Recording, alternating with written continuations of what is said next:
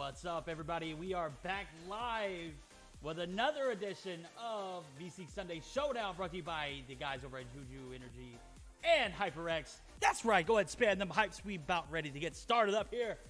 Before we do all that, I'll go over tonight's lineup. We're going to be actually spectating my guys over at 11D. So 11D is going to be going against...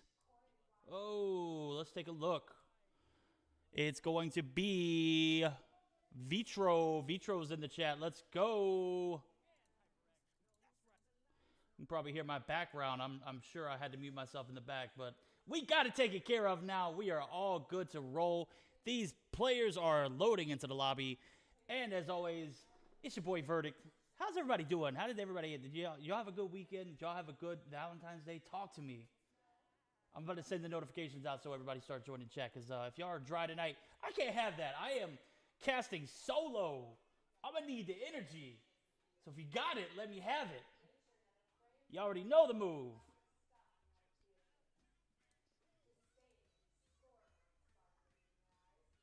We will be getting started here as soon as everyone submits their screenshots and all of the above.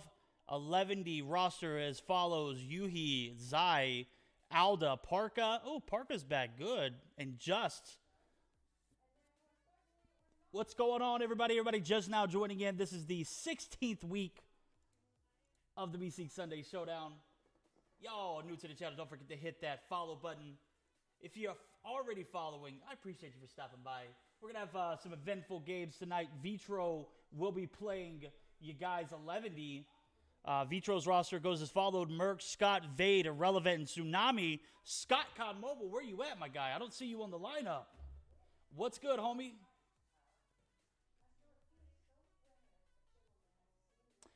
Just a few changes to the system tonight. We have pretty good finals. We're gonna have a best of 7 in the finals tonight.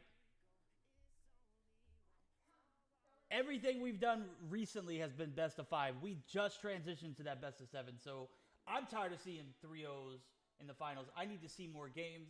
This is going to give us the ability to, move on with the tournament. So always looking to evolve. This is one of those things that I was strongly behind. And I know that it can get a bit late for us, but I mean, let's just be honest. The past 2 weeks have ended on a high note really early on. So try to take down the champs. Going to be tough, dude. These guys coming in strong, my guy. Nova, last week's champs. Who are they? Where are they at on the bracket? Let's see if I can get that pulled up. We got ARP taking on Fugitives. A-Kings are getting a bye this week. X Esports playing Zygnus. Exiled playing Cold Affiliate. Oh, wait. Is that EU Affiliate? Is that Jim COD Mobile? Please let me know. 11E taking on Vitro as we're taking a look here. LA Gaming playing Status Quo. Nova Invictus playing Nova Imperium. Ooh. That is definitely going to be some blood spilt there, my guys. God bless Bolu. What's good, homie? Yeah, we're going to have all of those teams playing tonight. And then the second round, we got 2 teams getting buys. It's going to be A-Kings and NL Esports. They'll be at the top.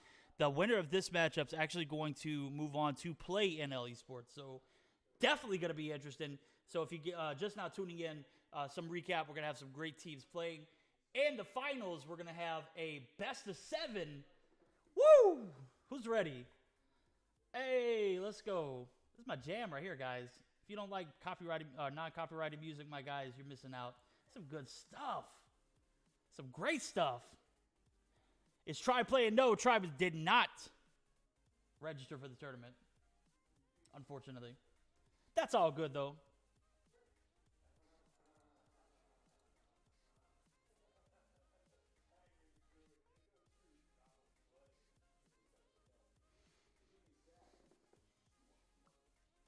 We'll get started up here, though, as soon as players ready up and...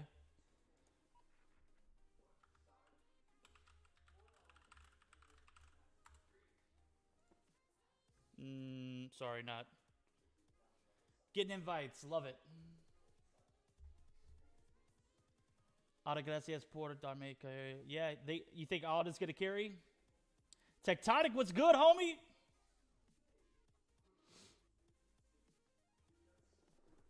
Y'all ready to get this thing started? I know I am, my guys.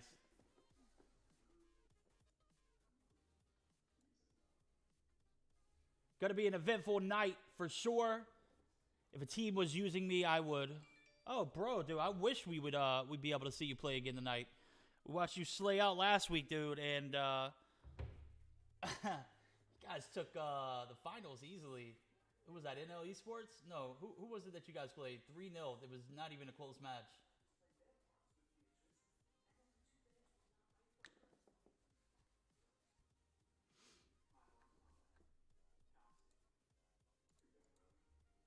We just need one player to rejoin the lobby for the side of Vitro, and we'll be all good to go.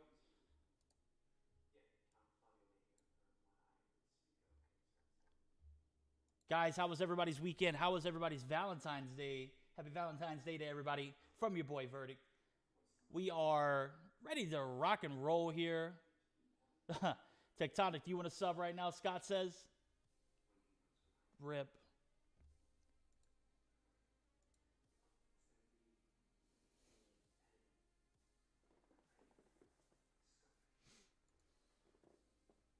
You're on Nova's roster. Oh, bet. Did they not need you right now, Tectonic? What the hell's going on with that?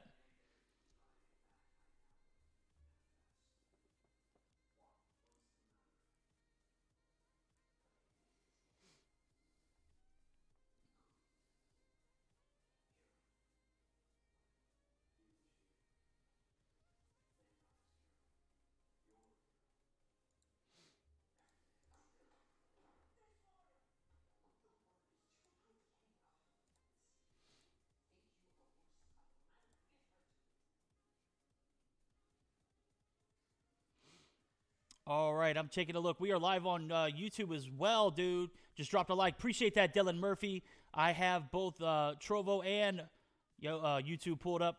Hate to say it, but it be pre-recorded. He only reading his bot chats and not the real people. Well, Dylan, actually, we're streaming live on Trovo and YouTube at the moment. So I actually just pulled up my restream chat, which I will be using moving forward. But as of right now, I'm just going to watch. I got you, Tectonic. Bro, what are you like you're like the secret rep one, right, my guy? Kick Tsunami. Oh, he left. Good shit. There we go. Sped is this guy on the roster. All right, some of the maps that we're going to go over, we'll go ahead because we're about to get jumped right into the action. Vitro versus 11D. Maps, we're going to have Hardpoint Scrapyard, Search and Destroy on Standoff, and if we have a third game, it's going to be Domination on Raid. Weapon bans, Vitro banning the Arctic 50, 11D banning the ASM-10.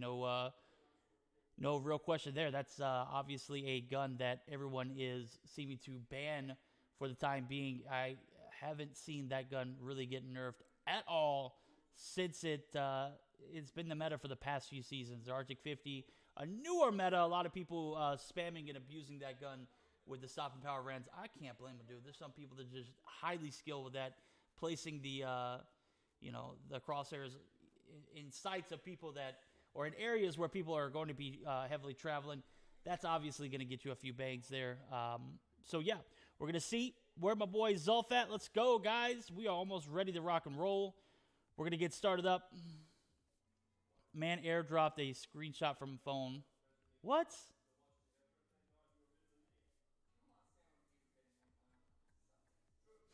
Rip. To iPad. Get the hell out of here, my guy. All right, we're going to be ready to go. Irrelevant Merc, let's go. Spam those ready buttons. We're going to get started up here. Hardpoint on Scrapyard, guys. Who do you guys got? 11, are you going to take this in 3, or what are we going to have? We're going to have, you think they're going to take it in 2, or you think this is going to go to a game 3? Obviously, 11D is heavily favored here. Scott, no, this is no offense to you, my guy, but these guys are 3-peat champions. Last week, they fell a little short to a strong Nova Invictus team. So we're going to go ahead and transition into the action. Get ready to rock and roll here, guys. We're going to have plenty of games moving forward. We're going to tune the music down a little bit as we get started here. Targets in sight.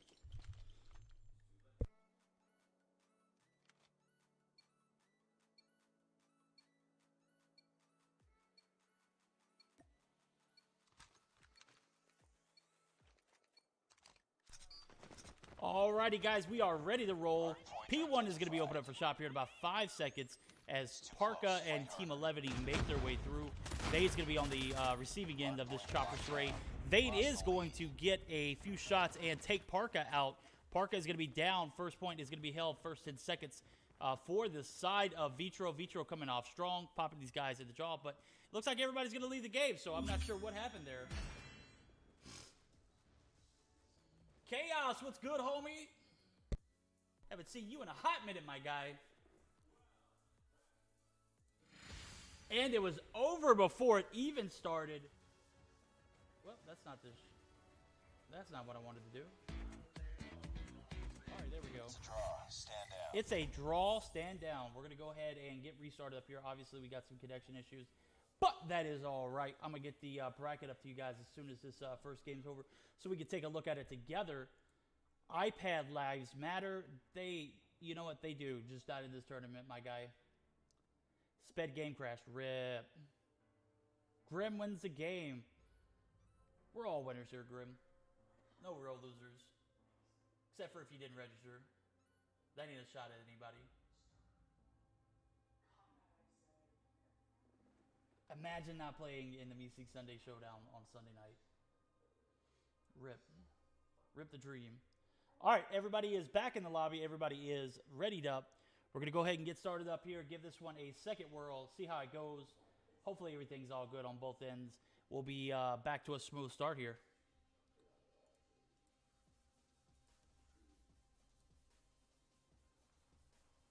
All right, let's run it.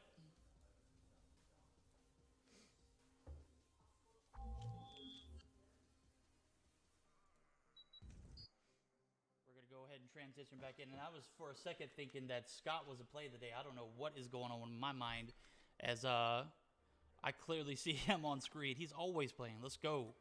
All right, we're going to be spectating Parka. I'm sure he is streaming right now. If he's not, let me know. Hard point identified. We're going to see P1 open for business here Tied for the lead. as this first hill is going to be held once again Hard point by the side of Vitro to begin with. Actually, 11D is going to take an early lead this time around, and it looks like they are going to dominate this whole first point. Zai picking up 1 kill. He's going to be taken out as Merc takes out Yuhi, and Irrelevant gets the frag onto Parka there. We're going to see Irrelevant get taken out by Zai. Zai opting to snipe, and dude is just lasering people right now. He's got 3. He misses this 4th shot. He's going to push in and doesn't even need, he's not even needed there. We're going to see a early lead for the side of 11, but it is not a heavy lead. We're going to see Zai take out another, and Merc getting Merc there. Zai picks up his 4th kill, takes a shot on the Vade. Vade is down as well. Back and forth, back and forth. The spawns for P2 are going to be held by the side of 11, and they're opting to not even contest that second or that first point, and it may not even pay off for them as I see members of 11 spawning out. So Vade is up to his 8th kill. What is this guy Vade doing as we take a look at the scorecard early on? He's 8-1 right now, anchoring for this team, slaying the hell out. He's got a Predator missile in hand. He might get 1, he doesn't get none. So P2 still in the hands of Vitro, taking an early big lead. This is going to be close to 40 points here shortly, as P2 is been nothing but Vitro in the point. So we're going to see P2 go halfway through, uncontested at the moment, and as I say that, Zai's going to push in. He's going to have help from Alda. Alda's going to be blasted, and we're going to see Vade peek out. He's got a cluster strike now. Parka's going to be lasered. Zai right on the other side of the wall, opting not to contest as he doesn't have numbers, and Irrelevant is going to pick him up regardless. Enemy down.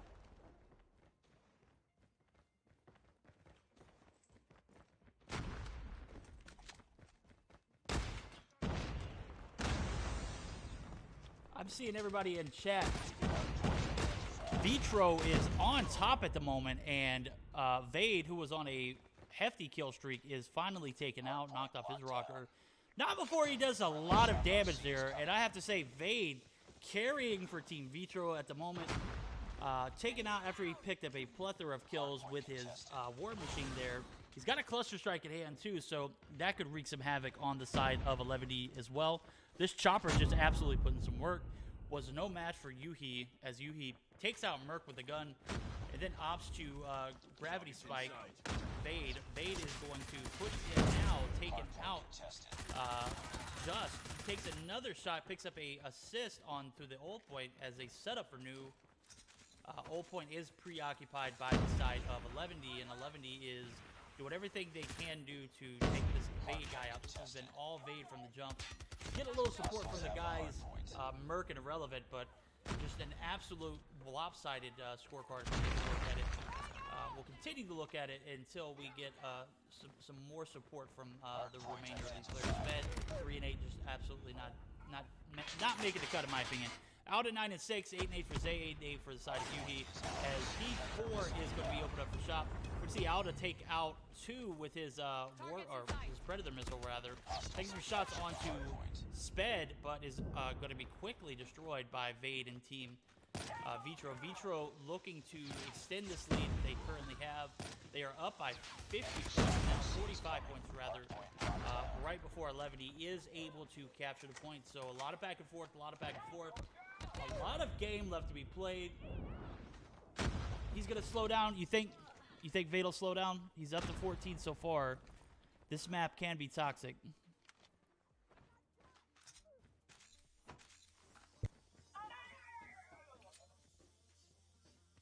Hardpoint contested.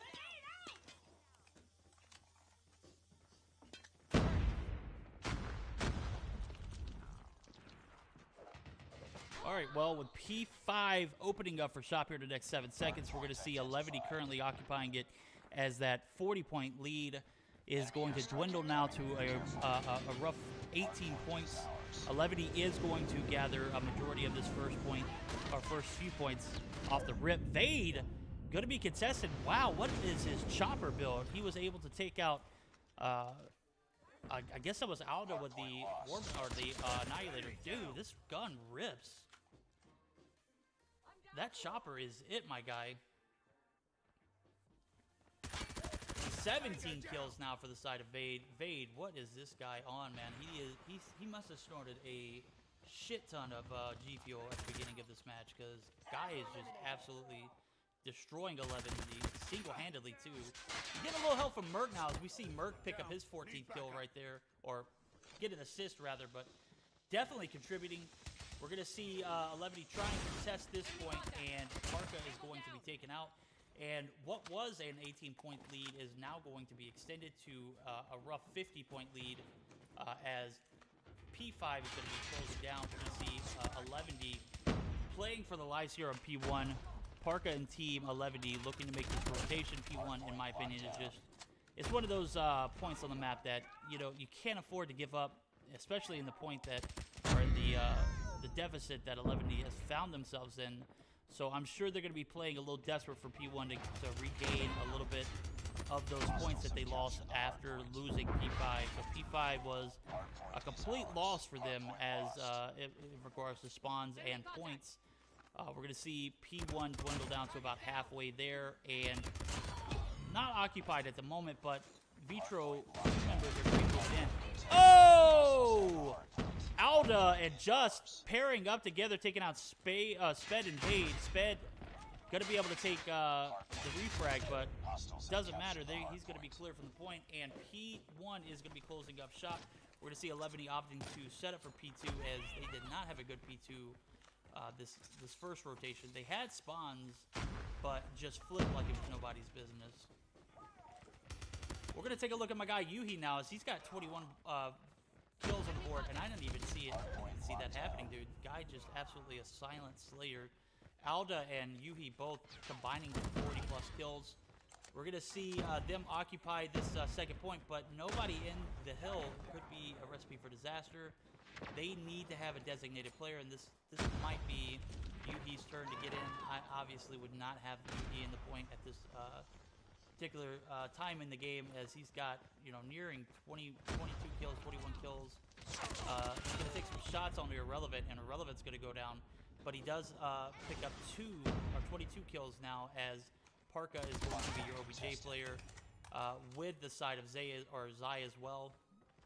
Yuhi and team going to be setting up for new, as P2 is going to be shutting down here in about 10 seconds. So a lot of back and forth, but we're going to see that lead, that 50-point lead that Vitro have, just dwindle and completely shed, as P2 was a complete win for the side of 11D.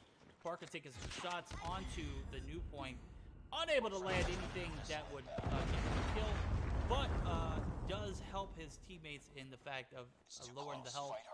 Didn't get the kill ultimately, but we're going to see Vade now up to 22 as well, Merc up to 23, so 2 players from each team slaying out their hardest, as Vade and Merc up to 46 kills together.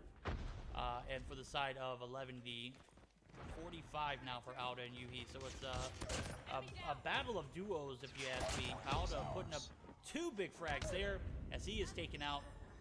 Scott's going to be able to get him down with the Man of War. Damn, that guy just absolutely wrecked him. Yuhi now up to 25. This is a back and forth battle, as we have just talked about. P2 was a complete win, allowing 11D the ability to get back in this matchup. They're going to maintain spawns here, or the point here. They are going to start making the transition over to the new point, as I see a few of 11D players already over there. Looks like maybe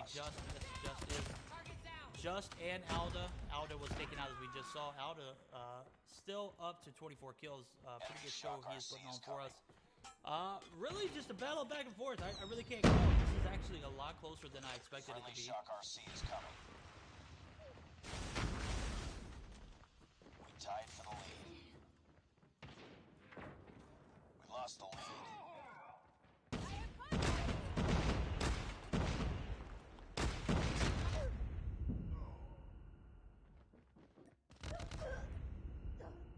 Tango down.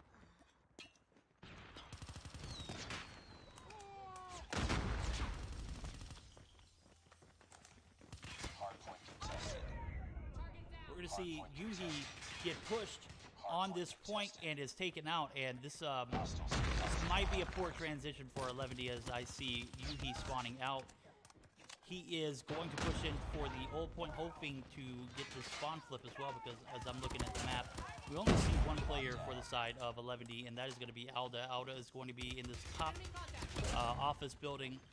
He gets 1 kill, gets some help from Just, as Just takes out Vade and Irrelevant. Just picks up his 25th kill.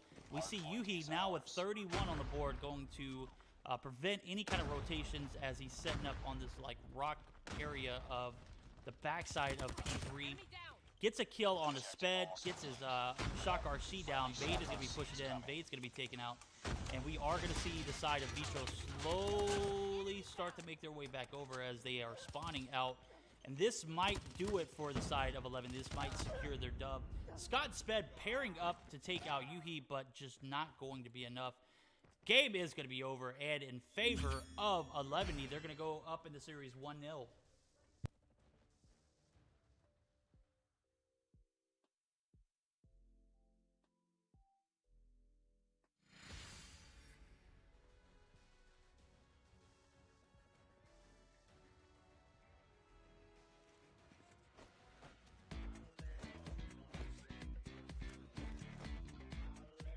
I was sitting here thinking the same thing, Tectonic. I was like, they've allowed Vitro to flip spawns and get points off the rip. They started off weak, finished very strong. 11 takes the first game of the series. 1-0 here, as we see the scorecard, 250 to 208. Yuhi, 33 kills. Alda, 31. Justin Zai really putting in some work too, 27 and 26 as they play that support role. Alda, regardless of the fact that he got a minute and a half on the hill, was able to still frag out. But we see Parka, regardless of what his KD looks like, showing that he is willing to sacrifice for the team, gets a total of 2.5 minutes to secure that dub for the side of 11D. Speaking of hard point times, I don't see anybody over a minute for the side of Vitro. Vitro did not have a designated OBJ player, if you ask me, Anybody in this game, 200 points on the board, that's at least 180 seconds, which is close to 3 minutes, 3.5 minutes, 3 minutes and 28 seconds roughly. You got to believe that somebody would be able to designate that hard point OBJ player. It just wasn't clarified for any of these guys. I believe that they have the ability to beat 11D in this hard point game, but not having those designated roles might have played a factor in this loss that they took here. Closer game than the scorecard reads, 250 to 208. I want to say Vitro took a better part of the first half of this game. If Parka starts frying all of 11D fries, rip. All right, we're going to go ahead and get ready for the second matchup. It's going to be a search and destroy on standoff, guys. If you're tuning in, we appreciate you for stopping by. New to the channel, don't forget to hit that follow button, guys. This is the MsKVerdict Sunday Showdown brought to you by HyperX and your boys over at Juju Energy. I got my Juju on right now, guys. So don't think for 1 second that this stuff ain't it, man. This is the top tier stuff. I have been sluggish all day. The weather here is just absolute trash. It is just like one of those days. Little brother came up from being off for the weekend, so he came up. Wife was working, so he was able to spend a little bit of time with us. We sat here and played Madden for the past 2 hours, dude. We put in some work. At any rate, we're going to get started up on the second game of the series. 11D looking to take it and go to the second round. If they do take it, they will be playing in NL Sports. If not, we'll see a game 3, which is going to be a domination on raid, if I'm not mistaken. Yeah, I will get everything fixed for you. Is it just me? Is Verdict's volume super low? I'll go ahead and get that fixed for you guys. All right, how does that sound? Is this a little better? I'll change the in-game volume too. I am super sorry.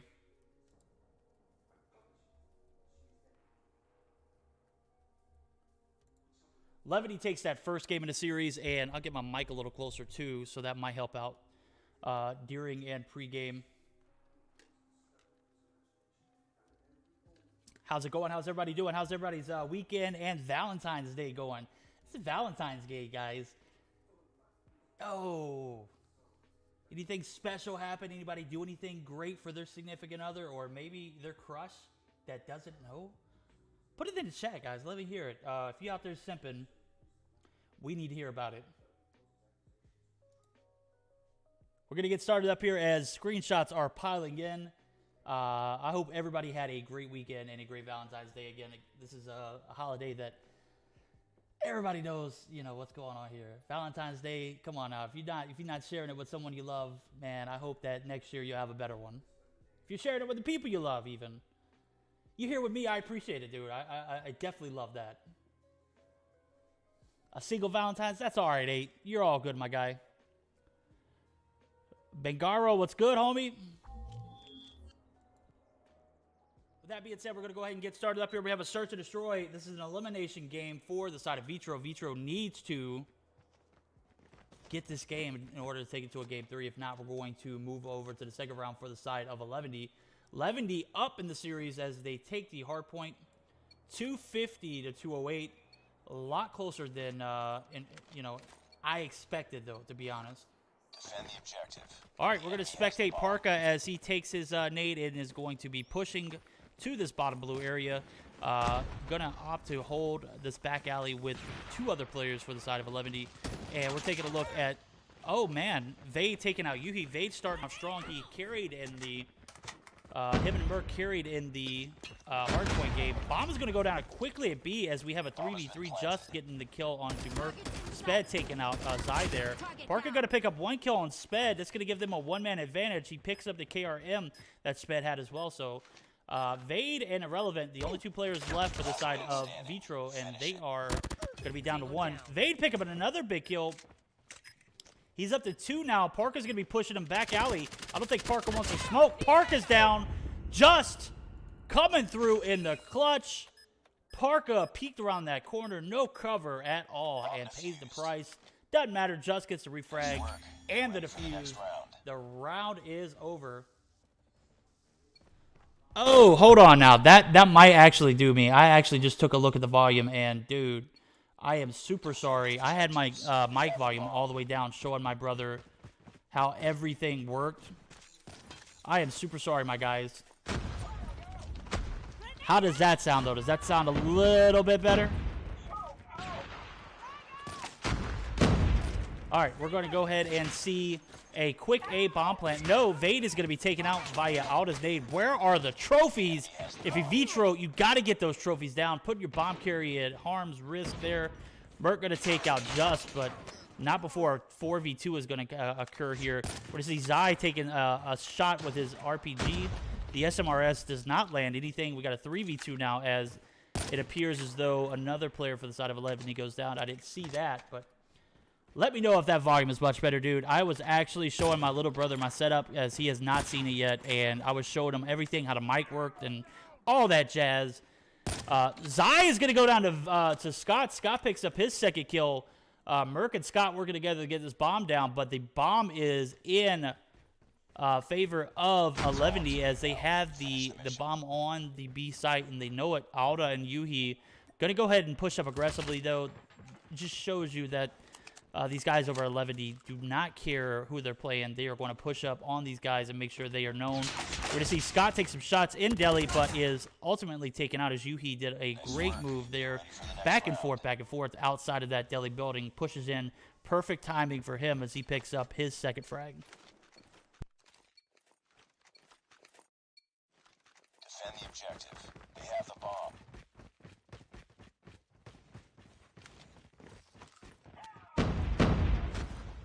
We're going to see a second straight round go to the side of 11D. 11D going to lose Zai and Yuhi now early on in this round, giving the two-man advantage for the side of Vitro here. Vitro got bomb in hand for the player Scott. They got the trophy down this time, guys. That trophy is going to come in clutch, if you ask me. Alda on top blue, sees nobody. Sly peek in this top blue area, and the bomb is going to be down. 40 seconds reduced to the clock. We're going to see a transition over to this A bomb site. They're going to have to take a 3v5 here. And it appears as though Irrelevant is going to pick up another kill as he picks up his second with this Locust shot. Sped going to take out Parka. Now Just is the last remaining player. He's got a 1v5. Can he do it? I don't know. 20 seconds left. He is going to be taken out by Sped, who was creeping, crawling right behind him. That's going to be the round. It is going to be the first round for the side of Vitro. Defend the objectives. The enemy has the bomb. Alrighty, guys, we're going to see a 2-1 lead for the side of 11D as they set up a little more conservative here. Zai is going to get the first frag, taking out Merc. We saw Merc take out him last round, so Zai able to flip the scripts, taking him out this round. We're going to have what looks like a conservative push from Scott. Scott's going to be all the way in his spawn here. Looks like they're going to be playing for a pick or two before they get that bomb anywhere in the danger zone. As Scott, oh my God, Zai landing that shot as he is traded by Irrelevant. Irrelevant picks up his third kill as he sees Zai peeking out. Wasn't fast enough though, as Zai was able to take out Scott. Bomb is finally back in the hands of the side of Vitro. We're going to see that rotation now as 2v4 is going to ensue. Back alley push now from my guy, Sped. He's going to be setting up on this gas station back area, waiting to make his push. He needs some support from his teammate here. Can't be taking this on aggressively by yourself. He's going to pick up the frag that is probably going to lead to the plant, but he's only got about 35 seconds left, and he's still got two players on this A bomb site. So I'm not sure what Irrelevant and Sped see. Parka and Alda are going to tag team Sped there, and it's just absolutely going to wreck him. We're going to see Yuhi take out Irrelevant, and the lead is going to go back up 3-1 for the side of 11D.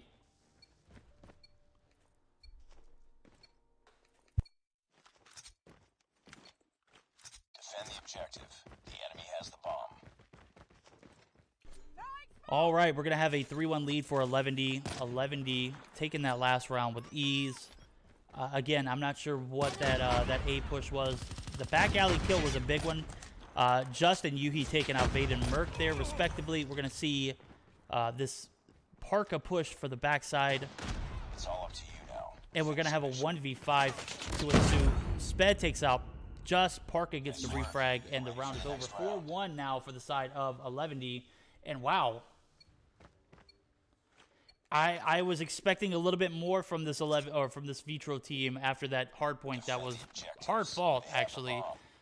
Regardless of how the score ended 250-2A, I felt like that was a closer matchup for the side of Vitro than it in reality should have. So to see them take, you know, L after L, this defending side or attacking side of the Search and Destroy matchup, just not, you know, what you normally see. But as I say that, they are playing a much better defense.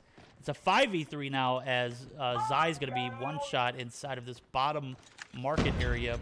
We're going to see him transition back and forth, waiting for someone to push up aggressively and make them pay. But Irrelevant is going to be that guy peeking. We're going to see his perspective as he knows he's got one player from 11D in. And now 11D is down to 2 players. Zai and Yuhi are going to have to 2v5 this. Found themselves in an awkward position as the bomb is right in front of the eyes of Irrelevant. Irrelevant knows the bomb is there, knows there's one player and Zai there. So they're going to have to pretty much take these guys out before they can get this bomb and plant it. But Zai opted to not do that alone. He's going to peek inside of this back warehouse area, waiting for players to rotate over from the backside. We're going to see Yuhi push up into this bottom market area now and try his luck. They see his sniper laser there, takes a shot, does not land anything, pulls out the AK-117 in an attempt to push anybody or take on anybody that pushes around that corner. Yui repositioning now as the bomb's still down, 18 seconds left on the clock. A 1v4 is going to have to ensue. He takes out one. Going to take some shots on the Scott. Scott is going to land a few more. Scott untouched there. Going to get the information over to Vade and team, and Vade are going to push together. Irrelevant's going to get the frag. The round is going to go in favor of Vitro.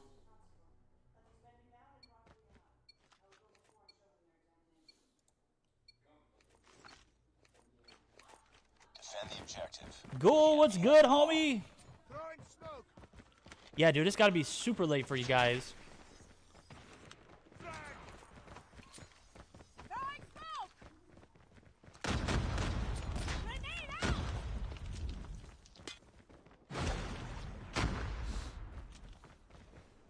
Sniper, get down! Oh, Toby, dude, that sucks, bro. All right, 5v5 is ensuing out of recovering, rotates back into this bottom granny area. And we're going to see a conservative hold, which it should be. It's a kind of like a 3-2 situation. 2 players on this back alley area, one in blue, one in the actual alley area. And we're going to see 3 on the A side of things. Well, actually, it's like a 1-2-2, if you ask me. One rotating now over to this back alley area. It looks like they're going to play a little more aggressively here. Might not work out for them as Zai takes out Irrelevant. They got a 1-man advantage. Or actually 2-man advantage. Wow, what happened to Vade? I didn't even see that happen looking at the map. At any rate, bomb's going to go down for the side of 11D, and the clock is going to be reduced now to 45 seconds for the defuse. Sped's going to take out Yuhi. Scott's going to take out Zai. This Vitro team's not trying to go out too quickly here. We see Parker taken out by Sped. Merc gets the frag and just down to the last player for the side of 11D. He gets the frag onto Merc, and Sped's going to have to make his rotation over. He spots him, lands a few shots. Oh, he gets the frag with the SMRS! Well played by my guy Sped. And guys, what a round indeed. That is going to go to Vitro. Vitro pumping some life back into this matchup, making it 4-3. They are going to have to steal the next 3 rounds in order to take this series to a game 3, which we'll see a domination on Raid. Defend the objectives. They have the bomb. Grenade out. Tango down.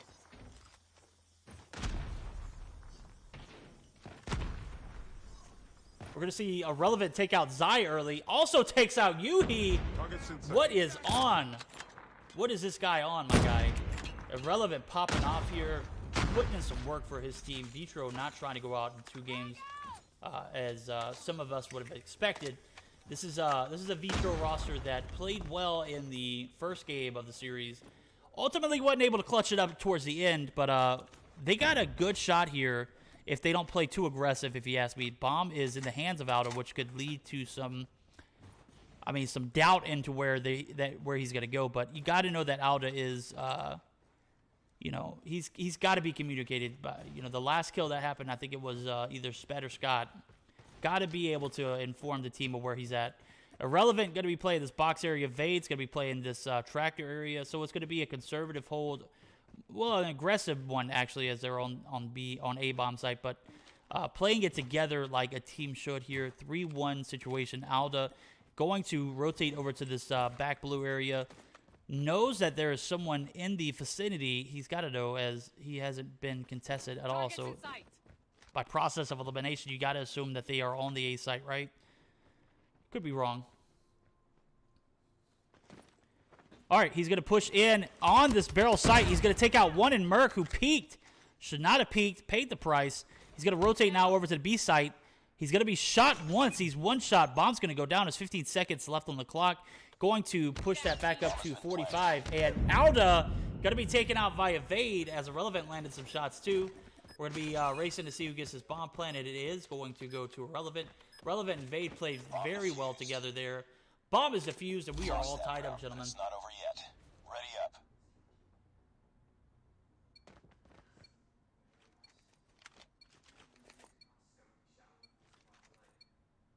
Defend the objective. All right, we're going to see 11D. Throwing smoke. Going to have to change up the strategy here. How can they do that? Bomb is in the hands of Parka. We got 4 players on the backside and or inside of this granny area. As we see one and Alda taken out early. This is not a good sign for 11. This is not the search and destroy game you expected, as you came back from behind and won the hard point. And it looks like Vitro, if they can keep the same momentum, might be able to come back from behind on the search and destroy. So Vitro played the search and destroy a lot better now that they have swapped over to the defensive side. Couldn't ask for anything more from these guys. These guys absolutely giving 11 a run for their money.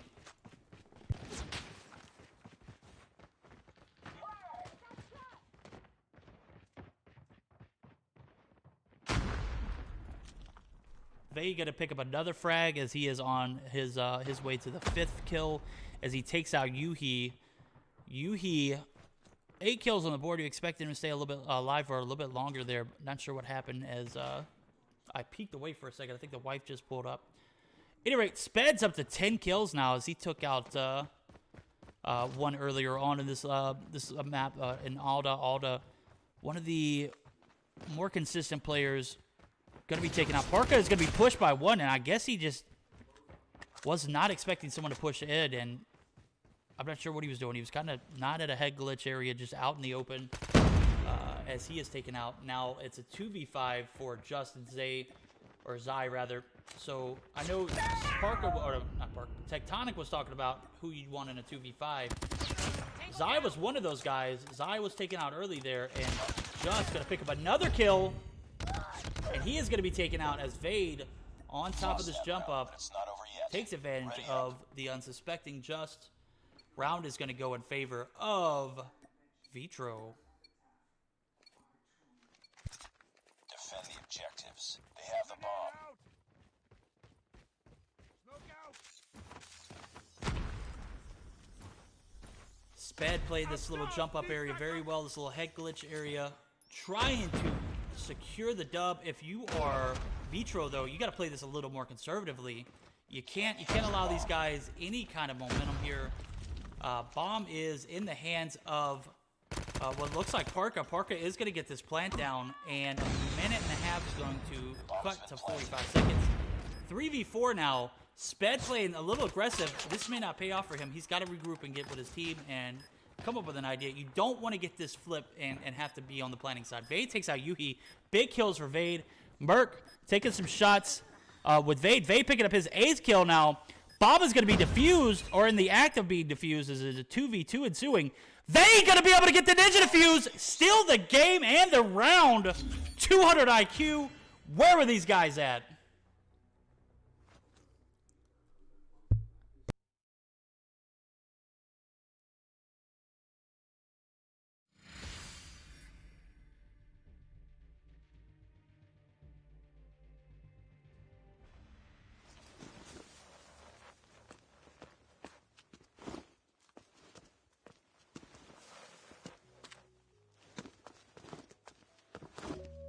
It's a draw. Stand down.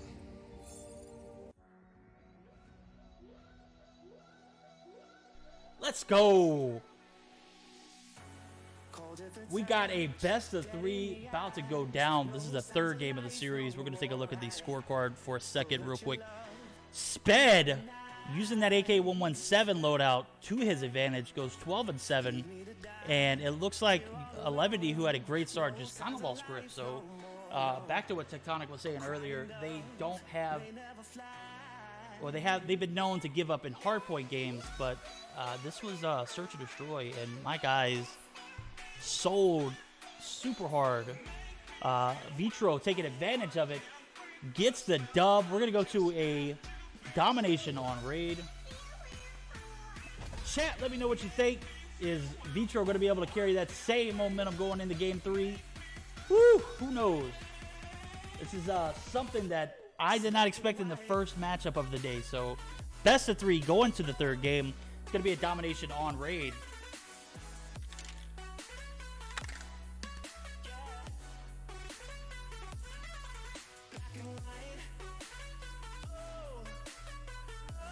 Most AN teams can only with S&D on GN players. I don't know. They kind of held their own weight in the hardpoint, if you ask me. That's just my opinion. You know, I don't watch these games week in, week out, and, you know, not spread light on the situation. In all reality, Vitro was, you know, started off strong, you know, ended weakly. Whereas on the Search and Destroy, they started off weakly and, you know, finished strong, dude. You saw that. That was a hell of a finish for the guys, Vitro. Vitro gonna take this to a best of 3 now as we see the game 3 about to ensue. It's gonna be a domination on raid, guys. Let me know in the chat. What do you think? You think Vitro's gonna get this one? Are they gonna be able to come back and steal this one?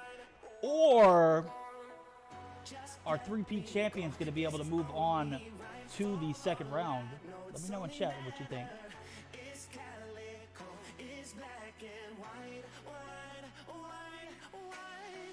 Tectonic, I think you might be onto something, my guy. I think they underestimated Vitro as well, so I have to agree with you on that. Sal, I have to tell you that normally, under normal circumstances, you probably are right in that manner. But with that being said, if you watched the hardpoint, you would know that it was much closer than, you know, much closer than what anybody expected it to be. I mean, sure, the score was 250 to 208, but I mean, Vitro had some clean transitions, rotations into a point. They were able to get the spawn flip in the 2nd point of the 1st rotation. P5 on that 2nd rotation was a make or break moment for them. They were not able to secure spawns. Alda just put on a show towards the end and was able to secure it with his team. So if Vitro just sprints 1 by 1 on this Dom, 11 he wins. If Vitro coordinates himself better, and it's possible they win and take this from 11. That's a bold statement, but I have to agree with you. If they 1 by 1 push onto the site, I agree wholeheartedly that, you know, Vitro will be in a world of upset. But if they're able to keep this same momentum, this same kind of drive, in a good competitive nature, I see Vitro winning this one. We're going to have to see. Everybody's good on a certain map, but will it translate into a game against pro players, though? That's the question.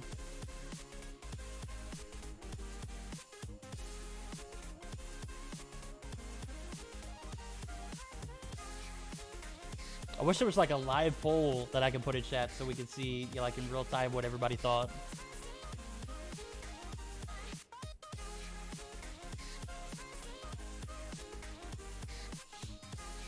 That'd be interesting to see how that panned out. All right, everyone is just about readied up. Vade and Sped. Vade and Merc carried that first game. That second game was all Sped. My guy Sped came through with the ugliest profile picture and put on a show for Vitro. Let's go.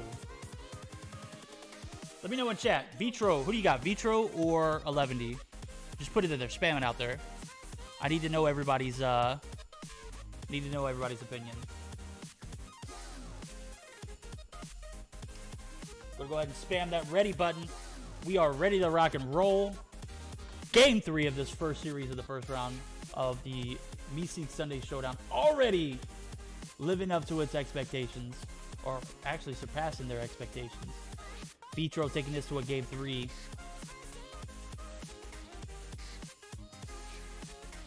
Still convinced that Parker Fry's 11D wins because everyone else will be on the money. Oh, absolutely, dude. When Parker's frying, everyone's on in sync.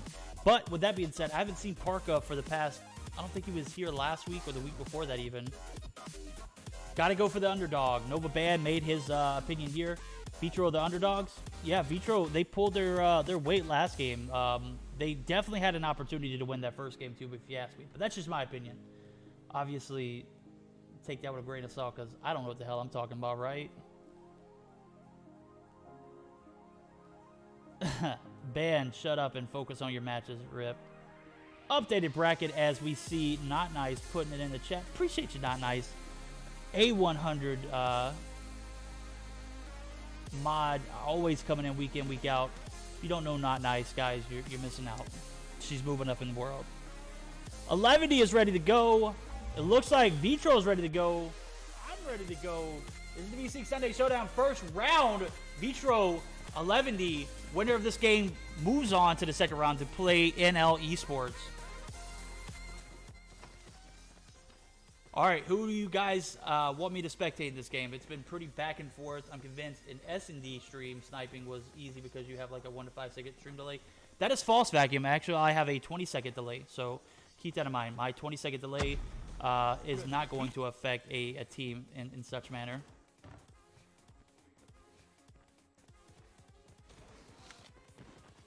And that is actually what I use in Mobile Mayhem too, so...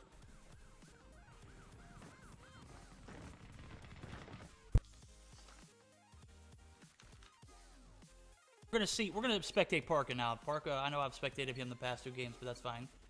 We're gonna take a look at Parka as if he fries, the whole team fries. So we're gonna see Parka if he's able to get on early. Will he stay on? That's the question. Alpha. Enemy taking C. C is going to be capped by Parka alone, as the remainder of the players for 11E are going to push up aggressively. Vade's going to get his first frag on the board. Vade already off to a good start. He's going to be taken off, though, a little early, and B is going to be quickly capped now. It feels as though 11B making their moves, not taking any chances here. Going to go ahead and push up on the B side. Parka picks up his first kill. Second kill, actually, almost gets a third, as Vade able to respawn and get the kill. C is going to be in contentions. We're going to see A be pushed by the side of Vitro. Vitro is going to get C, but lose A. So at what cost? Spawn flipping, but you know, as some of the group coaches in the game will tell you, if you can't get B, go for the other flag. Go for C. Go for the opposing home flag. So we're going to see A now almost capped here by the side of Vitro. Not sure who was there, but it appears as though as maybe Scott and Irrelevant. Scott and Irrelevant going to be taken out, as the side of 11E are going to continue to dominate in this domination.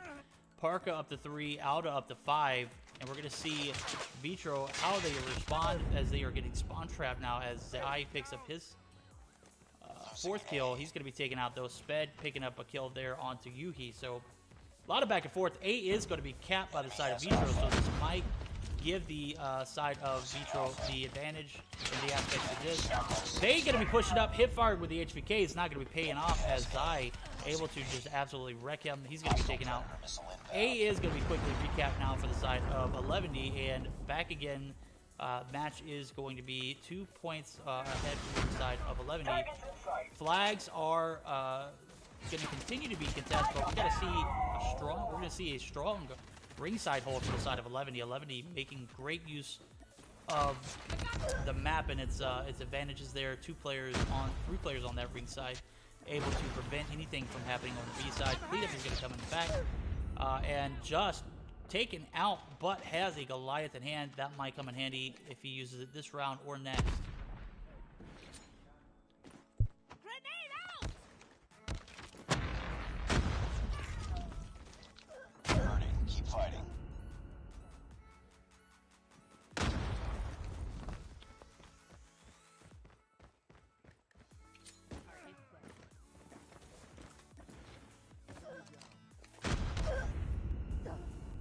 Too much map control, if you ask me, for the side of 11D. If you're Vitro, you got to find a way to get something going here in that department.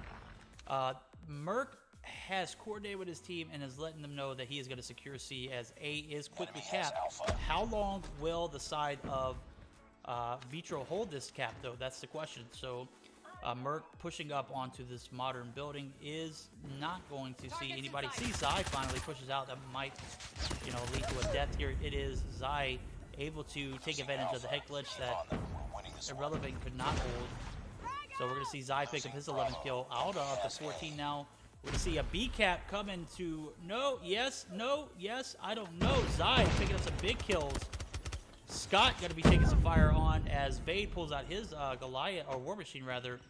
They get beat, but 13 seconds remain on the clock. I don't think it's going to be enough to cover this this deficit they found themselves in a little early on in this matchup. Little under a 25-point lead for the side of 11E, and they are going to be pushing up to the B side collectively. We're going to see a B cap, yes or no. Yuhi going to get the frag. Does get the kill as he takes out Merc and caps the remainder of that B flag solo.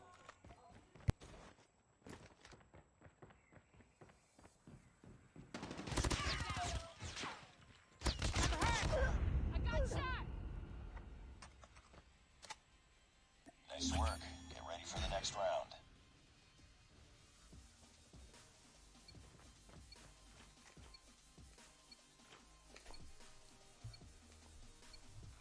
Capture the I agree. objectives. Tectonic makes a bold point. If Just gets that Goliath down onto top laundry area, it could wreak some devastation for the side of Vitro. Vitro's going to have to play ahead, though, as they are down by 27 points. So got to be able to think ahead here and see what could happen here.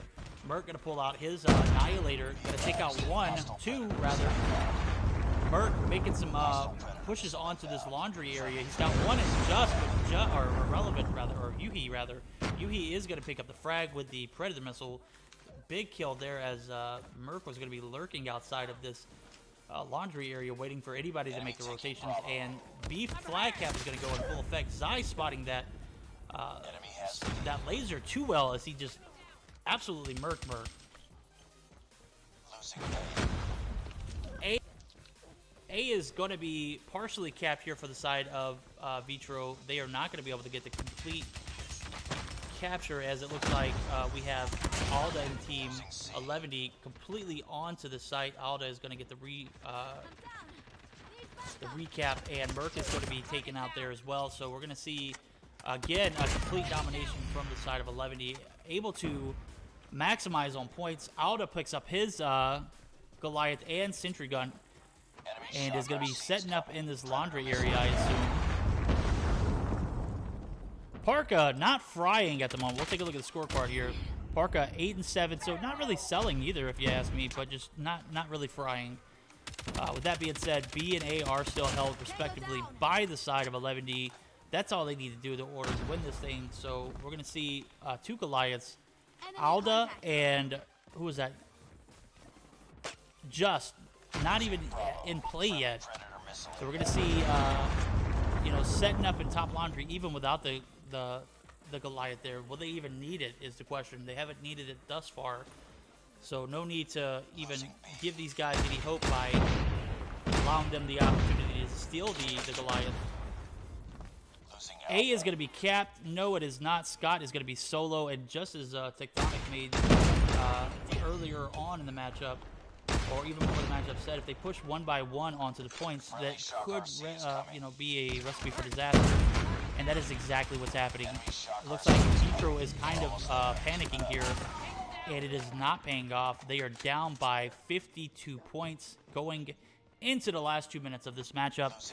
Just with a Predator missile in hand is going to take out one. A is going to not be capped, potentially. Nope, it is not. Zion team 11D are going to push up for the triple though. Going to be completely aggressive with it, and who cares though?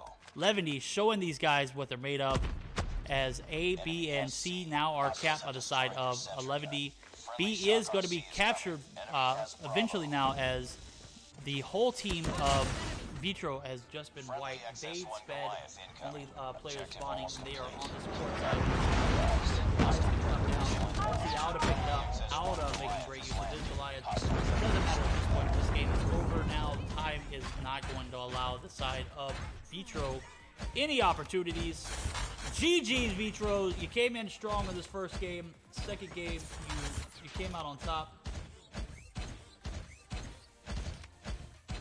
And the third game is going to go to you guys over at 11D. Vitro looking to upset these guys. Had an opportunity in that first game, if you ask me. That's where everything else went wrong. Alrighty, guys, we're going to be moving on to the second round of the MsKVerdict Sunday Showdown here shortly. We'll pull up the challenge on bracket here shortly. It is going to be... Where did I get the bracket earlier, dude? Who gave me that bracket? We'll take a look at the bracket together here.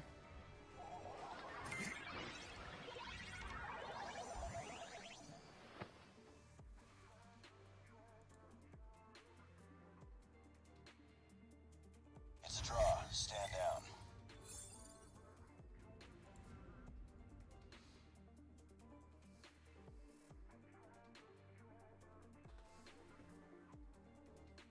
As we take a look at some of the statistics here. Oh, no, we don't. Don't have enough time. I actually just picked off of it by accident.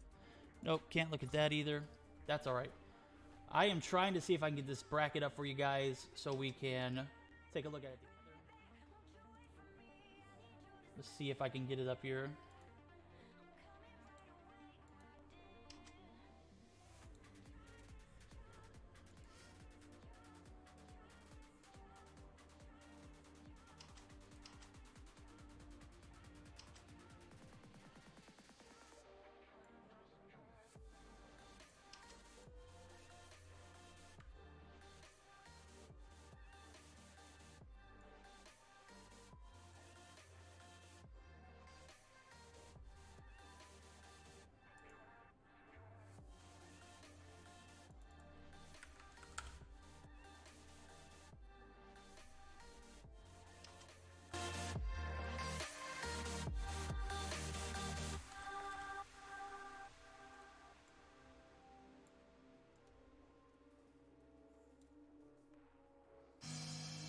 All right, we'll take a look at this together, guys. It appears as though Affiliate Esports takes the dub against X Esports. I want to say they were able to get that via DQ. I'm not 100% sure. Just reading some of the chat. Maybe not. I don't know. LA Gaming takes the win over Ancient Esports. They're going to be moving on to play the Affiliate Esports team. Guys, if you don't know who Affiliate Esports are, get out of here. I'm just kidding. At any rate, Affiliate Esports going to be one of the top tier teams over in the EU comp scene. One of my favorite teams to cast. Got a plethora of talent in Gem, COD Mobile, Ghoul. You know, just guys are just A100, and they are super humble and chill about it. We look down at the bottom. Nova Invictus does take a win against F4. NL Esports takes out Zygnus Esports. Or not, NL Esports takes out an Infinite Limitless 2-0. Zygnus takes out ARP Gaming, so they're going to be playing in the second round here. And we're going to see 11 playing Shreddit. We saw Shreddit in the finals against 11 a few weeks back. Should be interesting to see how that pans out. So as soon as everybody gets in the lobby, we'll get started. Until then, we might take a quick little break.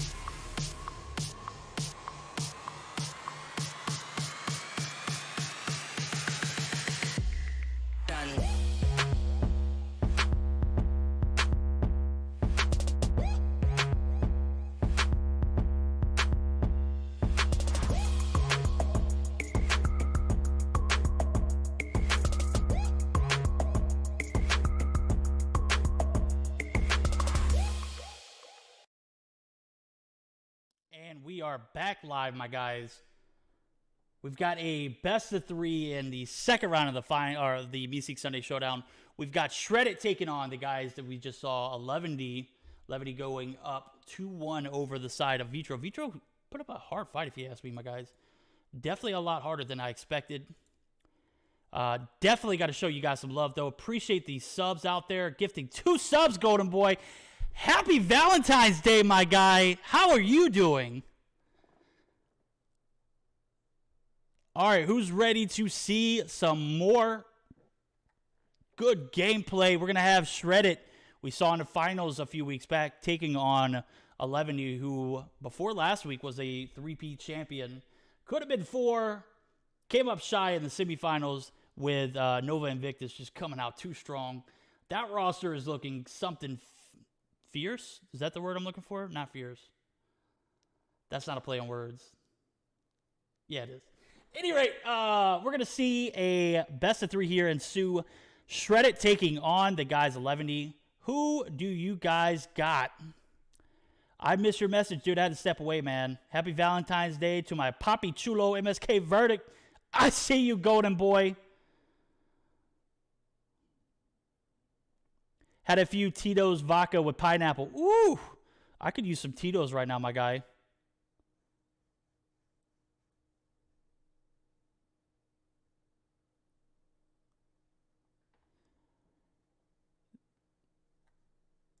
I'm trying to read up. Affiliate just 50-point club, LA Gaming. What does that mean, Zim? Well, they down to 4 players, if I'm not mistaken, right?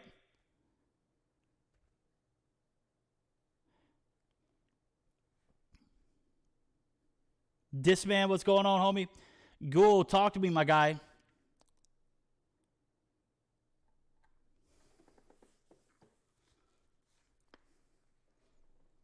Everybody, welcome, welcome, welcome. We're going to get started up on this second round of the MsKVerdict Sunday Showdown. Brought to you by you guys, Juju Energy. I got my Juju on right now. Yeah, definitely in the zone, guys. And HyperX, as you can see, I love my mic. Dude, Quadcash is OP. We're going to get started up here with Shreddit taking on 11. 11 just needs 2 more players to come in, and we'll be ready up to play. Guys, who you got in this matchup? Shreddit had a very strong week a few weeks back. I haven't seen too much from them in recent weeks, but definitely have the opportunity to make something happen here, because I'm getting random invites to lobbies that I have no idea of. Oh, LA Gaming put up less than 50. Wow. Holy shit. Excuse my language, chat. Cut me a break.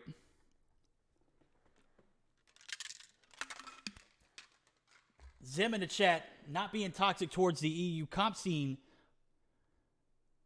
That's okay. We love it. We love it, Zim. We feed off that energy. Zim coming through in the clutch with the points. Wow, I can't believe LA Gaming only put up less than 200 or less than 50 points. Yo, what up, Zemo? How you doing, big dog? All right, we're going to start seeing players funnel into the lobby, hopefully, as I'm ready to get this thing started, dude. I can't leave off on that note. We got to get some action started. Jason's going to join in for Shreddit. Shreddit has got a full 5-man, 11. Going to have to join in. Let's go. Let's get this game started.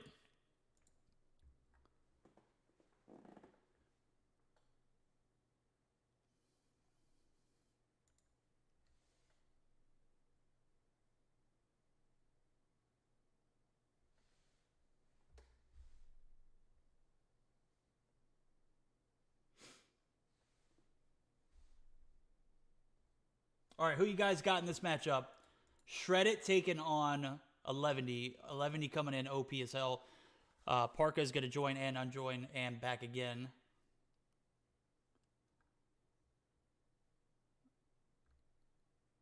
Yo, Golden Boy, if you're out there still,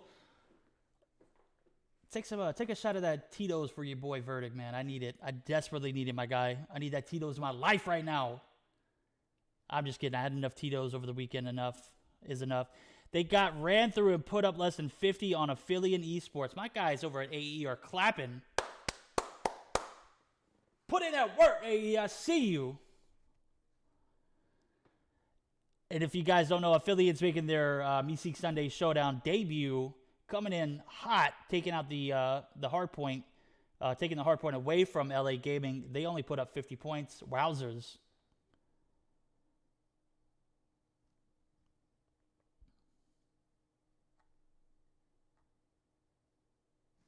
Levity is going to pile into the lobby. We're going to see them taking on Shreddit here as soon as we can. Just to talk about some of the map rotations and bans, we're going to see Hardpoint Summit, Search and Destroy, Standoff. And if it goes to a Game 3, we'll see a Domination on Firing Range. So we saw a Standoff just absolutely, or not a Standoff, yeah, Search and Destroy Standoff just absolutely get, I don't know what happened to 11 there. They sold in those last few rounds. Obviously, the attacking side just wasn't it for them today. That's quite all right. They won the domination in the best of 3. So can they 2-0 these guys here after seeing that Search and Destroy performance? I don't know. That's a hard question to answer. Some of the weapon bans. We're going to see the ASM-10 and the Man of War be banned. So 11D opting to ban the ASM-10 for obvious reasons. Shreddit opting to ban the Man of War. We saw a lot of Man of War action for the side of 11D last game. So should be interesting to see how they play it this time. I'm assuming they'll probably use the DRH. And the Arctic's not banned, so it's interesting to see who's going to be using the Arctic. So we're going to have this game started up here as soon as all the players are readied up. About why Parka has a Brady pick. Brady is the GOAT, my guy. He is the Super Bowl GOAT. Just like Tectonic is the regional champs GOAT. Brady is just the all-time GOAT of NFL. One of the best quarterbacks in playoff situations, if you ask me. You'll try to leave your phone open. Appreciate you, Golden Boy. And if you didn't hear me earlier, take a shot of that Tito's, my guy, for me. Yeah, for me, my guy. For me specifically. You're leaving me alone week in, week out. I can't do this alone, my guy. I'm just kidding. We're going to go ahead and put it on our backs and carry it like a good guy should. I'll be busy sniping, if you know what I mean. Rip.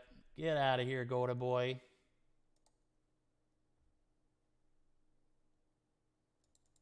That's the only kind of sniping you're going to be doing, my guy, right there. Whoop! Cupid coming through in the clutch.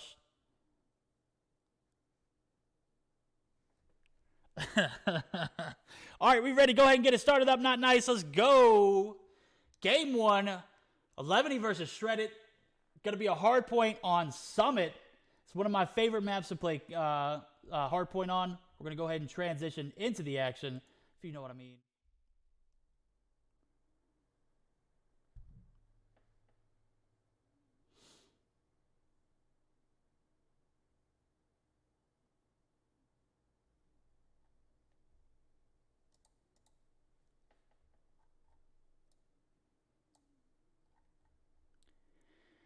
And we are going to go ahead and get started up here. I don't think I have in-game volume. That is quite all right. I'm going to go ahead and make sure you guys hear everything here.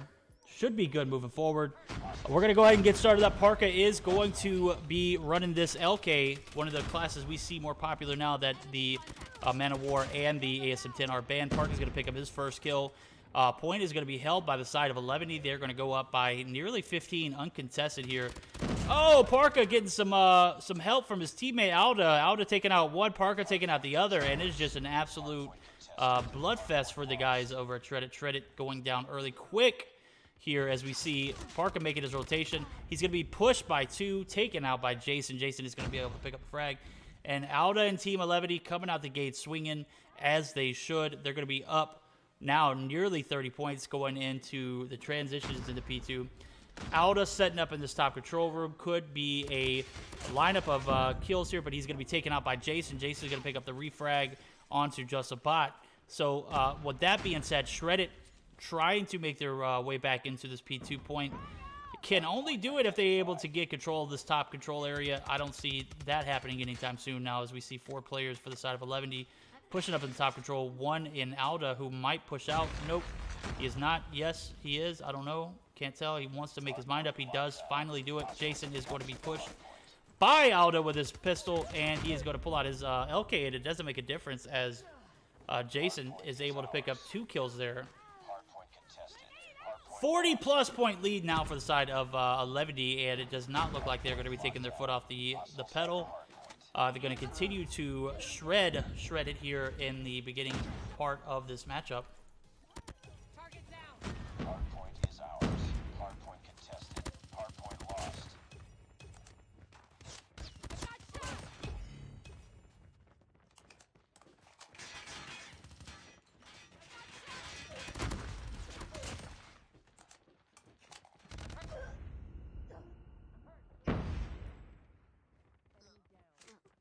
Hardpoint locked down.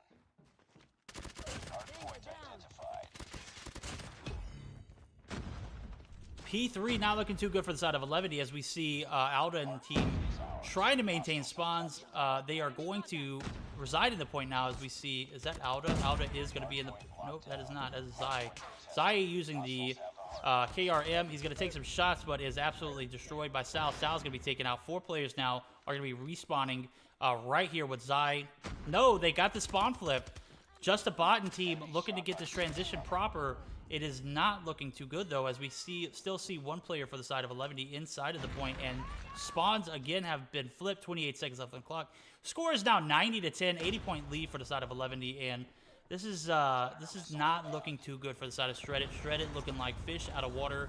Not 100% sure of what their strategy is for that P2 and P3, as it was just an epic flop. Shreddit opting to forget about old, setting up for new. They've got a 5-man hold on the point. We're going to see 2 directly on point, and then 1 right on the outside of this little snow side of the map. Sal going to be setting up here, just going to be pushing in, picks up a kill on just a bot, and that might be enough for a spawn flip. It is 11D playing well vetted, and Will's going to take out Alda, but Zion team might control. No, they do not control spawns. It looks like just 1 man flipped out for the side of Shreddit, and Shreddit are going to maintain spawns. Sal is going to get some help from Time there. Time is going to get the kill, and they are going to be able to secure P5 pretty quickly. Yeah, they got 3 players going in. 3 players should be able to take out 1 in theory. 11D playing a little sloppy on this P4 rotation. That is quite all right, as they have themselves looks like it's going to be at least a 40-point lead going into the transition of P1 map reset.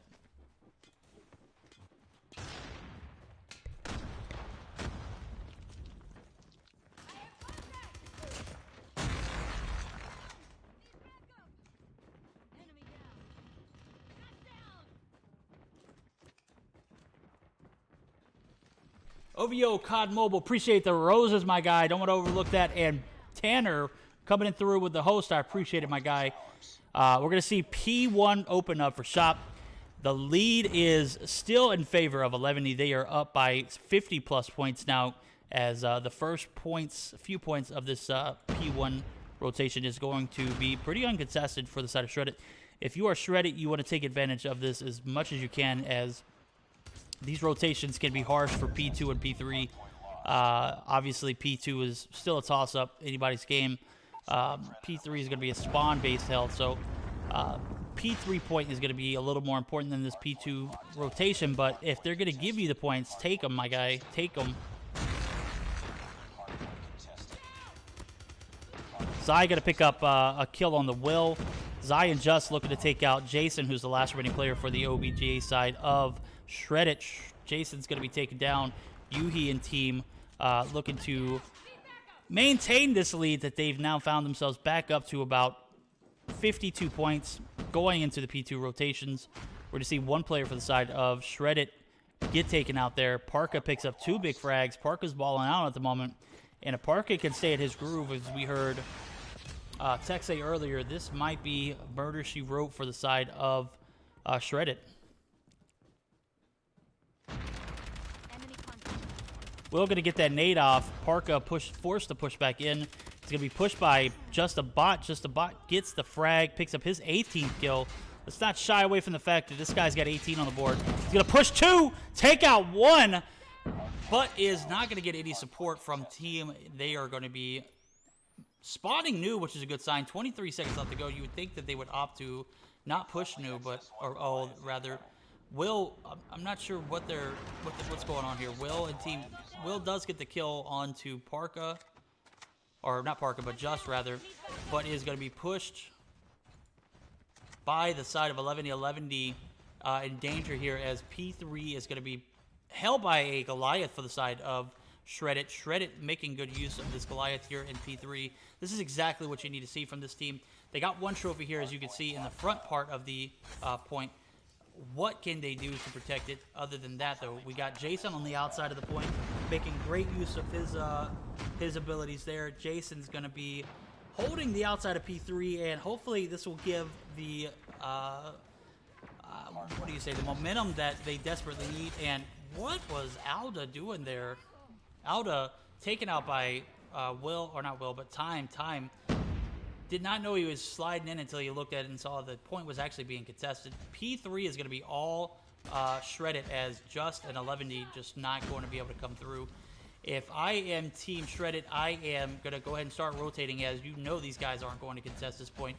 I would get that Goliath in the top part of this control, and I need some support from it, and it looks like he might get some help from Just a Bot. Just a Bot's going to be taken out. Doesn't matter, he's going to be able to get refragged as Alda is taken out by Time. Time gets the trophy he needs, but they need to move that trophy a little further up, as I'm assuming he's not going to stay in top control the whole time. Time playing a little aggressive here, doesn't have any support, does get the trophy system down that he needs to make this rotation. Alda going to take out Sal. A little bit of push from behind, not going to make much of a difference, but we see 420 health for the side of Shredded and their Goliath. He is peeking out a little aggressively there, and Zai is going to be able to take a shot. Is not going to be able to get the frag, but damage is going to ultimately be the fate of him. Parker gets the frag with the LK, and we see that 50-point lead now dwindle to a 30-point lead as Shredded able to get the flip. That Goliath was absolutely what they need. They're going to see another one come in. Time opted to get into it as well. He's got a there we go. He's got a sentry gun. So if I'm Time, this might be a waste of a Goliath here. He's going to be pushing in top control with no support. Trophy is spotted. I don't know if that was theirs. Time going to be pushed by what appears to be Zai. Zai is going to be taken out, not landing anything from those grab spikes. Or Yuhi, rather, not landing anything from those grab spikes. He's going to be taken out. We're going to see Time pretty much half HP at this point, and might be pushing in aggressively to P1. This is where we see a lot of devastation happen in Goliath. Yep, he is going to be taken out. That staircase is just a funnel for damage. Time not making any use out of that Goliath. They are able to recover some of that lead that was lost earlier on in the game. But we're going to see 11D extend that time now back up to about 22 points. Time not able to get anything with that Sparrow. Ultimately, not utilizing his Goliath, second Goliath rather, at all. I mean, that thing was pretty much a waste.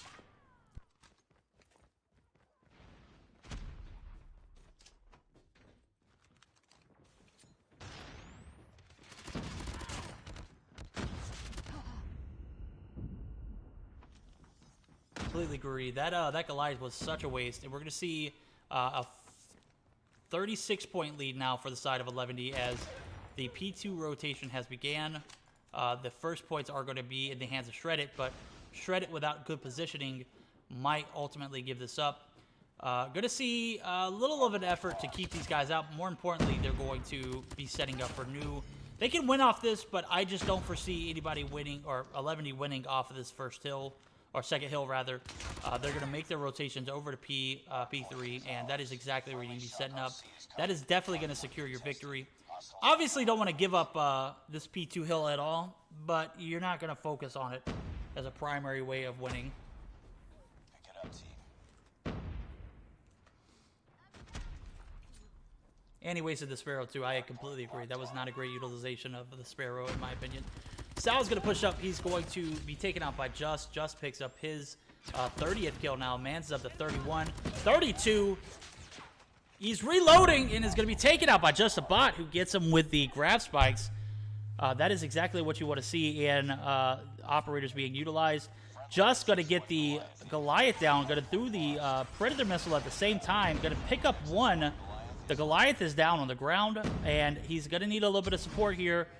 I don't think he's going to be contested at all as P3 is open up for shop. This is pretty much going to secure the victory for 11D. Flexing this first win of the hardpoint. They got to play a search and destroy against these guys much better than they did against Vitro, in my opinion.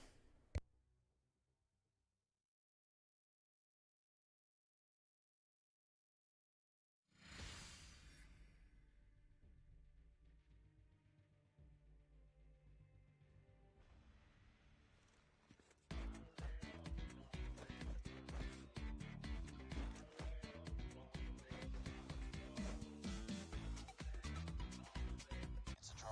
Stand down.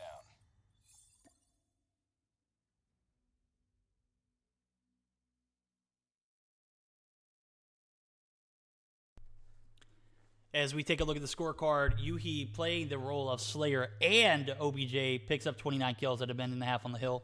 Just a minute and 11 seconds, 33 and 23 mans put up 30 plus on these guys. GG's. Just a bot, 30 and 26. Nobody other than Will able to make it past that minute marker. And we've talked about this in games past. Players who are not necessarily assigned an OBJ role.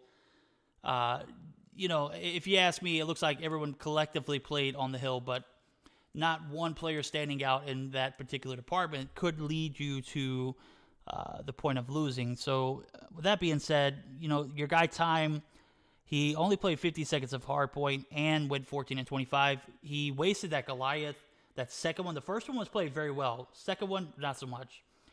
This is just my analysis, guys. This is not me saying this is the reason why they lost. This is just my opinion. We're going to see 11 take this first game in the series, be up 1-0 as we move over to the Search and Destroy on none other than Standoff. All right, we're going to have a Search and Destroy and Standoff. This is going to be a make-or-break moment for the guys over at Shreddit. Shreddit losing that first game of the series. And a lack of player assignment, in my opinion, was the reason why they took that L. With that being said, Time had a great time in the see what I did there. Had a great time in the first Goliath.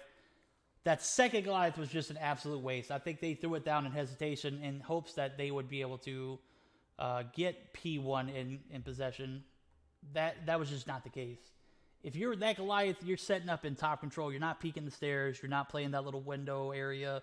You're not playing in a spot where you're easily, shot upon. And you didn't have any protection from your teammates. So a waste of a Goliath, I agree, in that rotation.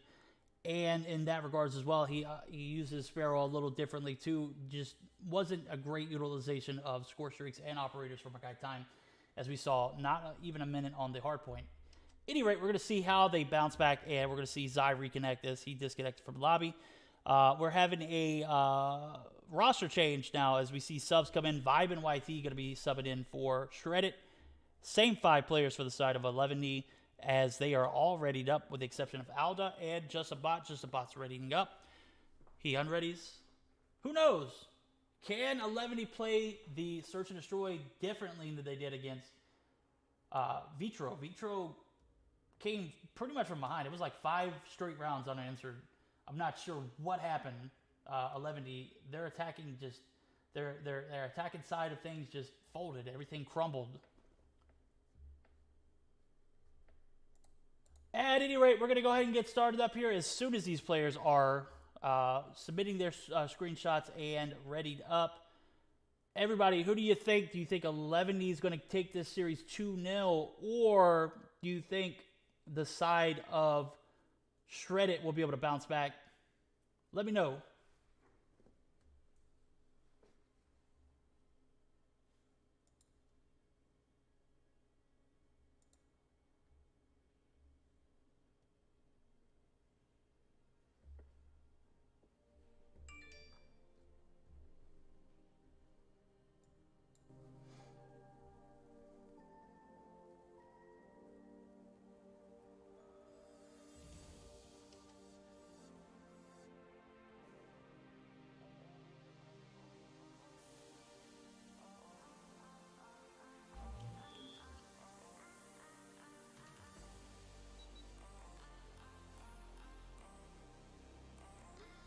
Alrighty, we're going to go ahead and get started up here. I am going to transition screens. And guys, we're going to see 11D potentially moving on to the semifinals if they're able to take this game. MsKVerdict playing for their lives. The attacking side is going to be in favor of 11D. 11D is going to make their rotations as Alda picks the bomb up. They're going to be on this box side of things. Let me know in chat. A is pretty much held by the side of MsKVerdict. MsKVerdict played aggressive on that A bomb site. They're going to be pushing onto this cubby side of things and the tractor. So we're going to see some shots being taken. No one's going to be taken out early on. Sal's going to be pushed by 2. Sal is going to be rotating back over as Parka picks up 2 big frags in the beginning of this matchup as he holds this cubby side of things. He's got the Finnick in hand. A great gun of choice if he's going to hold that little sight, and it does pay off for him as he picks up 2 kills. Zai's going to be weak. Zai's going to be taking out time, making up for the efforts he had last game, picking up 1 kill on the Zai, 2v2 situation. Bomb was planted for boxes, it appears, and we're going to see Justin Parka setting up. No, Parka is going to be right inside of this cubby area. He's going to stay there as just setting up aggressively in this what looks like broken wall area. Vibin going to take some shots on the Parka. Parka's going to go down to Vibin. Vibin's going to pick up this Finnick and is going to push up aggressively on the Just right on the inside of this cubby now. Looking to make his transition. Oh, I think he sees him. He pulls out the Finnick. He fires some shot, takes out Just. Vibin, the sub, able to come through in the clutch, gets to defuse, picking up 2 frags at the end of the game. MsKVerdict goes up 1-0. For the next round.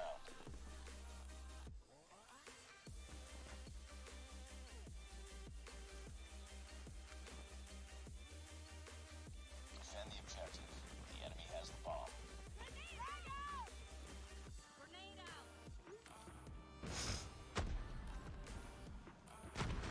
Enemy contact.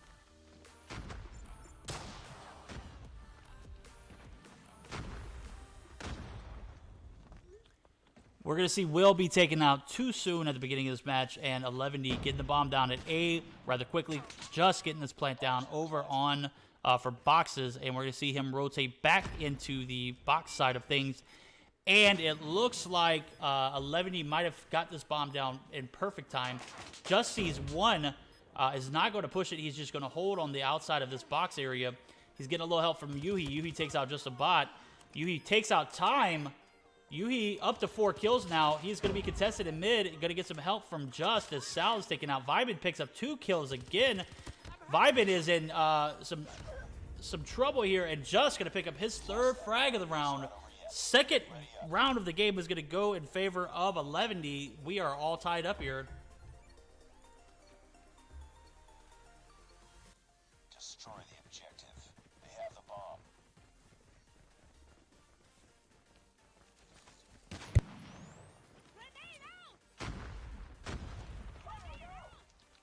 We're seeing some shots taken in mid. Nothing, nothing worthy of talking of.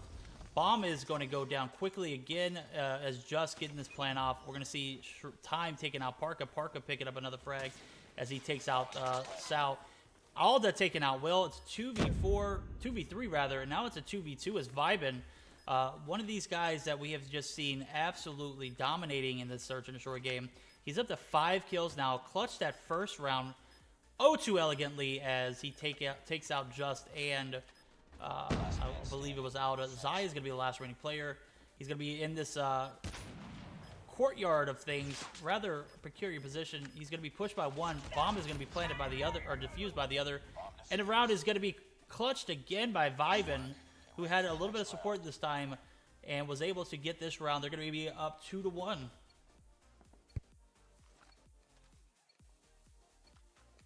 Word in, Zygnus takes out NL Esports 2-0, moving on to the semifinals of things. And 11D, if they win this game, they will be playing against Zygnus in this next round. Yuhi picks up the first frag of the round and is traded immediately by Will. Will's going to pick up 2 kills now as he is up to 5. And everyone with the exception of Sal and just about able to put up 4 or 5 kills pretty quickly. Parker's going to take out time as he picks up his 4th kill. It is a 2v3 situation now with Zai and Parka. Zai not even on the board yet. He is dropping a donut as well as Sal here. So going to need a little bit more effort from both of these guys. Zai not going to be able to get that effort this round as he leaves Parka in a 1v3 situation. Just about Will on this bomb site a little aggressively. Not sure where the other player is. It looks like Vibin. Vibin's going to be setting up in this jump up. Doesn't matter. Just about does get the kill. They're going to be up 3-1. Defend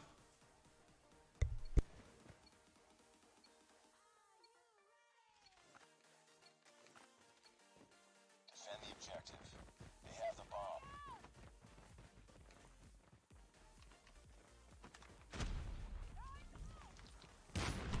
Zai taking some shots onto the bomb site, does not land anything, using the Arctic 50, just not having it his way today. We're going to see Sal taken out early again, so he's going to remain with a donut in hand. 3v4 now as Parka is traded. Zai picks up his first as he takes out Will, and just about in time, we're going to be the last remaining players. Bomb is going to go down, so they're going to have 45 seconds to do a 2v4 situation. And we saw, I want to say it was Vibin, maybe clutch a 1v2 situation earlier, but oh, Zai! Looks like he may have no-scoped there. 3-2 now as we move over to the attacking side for Shreddit. Shreddit up 3-2 at the moment. Let's see how they play this attacking side. We saw 11 go up very early in the last matchup against Vitro 3-1, 4-1 rather, as they made the transition and just give 5 straight rounds to Vitro, and Vitro just absolutely dominated them in that search and destroy. Will this be the same case? I don't know. Parka picking up a kill there on Sal. Sal still dropping a donut there. Just going to get some shots on the Will. Will is going to go down just about as weak. Just about takes out Yuhi. 2v2, Vibin Just About going against Just and Parka.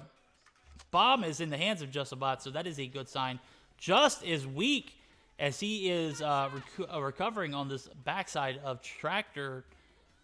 Vibin up to 5 kills with his teammate Just About. If anybody can do it, it's these two guys.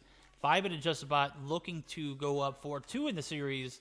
They're going to have to take out Parka, who has been absolutely dominant this game for the side of 11, and Just, who has been just one of the most consistent players for this 11 roster, if you ask me. Just and team opting to play this a little conservatively now as they rotate back over to this backside of blue, making sure that they cover their P's and Q's. Vague coming through with 71 Raiders. I appreciate it, Vague, my guy. Let's go, homie. We're moving over to the semifinals if Levany wins this. If not, we're going to be going to a third game of the series. And I'm assuming Vague and team moving on to the semifinals as well. Here to see Just shooting bodies as 11D gets to the fuse, takes the round. We are all tied up 3-3. Defend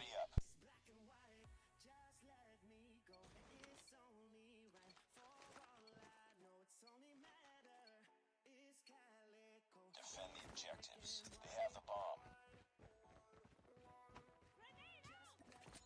Parka getting this nade inside of the top granny area. He's not going to have anybody there to receive it. Doesn't matter. He knows that getting that nade off could potentially let him a kill. Vibin setting up proper as he is taking some shots. He's going to be taken out by Zai. Zai coming through 4 kills now as he went 4 straight rounds without a single kill. But Sal, the only one with donut vibes over here, Sal going to have to pick up his game. Not sure what's going on there. He's got the DLQ at hand. Yuhi is right outside of this this granny building. I'm not sure he knows that. And Vibin going down early could be a sign of back-to-back round loss for the side of Shreddit. Shreddit's going to have to pick their game up here. Parker's going to push Sal. Sal is going to take some shots, going to reload. Able to take out Parker. Gets on the board. Big kill for my guy, Sal. Not before Will is taken out, though. Will is going to be traded. We're going to see Just right outside of this, just outside of this granny building, taking some shots on the time. Unable to get the kill, but I'm sure he did enough damage and does to finally finish him off here. Sal, last remaining player, not the guy you want to see here as, you know, he has not done too great in this matchup as of yet. Still plenty of game left to play. He picks up a second, but Zai with the wall bang. What the hell did I just see?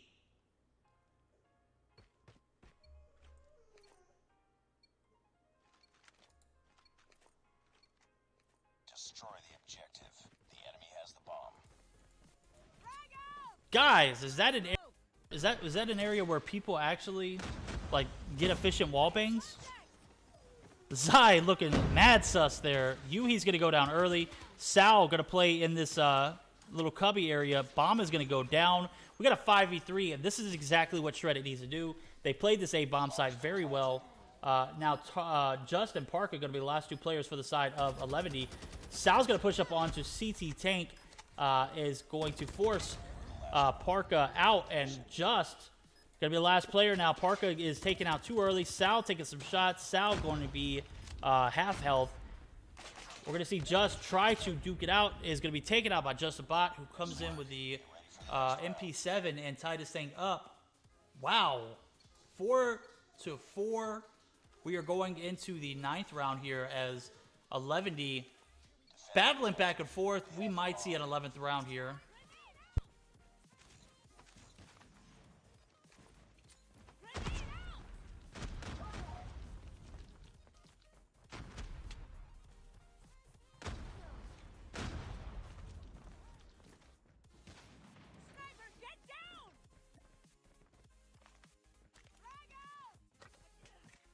Zai now up to 6 kills as Yuhi picks up his 9th, but is traded by Just a Bot. Just a Bot up to 9 as well.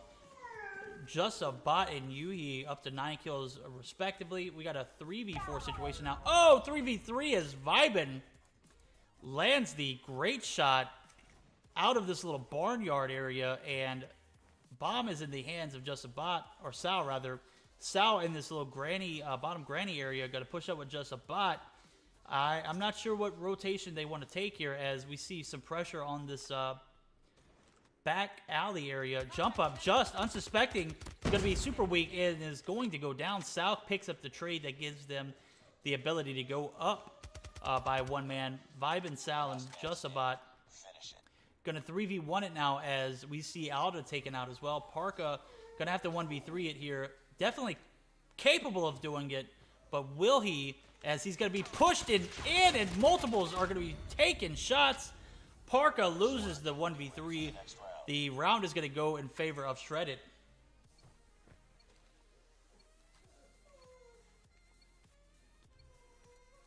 Parka unable to clutch it up, as my dog is whining in the background. He wants to go outside. I'm going to step away for just a second to allow him his freedom to go outside.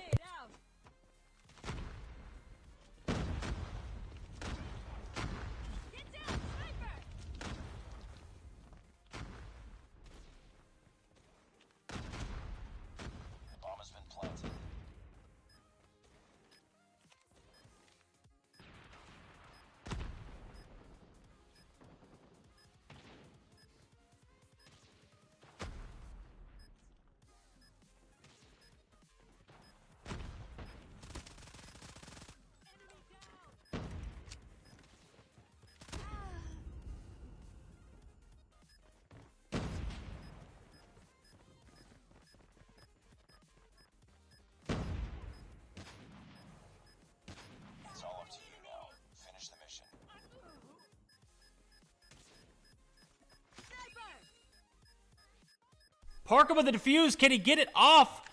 Parka does get the defuse. We're going to go to a round 11. Vibing, Colt lacking.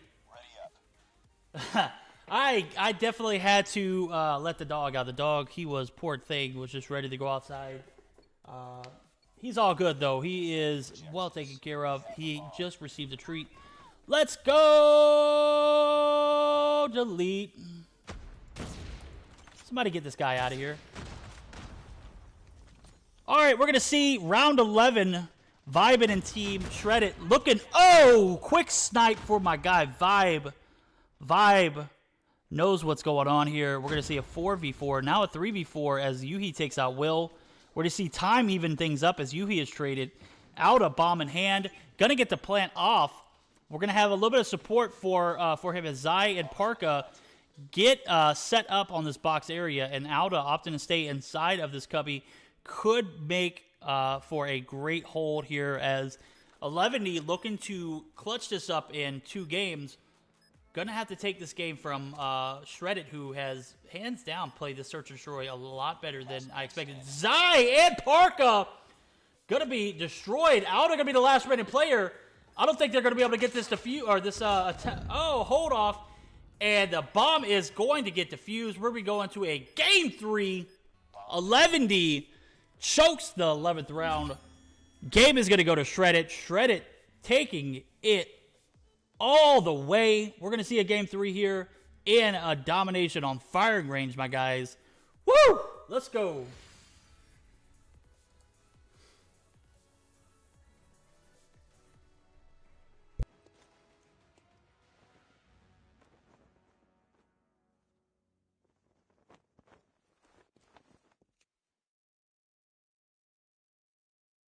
It's a draw.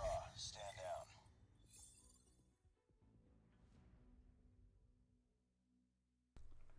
Eleventy taking the L there, 6-5. We see Shreddit absolutely dominating in that last match. Time putting up 12 kills. Will with 10, just about 11, and we saw Sal get on the board early, or later on in the matchup rather. Him and Zai are going to bottom frag as they both had donuts going into the 4th round. Zai able to turn his around completely, but collective effort from the side of Shreddit. Shreddit able to take this to a game 3. GG's, both teams. This is what I'm talking about. Best of 3s, going to a 3rd game. Back-to-back 11D. Playing a little less aggressive as they should be. They should this is not the kind of dominance I saw them play about 4 weeks ago. All right, we're going to go ahead and get started up. This is going to be a domination on firing range. Screenshots are being submitted, guys. What do you think? Hooky guy tech up with a mod? Yeah, I can do that.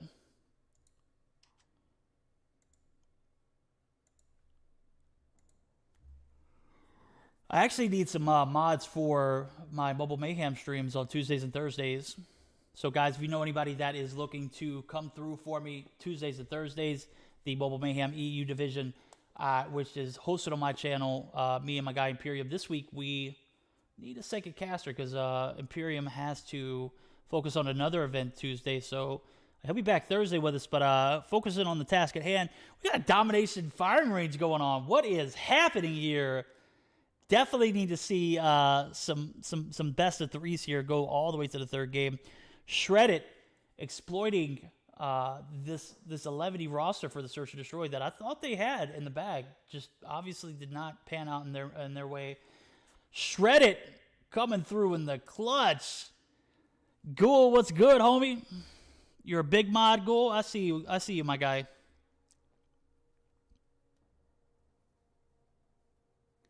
They're playing like their life depends on it, and we want to sleep. Depps, I'm so sorry, my guy.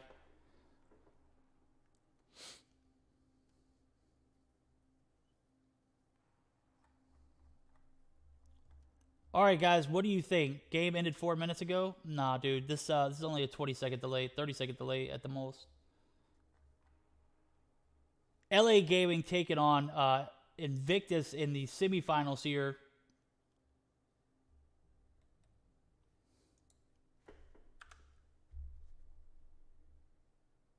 Invictus taking out Devious, as we saw 2-0 from reports earlier. Zygnus moving on to the semifinals as well. So Shreddit and 11D, the winner of this matchup, or this game rather, will be moving on to the semifinals.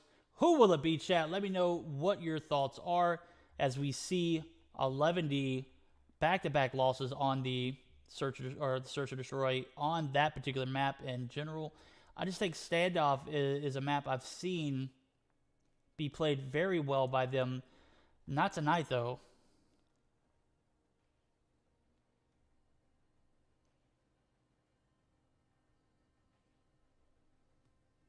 Eron saying he mods for Godsley, Noah, and Little B. You can check. Can somebody verify this? Bandit mocking the situation. I banned for Me, Myself, and I. Is that a movie? I haven't seen it.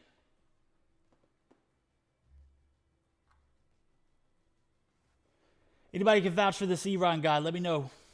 Eron, I believe I've had you in my chat before, dude. It's just been so long, my guy. All right, Shreddit down to 4 players right now.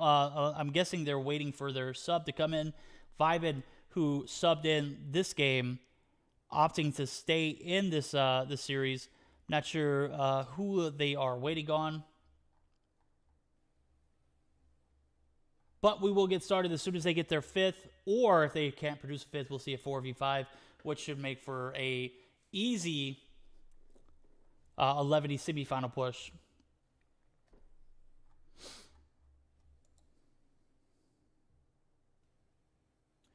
Verdict's smile is brighter than 1,000 suns. Bro, that is the most romantic thing I've heard on Valentine's Day today. Coach Zim coming through. Be my Valentine's Day, please. Yeah, oh, absolutely, Zim. Absolutely. What about B? Did B go to sleep early? Golden boy, calm down. There's enough verdict to go around. Trust.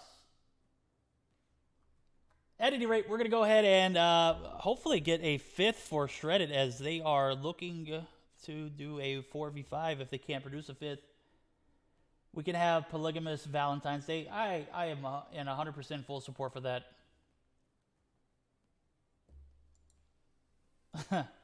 No homo.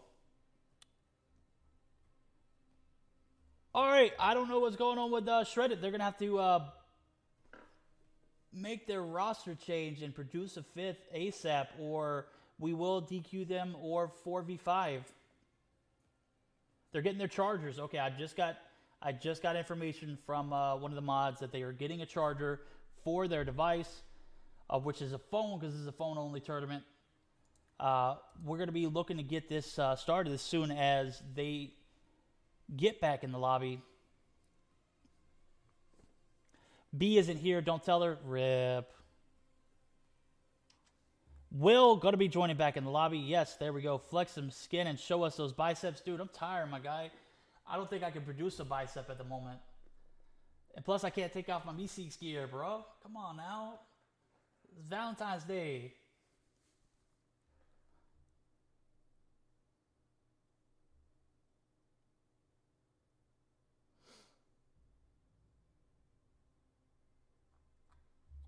All right, Will does join the lobby. We're going to have a 5v5 because they pulling out the Cupids. He's ready for his team to play in the semifinals. Got to wait for this matchup first. Who do you guys want to play, MsKVerdict? Do you want to play 11 or do you want to play Shredded? It's a question that I couldn't even answer.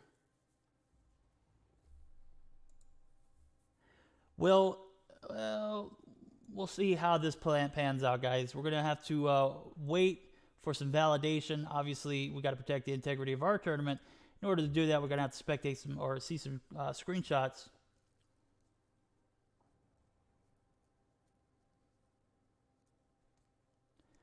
Zim, we are all waiting for you to tell us who you're coaching for now. We know you're not coaching for Tribe anymore.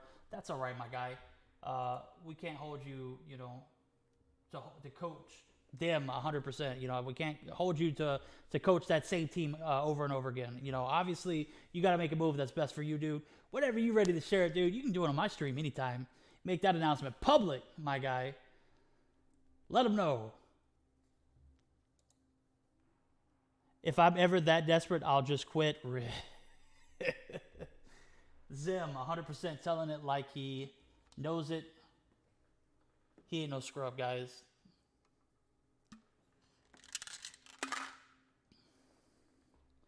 He left Tribe because they wouldn't pay him in Chipotle burritos. Rip. Yo, we do have a taco bar. Zim.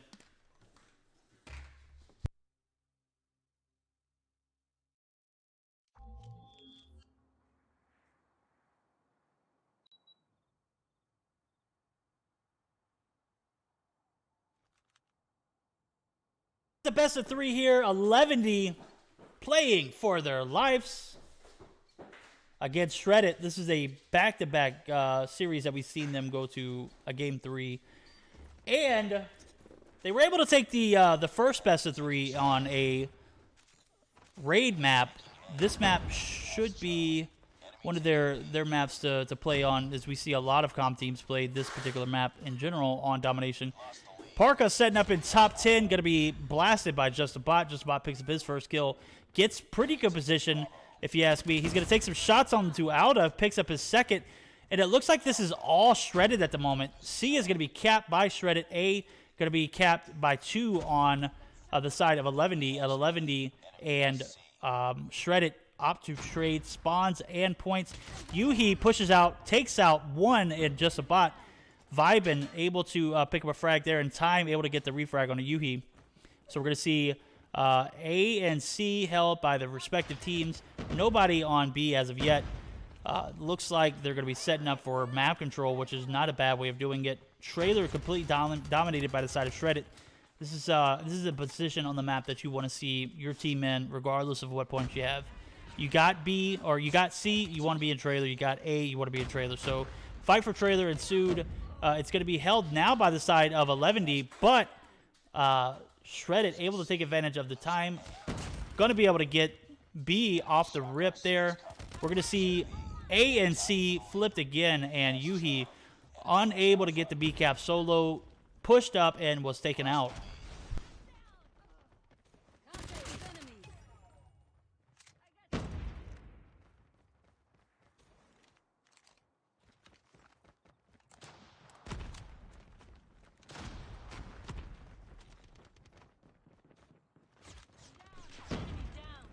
down. If Grin sent me a contract with an all-you-could-eat taco clause, I'd consider. Rip. I know it's a lot to ask for. Fruit of Loom only. What is going on in my chat, guys? At any rate, we're going to see A and B held by Shredded. Shredded just completely out-manning these guys as we see 11 struggling in the beginning part of this domination. They are going to get a B cap potentially here as we see Alda getting some shots, but he's the only player on B. How did he get that solo cap? And the triple cap is going to occur here. Alda trying to get better position inside of this top tower area. Gonna be taken out as well. Alda gets traded. Sal picks up his kill on Just. Alda getting a kill on to Vibin, and we're gonna see C be pushed by the side of 11D. 11D might get this easy triple cap here. Gonna have to take out Time, who again not able to get a single kill with his Sparrow, wasting it in back-to-back respawn games for the side of Shredded. A and B in favor of 11D, who we saw struggle at the beginning of this matchup. Gonna go for A. They have C still. C is not being held by but one player, Just a Bot. Just a Bot with equalizers in hand. Gets another one. Just a Bot making great use. A has been capped by the side of Shredded, but is going to be recapped almost instantaneously. B is not being contested now. And we're going to see one player on and is going to be taken out too. A and B are in favor of 11D. They are going to be up in the matchup, as we can see, 63-66. Alda and Yuhi put in some work. They are in double digits now. And Just a Bot for Sal for the side of Shredded put in some work, as they are both up to 12 and 10 kills respectively.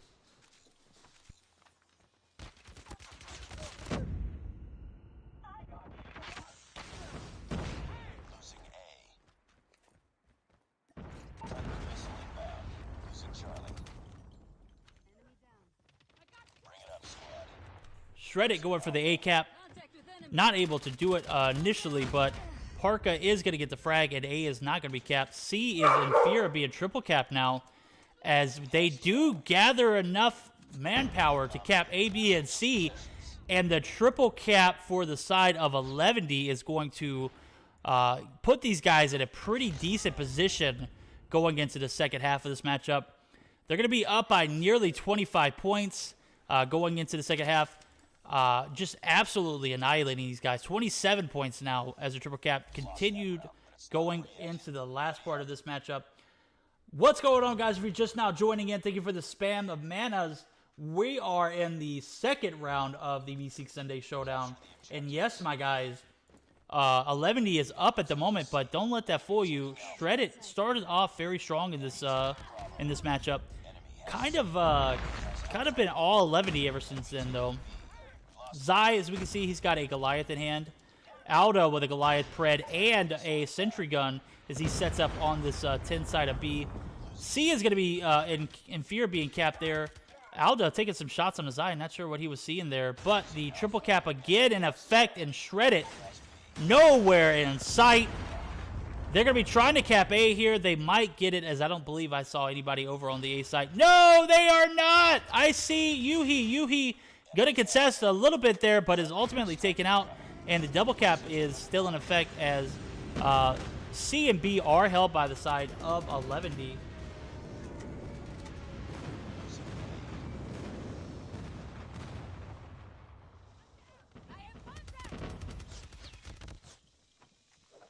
Let's go ahead and spam that mana because I got one spell rocket that expired, and I thought I had two left in the budget. But we're gonna go ahead and spam one of these rockets and boost it up to the front page. See if we can get some more clicks in here, guys. If you don't know, the more people that we have viewing in, the more money we can offer in these tournaments.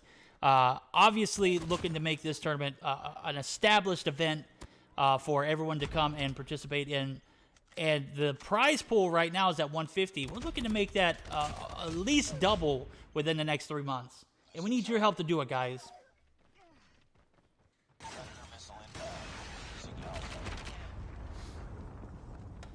We're going to see a triple cap again ensue for the side of 11D and Shredded. They are just absolutely getting plastered here. This is not good if you're Shredded. You had a good search or destroy. The hard point was a decent one. You know, a few blunders that could have been corrected, but overall not a bad hard point. This domination just looks like they weren't all together here. I'm not sure what game they're playing. Shredded just not putting in the kind of effort that you want to see in a best-of-3 matchup, third game being this matchup. Shredded opting or getting triple cap 2 times in a row in the first half. Second half is just not their half either, as we see a double cap and a triple cap back and forth between them. 11D flexing their guns here. We're going to see Yuhi pushing up into wood. He's going to be taken out by just about who picks up his second kill. He's up to 22, but guys, this isn't a game of team deathmatch. You definitely need a little bit of more coordination, if you ask me, in a game of domination. Triple cap is going to have to happen now, as we see C attempting to be capped. B is capped for Shredded. Shredded looking to get the triple cap in. They're going to have to get some help here. Oh, just a bot not able to secure the point with his what looked like Dragonfire. B is going to be recapped, not 100% capped. C is going to be capped. And C is needed to be capped here for the remainder of the game in order for them to even contest here. Justabot gets the Goliath down, but I don't think he is going to even last, as I see him being pushed by Just. He's already down to 500 HP. 170, one shot, taken out. ABC is going to be held, but is A going to be handed right back over to the side of 11D. 11D looking to go into the semifinals here, as I do not see Shredded able to get this clutch on the A-hold and A-hold. That almost sounded wrong, guys. Don't start. Don't be started here. A going to be recapped by the side of 11D, and that is going to be game, my guys. GG's to Shredded as we see them go down in the second round against 11D, 135 to 200.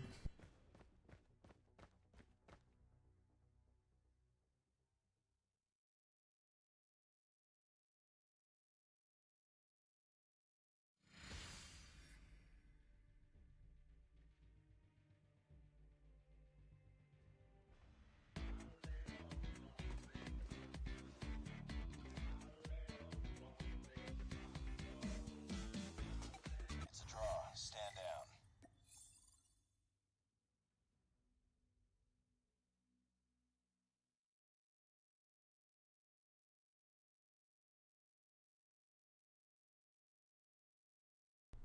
As we take a look at the scorecard here, Just top fragging 22 and 19. Yuhi puts up a 30 bomb on these guys, 30 and 25. As we look at the bottom of the pack, Parka, he's not dragging along. He is competitively putting up numbers, goes 19 and 13, plus 6 net positive. If he is contributing to the scorecard, if you look at the scorecard here, 49-56 score for Just. Only an 800-point difference. If you look at the side of Shredded, 4,400 points for Just a Bot. 24 from my guy Vibin, who went double negative. Maybe should have opted to swap him out for another player. He did very well in the search and destroy, but let's be honest, this game mode probably wasn't the best for him. He did get 8 captures, though, which is great, but let's be real. Don't go double negative in a game like Domination is not where you want to be at.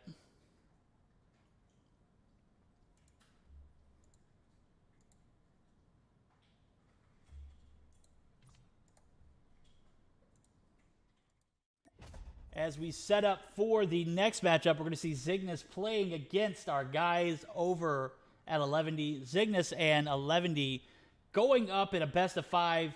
The finals tonight, guys, whoever makes it to the finals, Zygnus or 11D, or I want to say it's Invictus versus, who did I see in that matchup? Versus LA Gaming. We'll pull up the stats here. I'm going to make sure I got everything set up for you guys to see the actual screen here. We'll take a look at the bracket together. LA Gaming taking on Nova Invictus. If anybody knows what's going on there, let me know. Zygnus taking on 11D, as we just saw 11D take out Shredded 2-1 in the series. This is a best of 5 for both games here, both matches.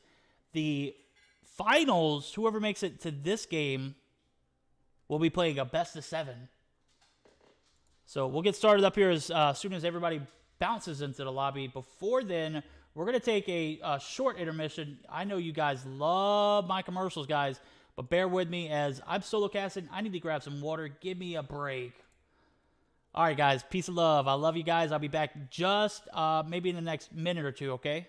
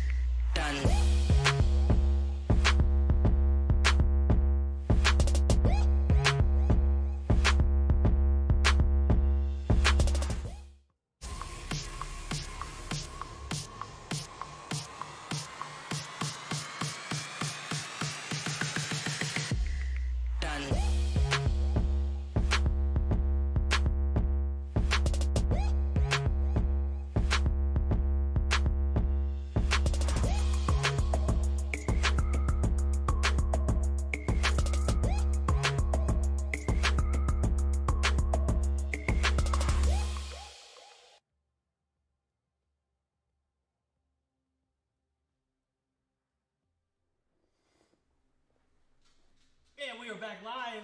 Everybody, thank you for joining in. This is the MsKVerdict Sunday Showdown. As you can see, it's brought to you by our guys over at HyperX and Juju Energy. Everybody get their Juju on. I've got my Juju on. I'm done with Juju for the night, but I got water in my mug here.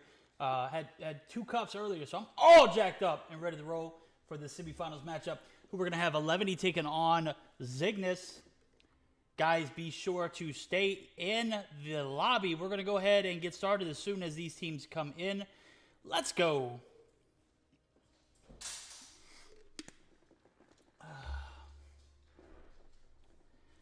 All right, guys. No more ads. No more ads.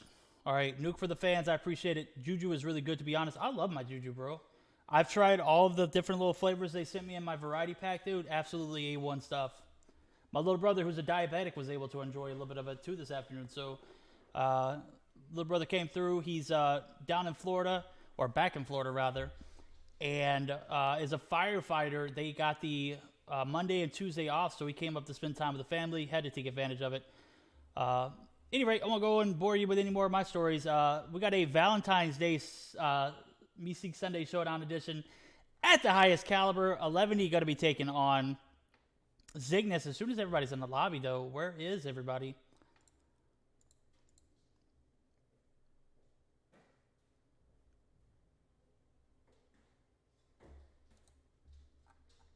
Before we move on, I'll go over the matches here. We're going to have Levity taking on Cygnus, the map rotations. Hardpoint Hack the Yard to start us off. Search and Destroy on standoff. Domination Firing Range. And if we go to a game 4 and 5, it's going to be Hardpoint on Crash. Search and Destroy on Raid. 11D opting to ban a Man of War. Cygnus opting to ban the HVK. That's interesting. The HVK hasn't been a gun that's been banned at all to begin with. Guys, I'll be right back. The wife needs me.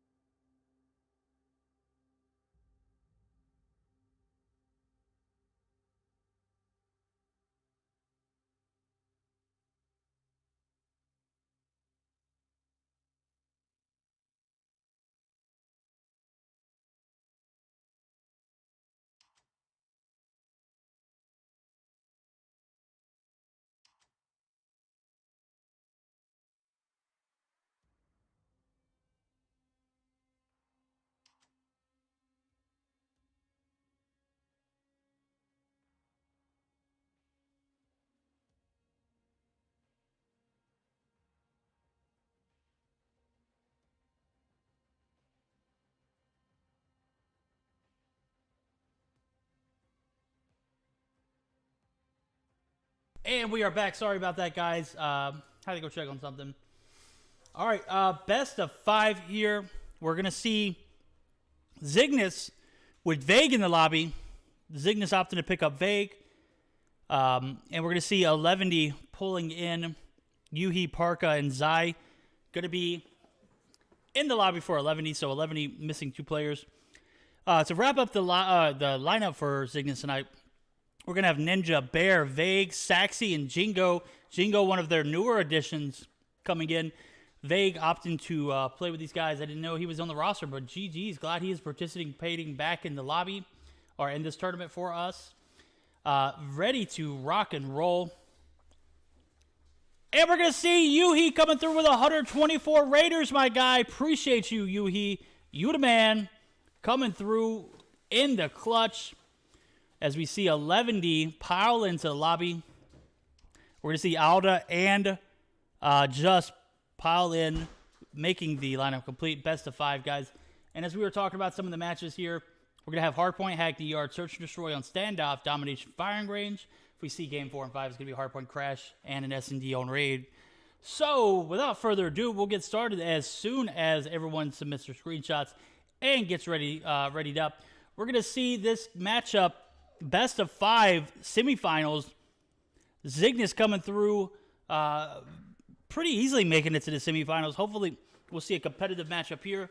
11 just not playing up to their A game, if you ask me. They could definitely, make something happen here. Now is never too late. They're going to have a very competitive opponent in the Cygnus roster, if you ask me. And that's not just with the addition of Vague. These guys play very well collectively. We see Bear perform week in, week out. Saxy, who was on that Nova roster, get picked up last week. And then Jingo also a new addition.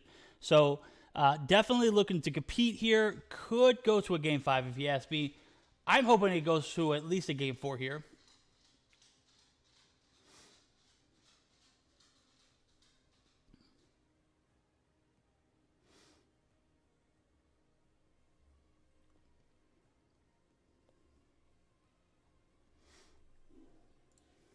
Speaking of updating, I do need to update my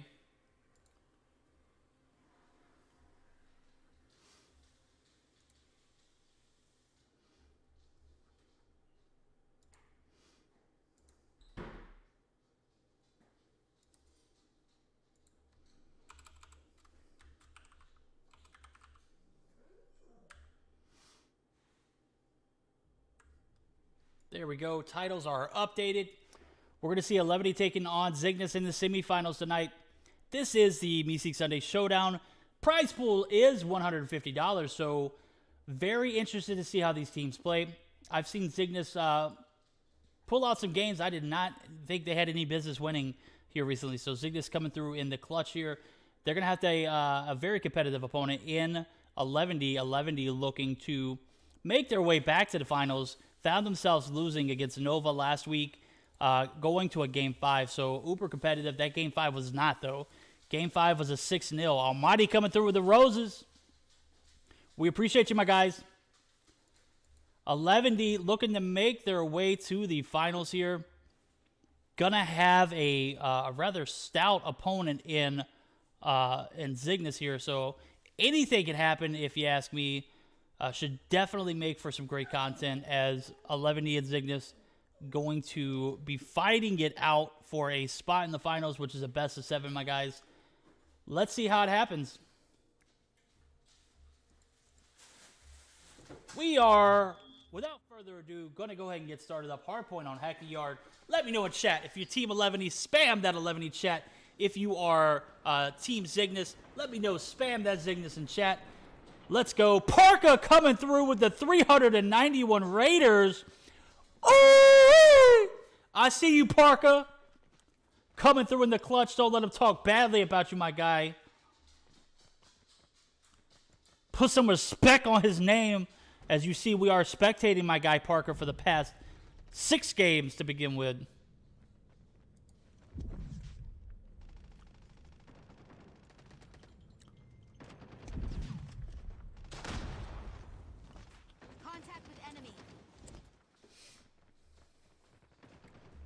All right, we're going to have 4 players for the side of Cygnus spawning in. We need their 5th to pursue, or to begin this 5th game. All of 11 is in attendance. We are ready to rock and roll. This is the MsKVerdict Sunday Showdown semifinals brought to you by HyperX and Juju Energy.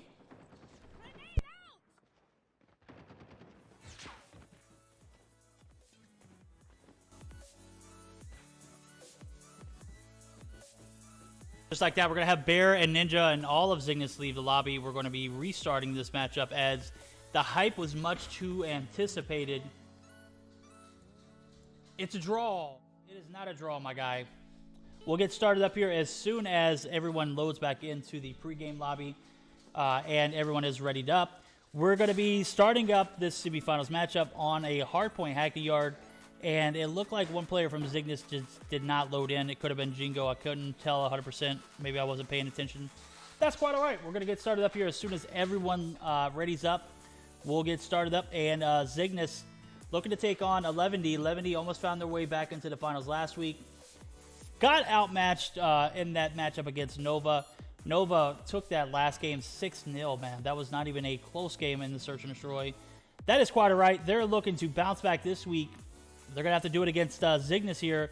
It's a best-of-5 series. Who do you guys think, chat? Let me know as soon as you do. We're going to go ahead and, without further ado, again, get started up on this hardpoint matchup.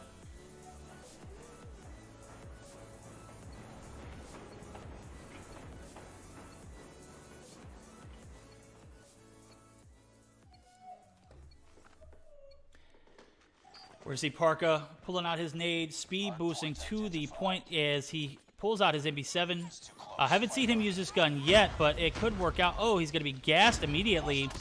And 11D and Parka and Team 11D are going to be pushed out of the first initial hill, but they are going to retake it easily there as we see Parka take out Jingo. Zai reconnecting multiple times. I'm not sure what's going on with him. He is having connection issues.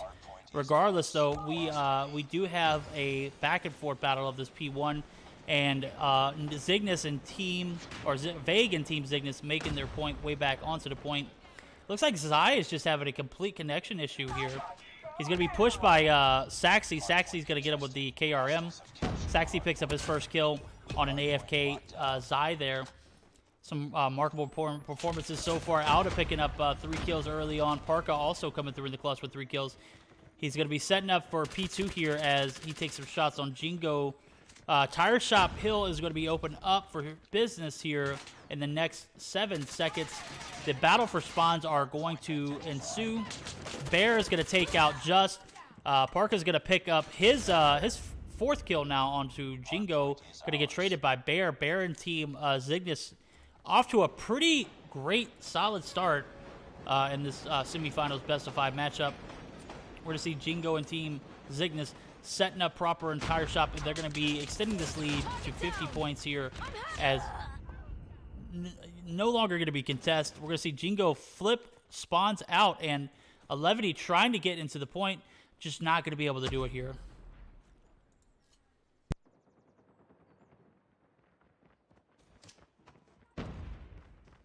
Enemy contact. Enemy down. Hostiles have the hard points. We're going to see a last-minute push be denied by Yuhi. Yuhi looking to get a little bit of that P2 time, just absolutely rejected. And P3 is going to be open up for shop. It's going to be in this middle portion of the map, right outside of P4. Jingo looking to make the rotation. Alda sprays and blasts him, picking up his 5th kill. He is going to be taken out by Ninja, who gets the refrag. Looking at the scorecard, Bear, 9 kills on the board. Ninja, 8 kills now as he picks up one on the Yuhi. And if you're 11, you're looking to get any kind of points off of this 3rd rotation, you're going to have to do it now because you found yourself in an 88-point hole, going into P3 is just not looking good if you're the side of 11D. 11D looking to make a comeback. They're going to have to do it at the highest extent, almost down 90 points, 88 points now, rather, 78 points. Jesus Christ, what the hell's wrong with my math? At any rate, I obviously am not 100% there tonight. Parka putting on a show for his team as the Goliath comes down in effect. Whose Goliath was that? Was that 11D's? Yes, it is. Now it is not. It is Bears. Bears picks it up. He is in P4, ready for the rotations. 50-point deficit now for the side of 11D. Much more manageable than an 80, but you're going to have to do it now with a Goliath in the point, which could be recipe for disaster. We're going to see Alda pushing in and taking out. Alda is going to need some support if he's going to push this point together, especially with the Goliath on the hill and the way that the side of Zygnus are protecting it. Goliath is going to maintain almost 100% of this point, and 11 again is going to find themselves in a hole that might not be able to dig themselves out of. Bear going to be taken out via Zai's Tempest, making great use of the Tempest as he picked up his 3rd frag. Zai, regardless of the connection issues earlier, coming through in the clutch now, and that is all that matters. He picks up his 9th kill and is getting on board. For the side of Zygnus, you got Ninja and Bear both in double digits, 12 and 13 kills respectively. Where we see battle for P5 spawns ensue as P4 is going to be wrapping up, and 11D and team are going to make that rotation as they recoup a few more points and found themselves just inside of a 30-point hole, 34 points to be exact, and P5 is looking like all Zygnus at the moment. Doesn't matter, it can still change at any point. All this team 11D has to do is take the spawns.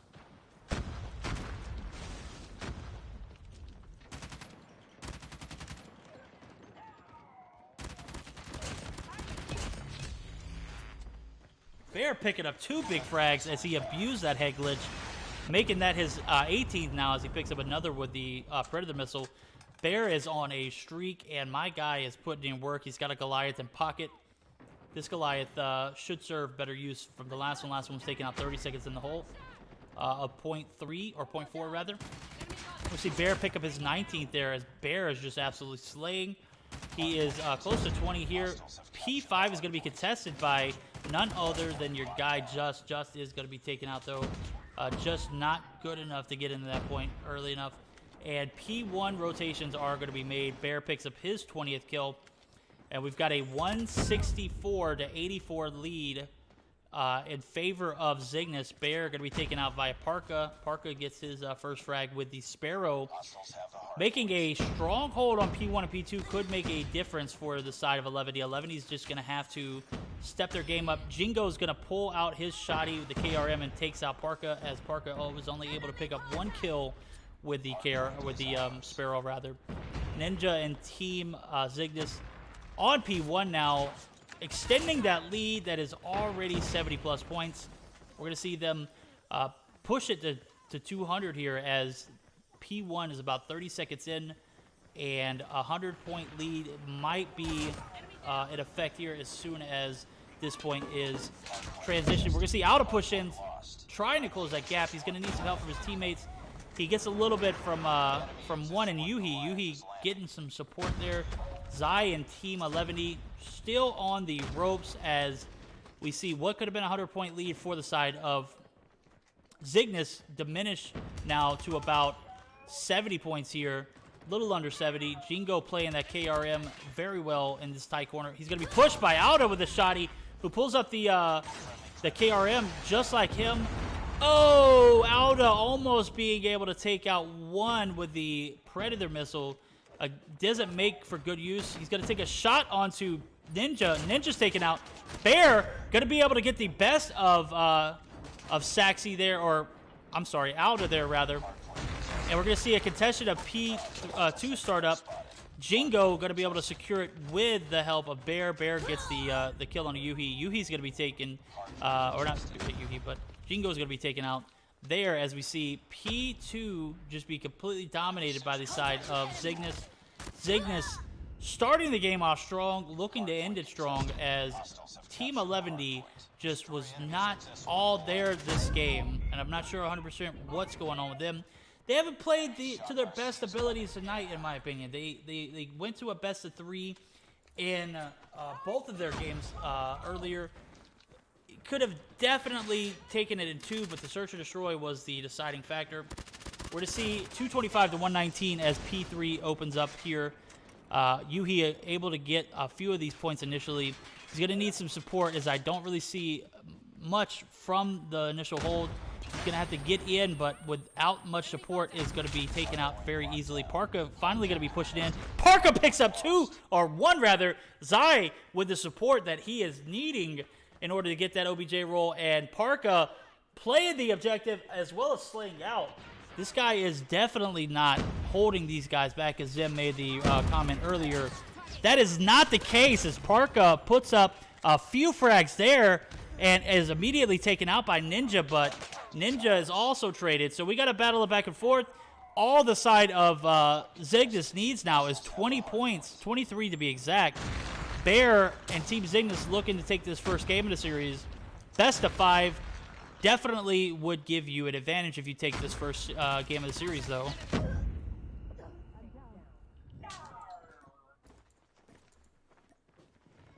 P5 is going to be opened up, and it looks like 11D, or P4 rather, is going to be opened up, and 11D is making their way over. We're going to see the Sparrow be pulled out by Parka. Parka gets some help, just taking out his War Machine. Oh my god, there must have been a miscommunication error. Parka pushing him with his Sparrow. Kind of desperately, he might be stuck in the OBJ. He's going to have a little bit of support from Zai, so it looks like Zai, Parka, and it looked like Just all pulling out their operators at the exact same time. That kind of communication could come back and haunt you, though. You got to think that those operators could have been utilized a little better there. They going to be taken out by Parka. Saxy going to push in, and all the side of Zygnus needs is 17 points now. Point is going to be held still by the side of 11D, but they're going to need to hold this point and set up for new. They're going to have to do this very smoothly, though, as they found themselves in a 33-point hole. All the side of Cygnus needs is 17 points. They don't have spawns. 11D is going to have to get spawns in order to break new. First, they must take out one here. It looks like the transition for the side of 11D is going to come in effect. Zai is going to lead it as he is on the top of this warehouse. P5 Contestion is about to come through. He's going to take some shots. Zai is. He's going to get some support. No, no, Bear, and just Alda and Yuhi get spawns, break the point, and 40 points is all they need. 35 to be exact now. 10 points for the side of Cygnus. Cygnus looking to sell it out this last part of the game. And what was a hell of a lead for Cygnus dwindled very, very quickly as we see P5 opening up and spawns almost immediately flip. This might be a comeback at the highest extent. This is a game that is coming down to the wire. 10 points now in favor of 11D. All they need is 5. Jingo is going to be taken out. That might have been the last hope. Oh my God, do we see a comeback in the first part of the game? We do. 11D is your victors. They're going to take the first game from behind as they sold the beginning of the match, but they came back with a vengeance. My guys, 11D, put on a hell of a show towards the end of that matchup. And wow, did Cygnus choke. What a game.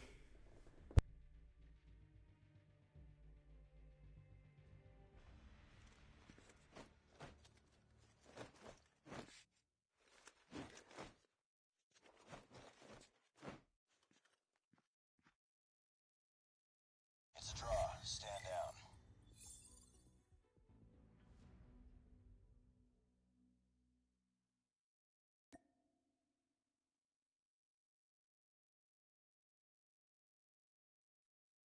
Guys, what a hell of a first game to watch. 11D finding themselves in almost what seemed to be it looked like they weren't able to come back from that. Bro, they were down by 100-plus points going into the second half of this rotation. I don't know what happened there, and like I was talking about, the operator utilization did not look like it was on par with the communications. I don't know what happened there. They obviously knew what they were doing. They came back and just absolutely annihilated these guys. As we take a look at the scorecard, Bear, notable performance for Cygnus. 2 minutes and 32 seconds on the point, and he went 34 and 16. What is Bear doing? My guy is slaying. Bear put an absolute show on for us. His efforts are going to be outshined by the side of 11D here as we take a look at the scorecard. 31-25 for Yuhi. Out 2 minutes and 37 seconds on the point. 1 minute and 46 seconds for my guy Parka, who goes +5 positive. Jesus Christ, dude. What a hell of a comeback. What happened there, Cygnus? Cygnus, my guys. You got to be able to clutch that. You held that match just absolutely dominant. It was just an absolute dominant performance for the side of Cygnus to begin the series.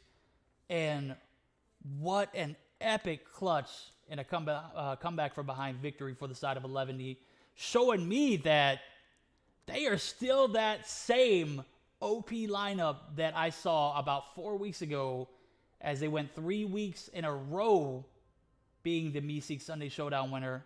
They don't want to be losers tonight. They're going to be playing their lives out, and that is the kind of gameplay that I need to see in my life. Chet, can I get some support here? What do you think, my guys? Was that not a great first matchup? Woo! Jesus Christ. This is a Sunday Showdown at the highest extent. The first game of the semifinals coming down to the wire. 10-point difference. 11D bounces back. 110-point deficit they found themselves in at one point in the game. What the hell did we just see? All right, 11D's going to be up. Wow, I am still in shock.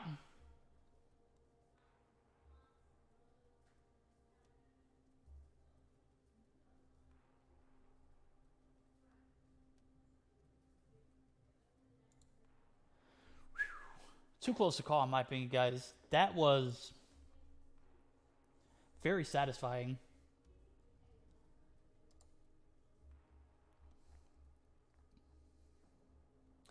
All right, we're going to get started up here. Second game of the series. As soon as I can find the matchup again.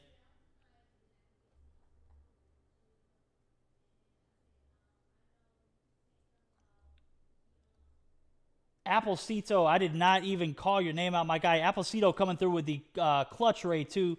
I'm so sorry I didn't see that. Obviously, I was in gameplay, and I just did not look at my chat. I apologize there. But, guys, if you're coming over from Applecito's raid, I hope we did not disappoint with this matchup, as we just watched Zygnus choke one of the biggest leads in a hardpoint matchup history. I am being asked if I saw a Sui nade. To be honest and fair, I don't think I saw a Sui nade. But, you know, if you did, clip it. I obviously don't have access to see what player it was as the perspective of mine. I didn't see any suicide nades, in my opinion. I didn't spectate anything like that happening on the map. We're going to see a search and destroy on standoff. Now, this could be a difference maker for the side of 11D, as we see 11D sell 2 search and destroys in a row to opponents in games past. That being said, it's being on the same exact map, standoff. So 2 back-to-back search and destroys on standoff gets sold by 11D, just absolutely handed over to the opposing team, taking it to a game 3. This might be a difference maker, in my opinion.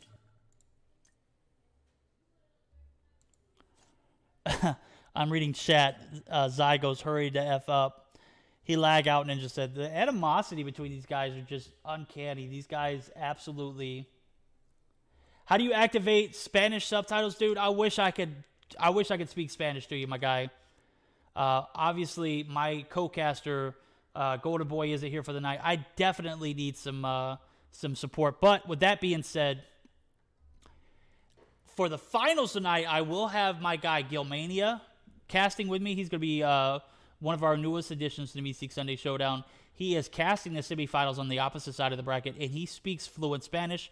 We saw him join us last week for the finals, so if you guys stick around, we'll have a finals matchup with a Spanish co-caster. So I am so sorry to disappoint. I wish I had subtitles in Spanish, dude. That would be super OP, but honestly, I don't think that kind of technology for Trovo exists at the moment. So we're going to be stuck listening to Verdict's bot English talk.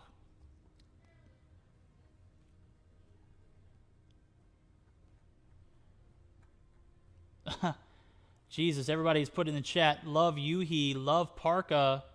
Everybody is just super, super supportive in the LATAM community, and I appreciate that.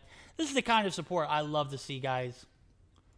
And we appreciate it. Everybody coming through, if you're just joining the stream, don't forget to hit that follow button.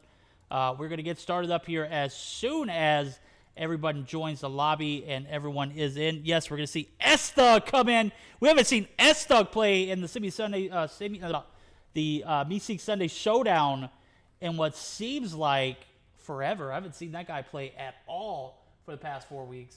So S-Thug is going to be joining us in the lobby. Jingo is going to be leaving, and Bear is going to be joining back. So S-Thug is going to be subbing in for my guy Jingo. Jingo, one of the newer additions, did not have a good first game, as we saw him struggle in that matchup against 11D. Powering through from behind with a deficit of 110 points. It was like 220 to 110, I saw. And 11D just absolutely answering the door when my guy Zygnus knocking. I appreciate you guys for stopping by. We're going to get started up on the search and destroy of this second game on standoff. Now, like I said, 11D struggled the first 2 games of the first and second round on this map in particular. Very odd to see it 3 rounds in a row. But what you think, guys?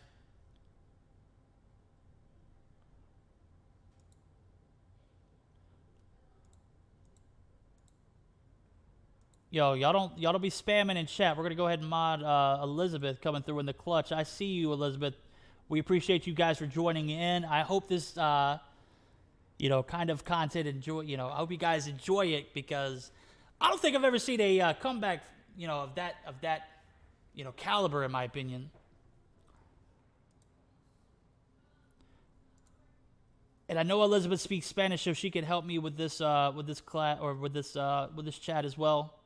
We're gonna extend 5 seconds to 10 seconds just to make sure everything is all good. So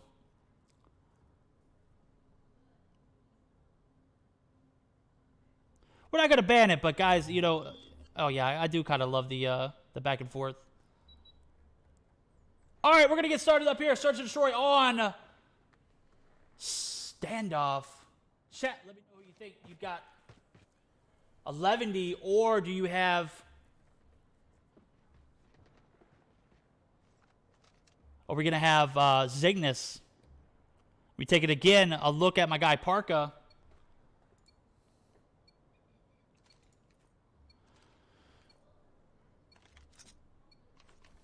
Destroy the objective. They have the bomb.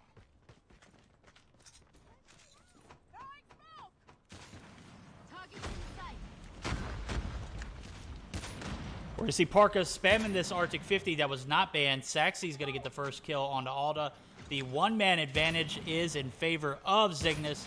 Zygnus had an early advantage in the hardpoint, but we saw them sell that out completely.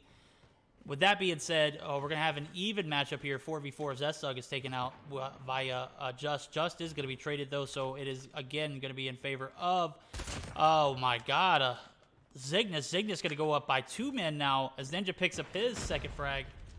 We're going to see Zygnus and team fold over onto this backside of A. We're going to see Ninja on top blue, and it is not looking too good for the side of 11D. 11D with Parka manning the Arctic 50 picks up his first kill. Saxy's going to take some shots. Saxy takes out Parka, and a 2v1 is going to ensue for the side of 11D. Zai going to be taken on 2. Going to have to take out Ninja and Saxy, who both have 2 kills apiece. They are bloodthirsty going into this first round of the Search and Destroy. Parka being taken out was huge as Zai is down to 1 person. Saxy's going to get the kill, picking up his third, going to be a 1-0 in favor of Zygnus. Yo, Gilmania coming through with the 41 Raiders. I see you, Gil. Let's go. Let me know when you're ready to jump in the chat, dude. I'll go ahead and get you in.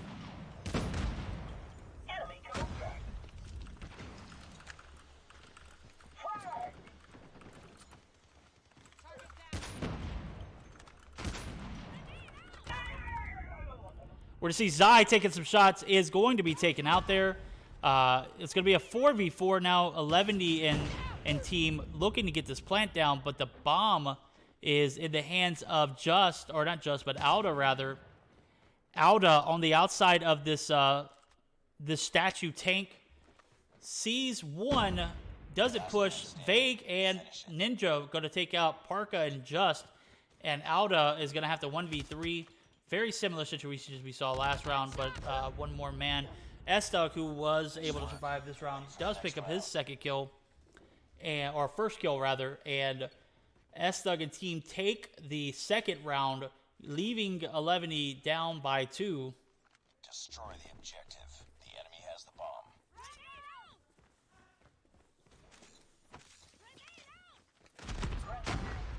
11D off to a rocky start. Nonetheless, this is the attacking side, which some fear is the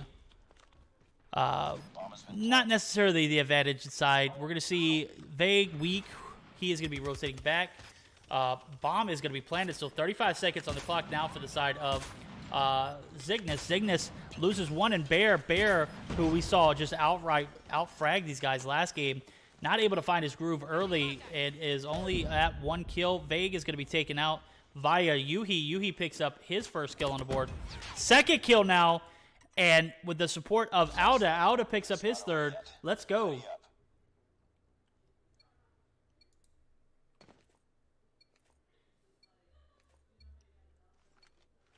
Destroy the objective.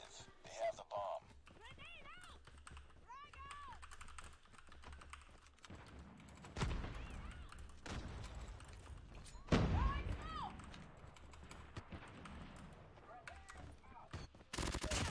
We're going to see Yuhi pick up his 3rd kill now as he is off to a great start this round. Takes some shots on the Saxy. Opts to reload. Doesn't land anything. He sees him there. Oh, big boy kills for Yuhi. He's up to 2 this round alone. Picks up his 4th. GG's to Yuhi. Yuhi off to a banging start. The playing field is going to be somewhat leveled now as we see Just go down. Oh my god, Yuhi do it. Oh my god, Yuhi picks up his 3rd kill with the sniper. S-Thug's going to take out Zai and Parka, but as long as Yuhi's alive, that doesn't matter. My guy Yuhi is absolutely slaying, but Vague able to peek the corner, gets the kill. Yuhi cut short of his little spree. Yuhi put on a show, was unable to clutch it up though, and the round is going to go again in favor of Zygnus. Objective. The enemy has the bomb.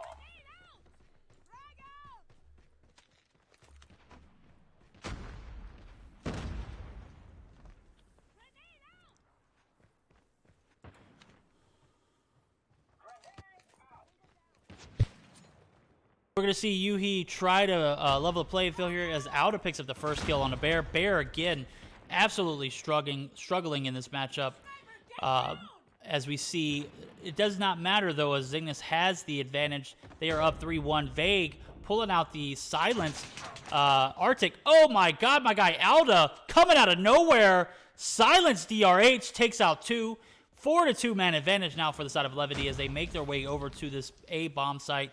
Bomb in the hands of Auda. Auda needs a trophy system before he can get this plant down, in my opinion. Ninja and team Zygnus looking to get a few wall bangs, not able to land anything, though. Bomb is planted, and 40 seconds remain on the clock for the side of Zygnus as they make their rotation now over. Down by 2 men. Gonna have a lot of work coming out for them. If anybody could do it, it is definitely S-Thug and Ninja, though. So we're going to see the A retake coming to full effect. Auda played very well disciplined. Auda is spotted by what looks like Ninja. Ninja is going to be pushed by Just. S-Thug's going to be the last remaining player for this Zygnus roster. Picks up 1 kill. Pulls out his DRH. Takes some shots.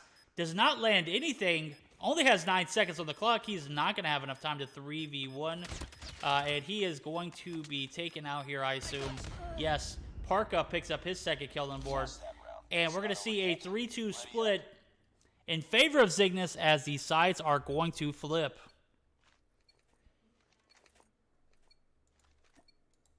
Defend the objective. They have the bomb.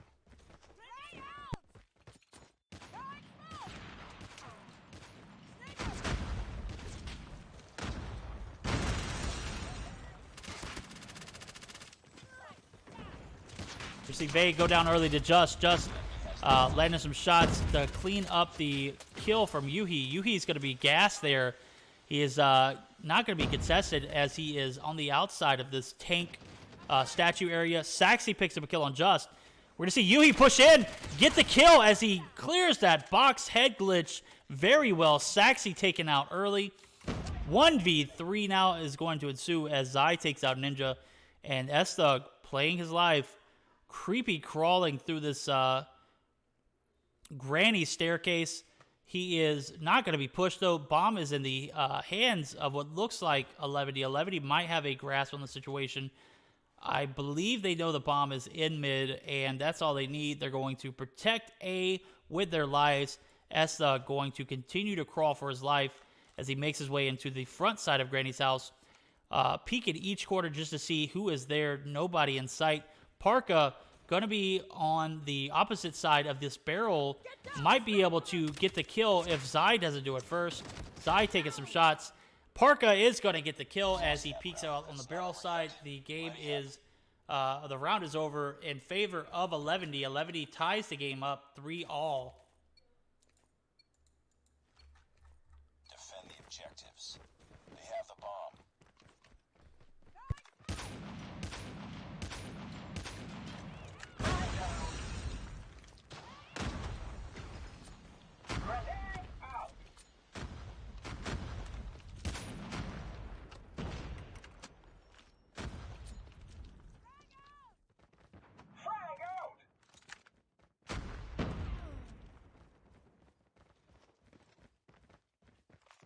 All right, so Elizabeth is going to go ahead and vouch for my guy I will go ahead and give that mod to my guy, Dark. Dark, I appreciate you guys.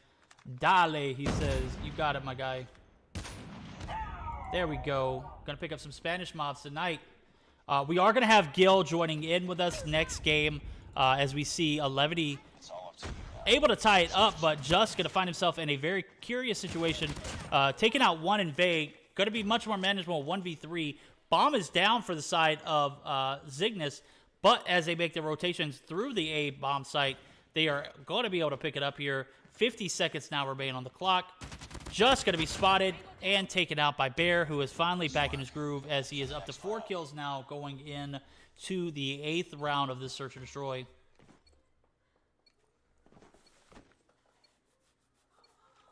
Destroy the objective. The enemy has the bomb. Grenade out. I have contact. Ninja and Team Zygnus able to clutch that last round, giving them the advantage in the Search and Destroy here. We're going to have a 4v4 now as Vague takes out Yuhi, and Saxy is being traded as he is down as well. So we're going to have a 4v4 ensue here. Bombs in the hands of S-Thug. S-Thug is going to be taken out by Zai. S-Thug leaning on this backside of Granny's house. Zai spots him, takes him out, rotates back to the back alley area into the bottom blue, and gets better positioning as he is now going to have a 4v2. Bear is going to be taken out. Ninja's going to be the last remaining player. 11D going up 4-1 now in this round. Ninja takes out one. Very curious to see how he plays this. He's got 1 minute left. Bomb is not in his hands. Zai spots him, peeks it again, and Zai makes him pay. Crisp shot from my guy. Zai coming through, making him peek. Let's go. Mod for Cuba? Okay. Destroy the objective. Cuba in chat, where you at, my guy? Okay, 11 to Cuba. Back out. There we go. I've got plenty of mods left, if I'm not mistaken.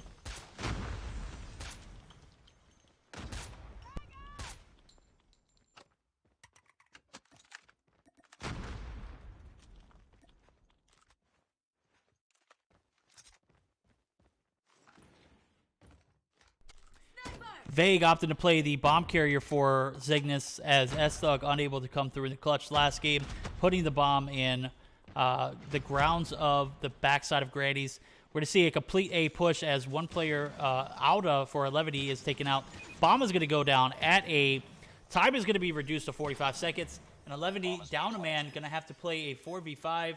Let's see how 11D and team play this as Zai's taking some shots onto the site directly, but there is no one there with the exception of Bear. Bear is going to be taken out as he was on the B-bomb site. Not sure what he was doing there. Ninja pushing up to this top box area as the rotations over to the A-bomb site are going to be made for the side of 11D. Yuhi's going to be the last remaining player. S-Thug is going to pick up the frag as Vague picked up 2 big frags. The round is going to go in favor of Zygnus.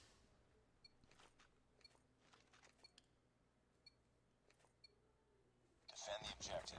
They have the bomb. 11D trailing in the Search and Destroy. We saw them back-to-back games, or back-to-back rounds, first and second round, lose the Search and Destroy on this map in particular, and then come back and obliterate opponents in the domination. So should see how they play this. We're going to have a one-man advantage in favor, 2-man advantage now in favor of Zygnus. Zygnus going to get this bomb down, put the pressure on 11D, and this might seal the deal. We're going to see Zygnus up 5 men to 11D's 2. Parka and Zai going to have to clutch it up here if they want to see 11th round.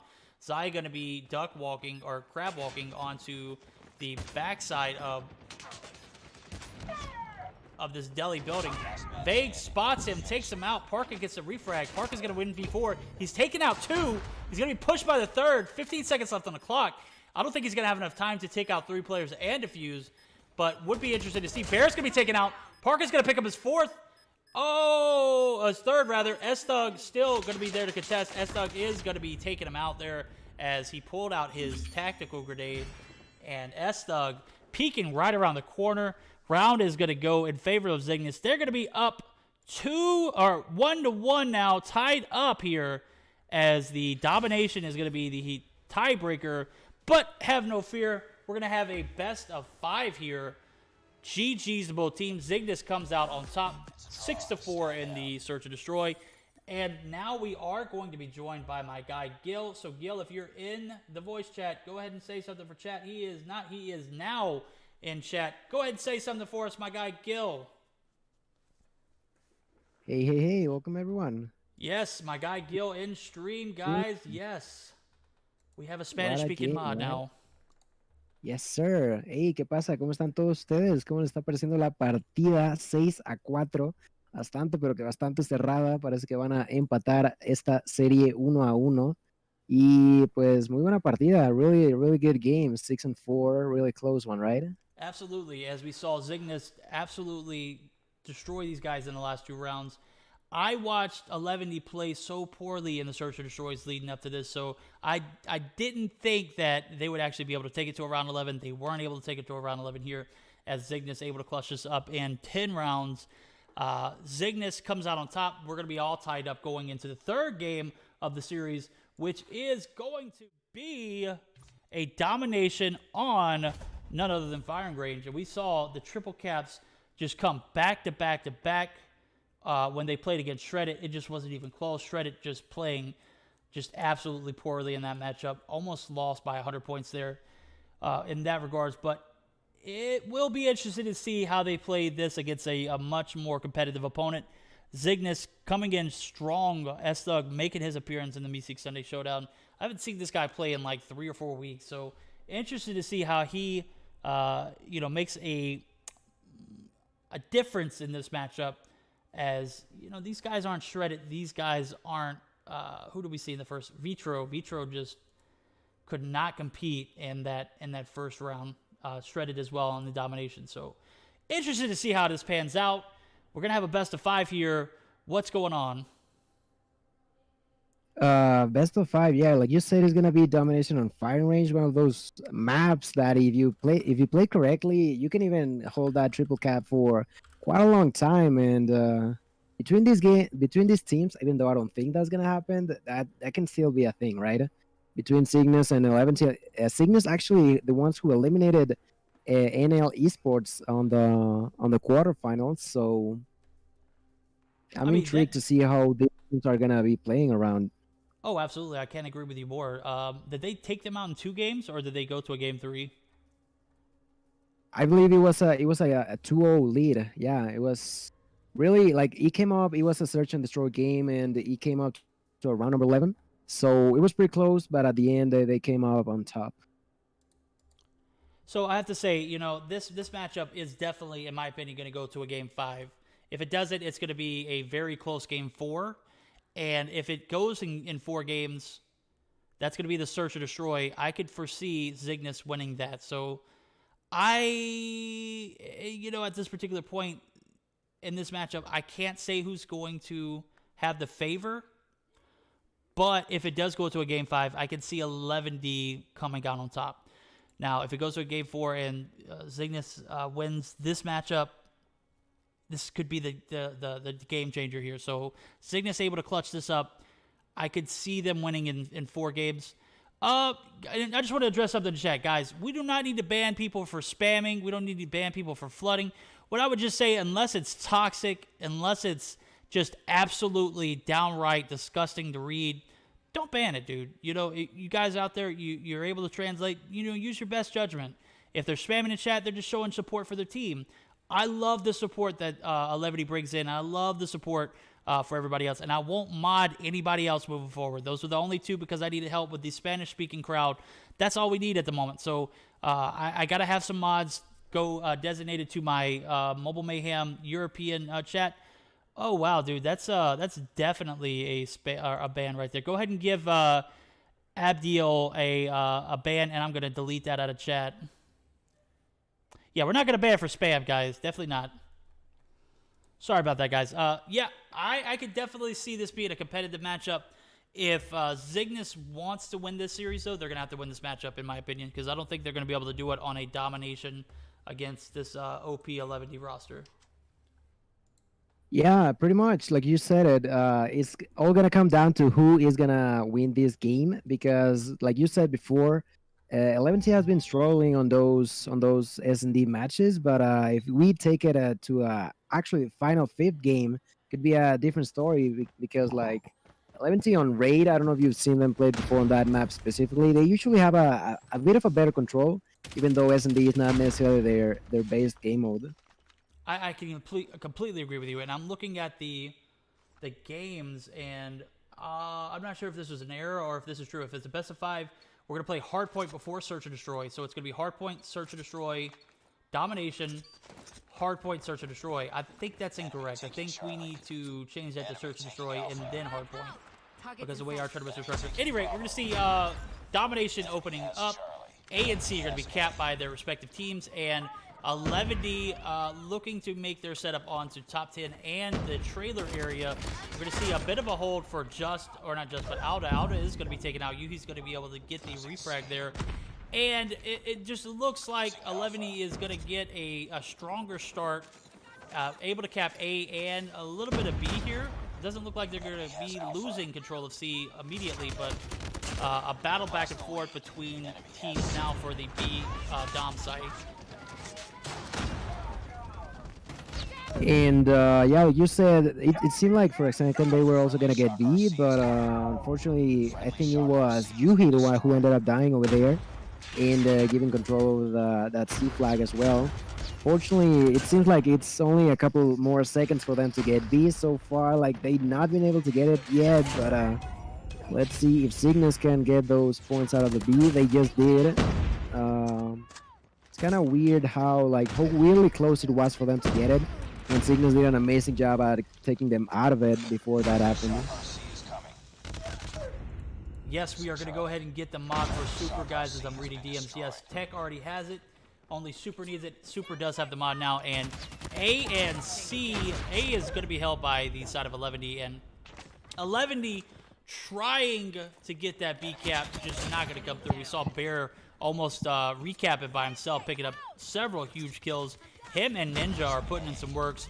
They are making their push to the A site. A is going to be held by 3 players for Cygnus, so Cygnus is going to be able to get A here as we see all 3 players move on to the point.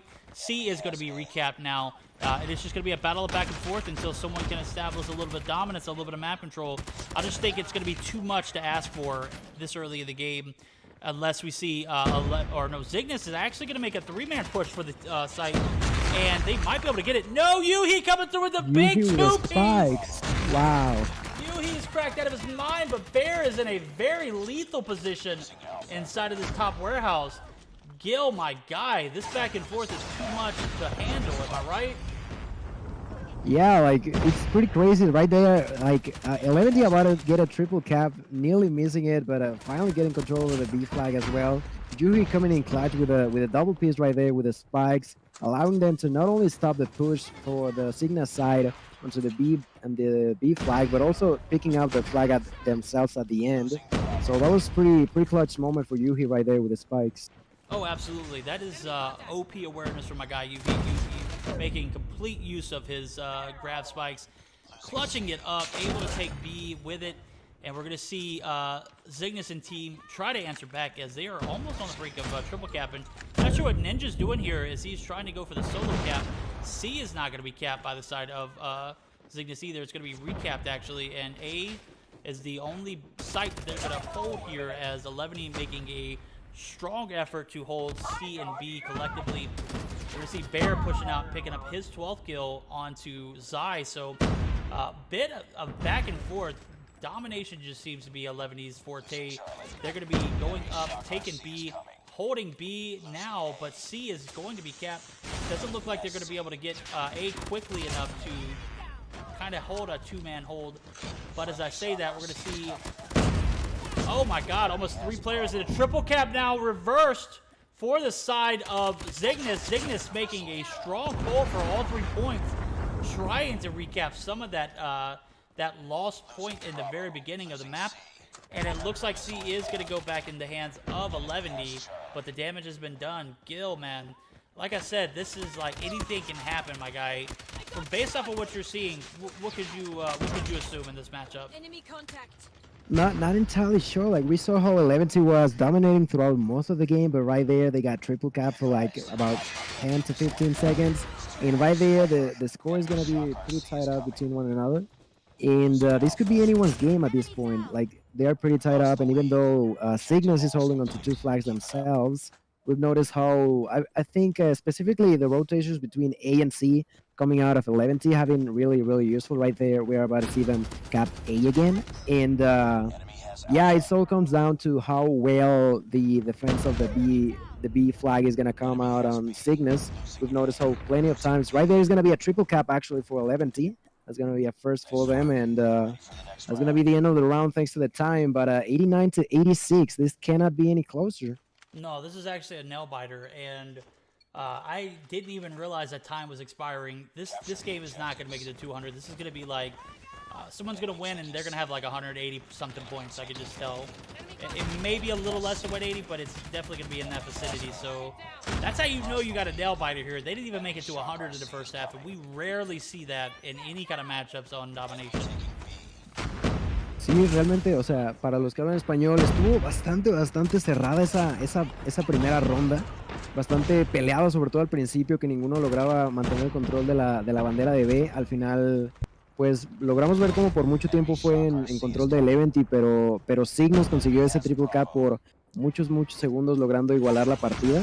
Vimos como incluso se acabó la ronda por tiempo, no por puntos, entonces va a ser una de esas partidas que va más acerca de por cuánto tiempo consigues el control de cada una de las banderas en lugar de los puntos en general. No creo que vayan a llegar a 200, pero vamos a ver qué pasa en esta ronda. Pretty much saying what you said in English, the fact that this could be one of those games that don't go all the way up to 200. Because last game, they both neither of them could get 90, so we'll see if this goes to like end of the game thanks to a timer, or if any of the teams can get to 200. We're to see 11 make that push over, and yeah, I have to say, like, this matchup is like A100 as far as competitiveness goes right now. It's so back and forth that I can't even keep up with how many points that they're getting, you know, from the double caps. Like, it's just back and forth matchup. A and C being flipped. B is finally going to be back in possession of 11 as they are trying to recover what seems to be a little under a 10-point deficit.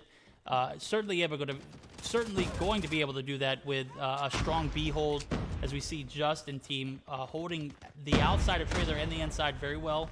Yuhi is going to push up onto this this top little sniper area, the top of the tower area, and this is a lethal position we saw Bear abuse earlier on the matchup.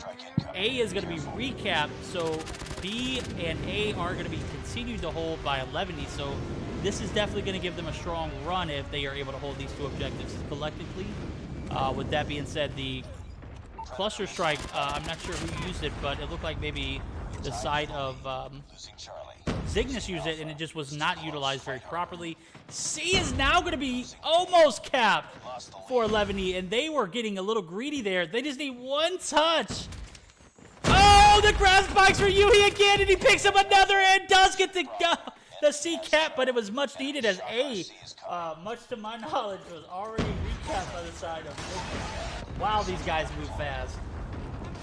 Yeah, Yuhi will spikes yet again, coming at the last second, being able to get that C flag and allowing the 11T team to hold on to 2 flags once more. Let's see how long that's going to last right there. They're about to lose C. Yuhi trying to defend. Picks up nearly a double kill, but unfortunately loses the flag anyway. And Bear did an amazing job at picking up a couple of frags and also picking up C. That could be huge for the side of Cygnus. That is going to be huge for the side of Cygnus, and with them about to lose A, this might be a moment that 11D needs to hold A and B collectively. B is going to be pushed by 1. Bear's going to be pushing in. Bear's going to get the refrag, and it's hardly ever rare to see Bear lose a gunfight of that caliber. Bear and Saxon going to be on the point. Bear's going to be taken out by Just coming in clutch. Bear, however, is still up to 33 kills. Big boy carries for him. Cygnus trying to get their team on this B cap, as it looks like Bear might do it. No, he does not. Yeah, Alda doing like an amazing defense with that Goliath in the top of wood right there, getting like that. That's gonna be like the 5th kill he's gotten with that Goliath, the 6th right there, killing Saxy, and now we can see like every single time they just try to get him to B, they try to get him to A, but Alda with that Goliath just annihilating everyone who gets closer to the flags, finally getting taken down right there by I believe it was Sai. No, it was not Sai, sorry. But yeah, it was a really, really OP push by that Goliath who did the defense of both A and B at the same time. Plus Alpha. Yeah, with 1 And, point to hold, I believe Yuhi could clutch it up here. This Goliath, I normally am not a fan of the placement, but at this particular point in the game, all you need to do is really hold 1, and they're going to do it here. That is going to lead 11D to win this game. They're going to triple cap to end it off. And one team does make it to 200. It's going to be 11D. They do it with much talent and a lot of time 3 to waste. 3 seconds on the seconds. clock. Wow. Yeah. My guy. What a game. Esta partida realmente hasta el último segundo, no sé si se dieron cuenta, llegaron a 200, pero quedaban 3 segundos. 3 segundos y se acababa la partida. El Eventy realmente al final de la partida se puso a pushear de una manera brutal, manteniéndose el control de las 3 banderas por muchísimo tiempo. Así que GG y muy, pero que muy bien jugado por el Eventy en esta segunda ronda. That was Cygnus's game to win, and Stand down. just like in the hardpoint, if you ask me, they kind of gave it away in the second half. Bear again carrying this Cygnus roster, 34 and 21 with 9 caps. No one even remotely close to him in that category. That is a notable performance for him. His efforts are going to go unnoticed, though, as we see on the opposite side. Yuhi, 8 captures, 34 and 27. My guy Just putting in work, as well as Alda, both playing that OBJ role so very well. We're going to see the side of Cygnus step it up here as we move over to the next game of the matchup. And again, I made a comment earlier to say that, you know, I think the way our tournaments are structured, the hardpoint would not be the next matchup, but I might be wrong. Gonna have to see how these guys do it.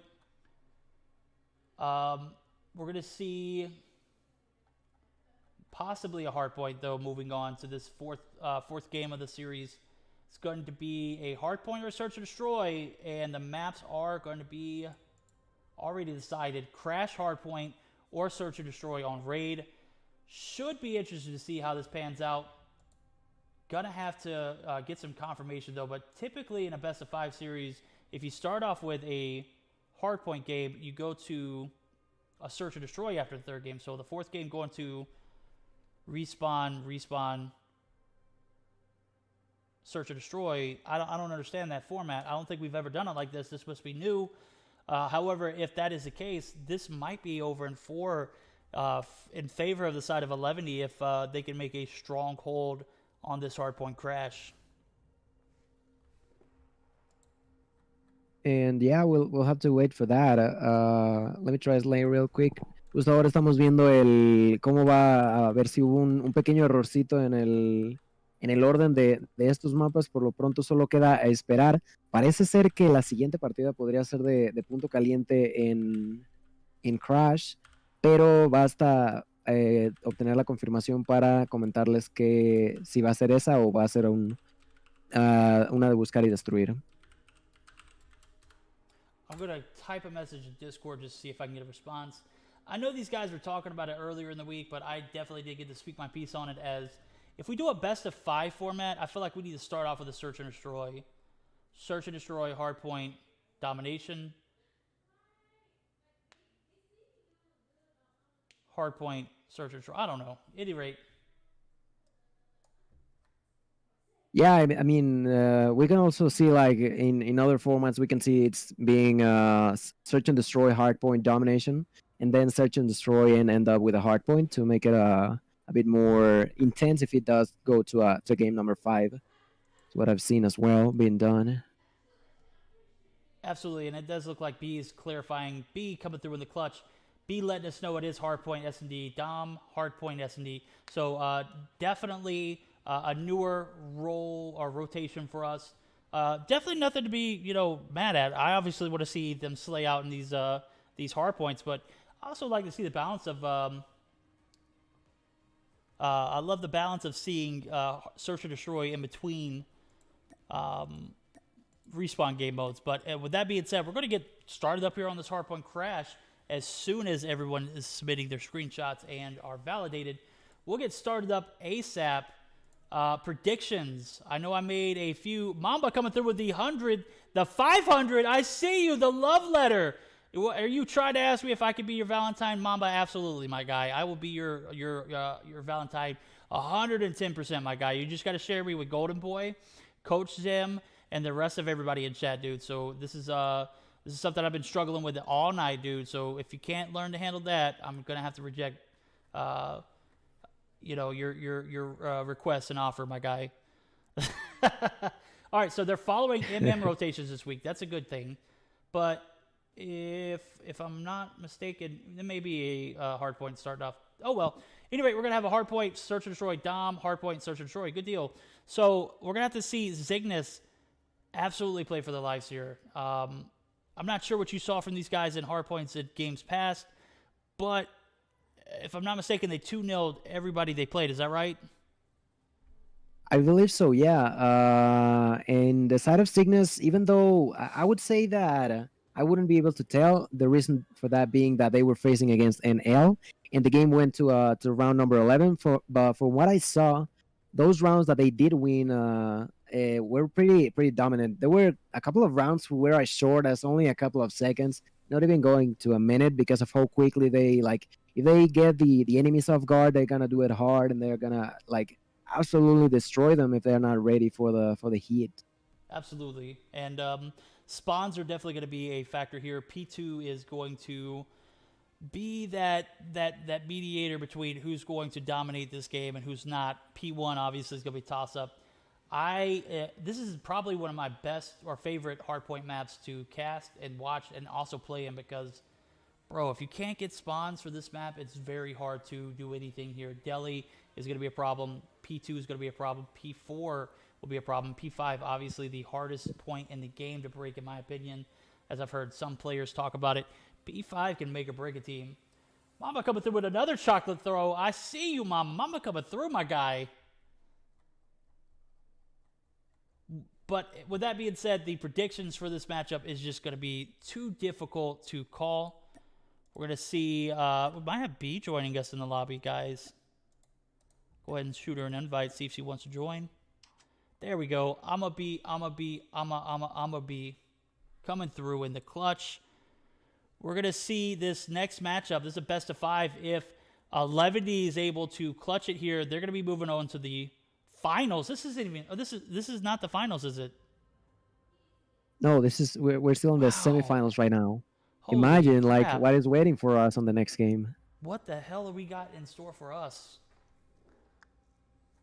Yeah, on the other side, it was actually a really close, really clean 3-0 sweep coming out of the side of Nova Invictus. So the winner of this game is gonna go against the team who swept up an LA Gaming, who were bloodthirsty but could do nothing against their dominance. And there was even a game of domination Hackney Yard where it felt like LA Gaming could do nothing at the power of Nova Invictus on that game. So Nova Invictus won last week. That's right. I believe so. Yes. So that's the same team that has Tectonic on the bench right now. As they haven't even been playing this guy. They only have him on the roster if they need him. Imagine how much talent these guys have. He was playing on the last games. Oh, he was. So he did join in. That's good. That's always good to hear. Yeah. For now, it seems like game is about to start right there. We're gonna see the. There's none of these teams are gonna worry about the P number 1, as we usually see in this kind of map for hardpoint. Absolutely, and it looks like, as we were talking about earlier, P2 is going to be where the battle is really held at. Zygnus is going to steal a few easy points off the rip, and they should rightfully do so, because they are playing off. This is an elimination game for them, so they're going to need every point in this game to win, and I don't foresee them getting enough off of P2 in order to really feel comfortable. So P1 is definitely where they're going to gather majority of their points here. Back and forth battles for P1, as we were talking about. It's just not. It's not a secure place to be at. It's not a place to really invest in. If they're going to give you points, take it, obviously. But we're going to see Zygnus take an early lead, which looks like they're going to have a strong follow-up for P2. So Zygnus off to a great start. Not going to stop 11 as we saw them come back in that first matchup of the series. Come back 220 to 110 deficit. My guys came back in the clutch for 11 and stole that game. 11 setting up proper. It looks like they set up for the new spawns. They are going to have 4 players pushing in from the backside. Bear is going to push in by himself. Going to get some support from Vague, who is going to play this OJ role for the team's roster. He's going to be pushed by Yuhi. Yuhi picking up 2 kills. And I have to say, this back and forth for P2 is looking pretty satisfying too, if you don't ask me, bro. Yeah, like we can see in the scoreboard right there, nearly 50 points played between the two teams, and already like halfway there until the second hard point is pretty entertaining to see how both teams are just trying the hardest to break through that P number 2, trying to get the most points they can. So far, it's gonna be 11, but at any given moment, it can turn around for the side of Cygnus. And like we previously said, this could be a bit of an advantage in a way for 11, given the fact that they don't have to play a game of search and destroy on game number 4, and they could attempt to clutch it up on this one right here, right now. But we'll see if Cygnus will allow them to do that or not. Absolutely. And like I was saying earlier, that Cygnus matchup against 11, the first game of the series, it just looked so overwhelming to go on the side of Zygnus, and somehow towards the end, I don't know what happened, maybe 11 turned the jets on and just absolutely did not stop, because those last 2 points were almost completely held uncontested by the side of 11. Not only they set up proper for P4, but P5, they didn't even have spawns to begin with, so to be able to get those spawn flips in, just super clutch. Very well coordinated. We'll see how well they coordinate here, as P3 is about 20 seconds left in the point. We're going to see some Nova Gas coming in, and Saxy taking out Just. A back and forth battle for spawns and point. Just going to be spawning out. The advantage is looking like it might be in favor of 11 still, though. Am I wrong or am I right? It seems to be, yes. They are like not only with a point advantage, but also trying to rotate themselves into the P number 4. Unfortunately, Saxy right there picks up a couple of kills, and Stuk does the same. That could be allowing them to get control of the hard point. Let's see if they do. We're seeing a couple of score streaks being thrown. Sai picks up a double kill with that Petter and allows 11 to once again get more points, get control of the hard point, and seems to be placed really nicely. Every player on the side of 11 like knows where to be and knows where to defend at the moment, allowing them to get a bit of an advantage over the side of Cygnus right there. I gotta say, Zai does use that Tempest very well. I don't think I've ever seen anybody in a comp scene use the Tempest as well as him. It definitely takes a certain amount of skill to do it, because it's not like the Annihilator. You just can't fire away when your opponent locks in. It's like one of those ones you have to be well calculated with it, and he just knows how to do it well. P4 wrapping up, 8 seconds left to go. Looks like 11 opted to make the rotations over to P5, and doesn't look like they got spawns yet. As I say that, I see some spawning out. Yeah, 11 is not going to be spawning in, so P5 going to be given to Zygnus to begin with, as Bear peeks out with his Annihilator. But yeah, I still feel like this is anybody's ball game. That being said, it looks like the lead that 11 established from P3 P4 is going to be handed back over to Zygnus, as P5 is completely held by Zygnus in a hole. It doesn't even look like they're going to be even contested here. Yeah, they're just not able to get anywhere close to that. We can see that there's only one player in the hard point. The other two, they are split between. The other 4 are split between 2 sides, and 11 cannot get anywhere near now. Like it's been, I believe the whole hard point has gone into the side of Cygnus right there. So pretty impressive, pretty cool. Like you mentioned before, one of the hard points that if you defend properly is gonna be next to impossible for the opponents to break through, and that's what we just saw right there. And finally get out of it, but by their own choice. So really well played by Stingness on that P5. Very well played by Cygnus. But with that being said, Zai, with a Goliath in hand, is going to be rotating over to P1. He's going to get those initial 100 points. Obviously playing for that score streak that he has also in his pocket. He's got a Predator missile on deck if he can get to the points. He's also got a Shock RC, which is potential. So him not opting to play OBJ, kind of weird if you ask me, but also I guess not necessarily needed, as P1 is just, once you get there, unless you have a great support, it's really almost pointless to get on. So Zai and team 11E opting to set up for P2. We saw them do this earlier, and pretty much hand over P2 to Cygnus here. Definitely not looking like the case here as Zai puts his Goliath down. It's in good hands, but can he get a little support from his team from a trophy system? Trophy system is going to make or break this Goliath, as 6 seconds left on the clock for P1, P2 rotations are being made. I still don't see a trophy near the side of, yep, there we go. There's that trophy. That's what I need to see. That's like my OCD when I see Goliaths come and play. Yeah, like they're really, really weak coming like against those RPGs or grenades. That's like the weakest point out of them. Mostly, I've seen Goliaths being used for distraction more than actually holding onto a point or a flag. But this is the second game in a row where a player of 11T is doing an amazing job at either defending points like it was last game or being the one objective player right now on the hardpoint match. That's allow themselves to take everyone's life and get back into the lead right there, being onto a bit of an advantage once again. Not too much. They are gonna be moving. Yeah, we can see the rest of the 11T team rotating a bit early onto that daily area, while Sai defends with the Goliath. Goliath still pretty good health. About 200 HP. P2 is going to be a complete W for the side of 11D, as they are closing that gap and winning this game. Only about, I don't know, what is that, like 83 points they need here? 83 points to secure the dub. They can definitely get that off of P3 and P4, but in order to do that, you're going to have to maintain spawns. The Goliath is making his rotation over. I'm not a fan of where he's putting his Goliath, and it is immediately destroyed. P3 is going to be occupied by the likes of Cygnus at the moment. 15 seconds in, we're going to see a 142 to 167 lead dwindle as 11E not able to get in the point. Yuhi does manage to get in. Yuhi's up to 21, but 31 kills rather.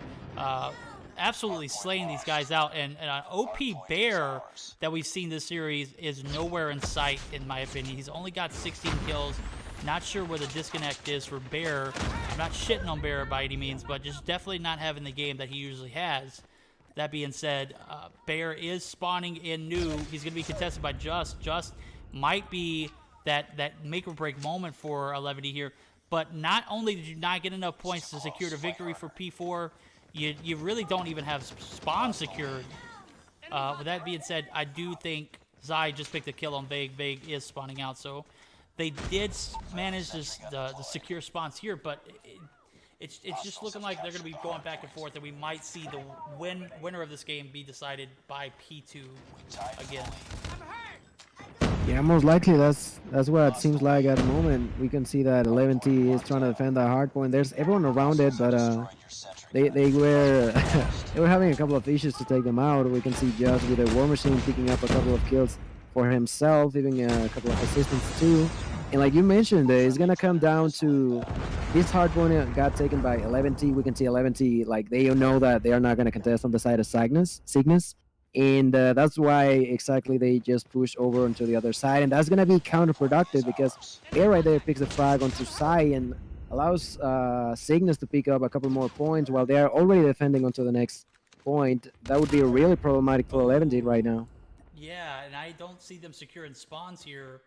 As I say that, Just is spawning right outside of this 3-story hotel. And not only did Cygnus take P4 away, but they have a pretty strong hold on P5. I am not sure what happened for 11D. 11D might have gotten a little greedy here Lost the lead. and pushed out a little too early.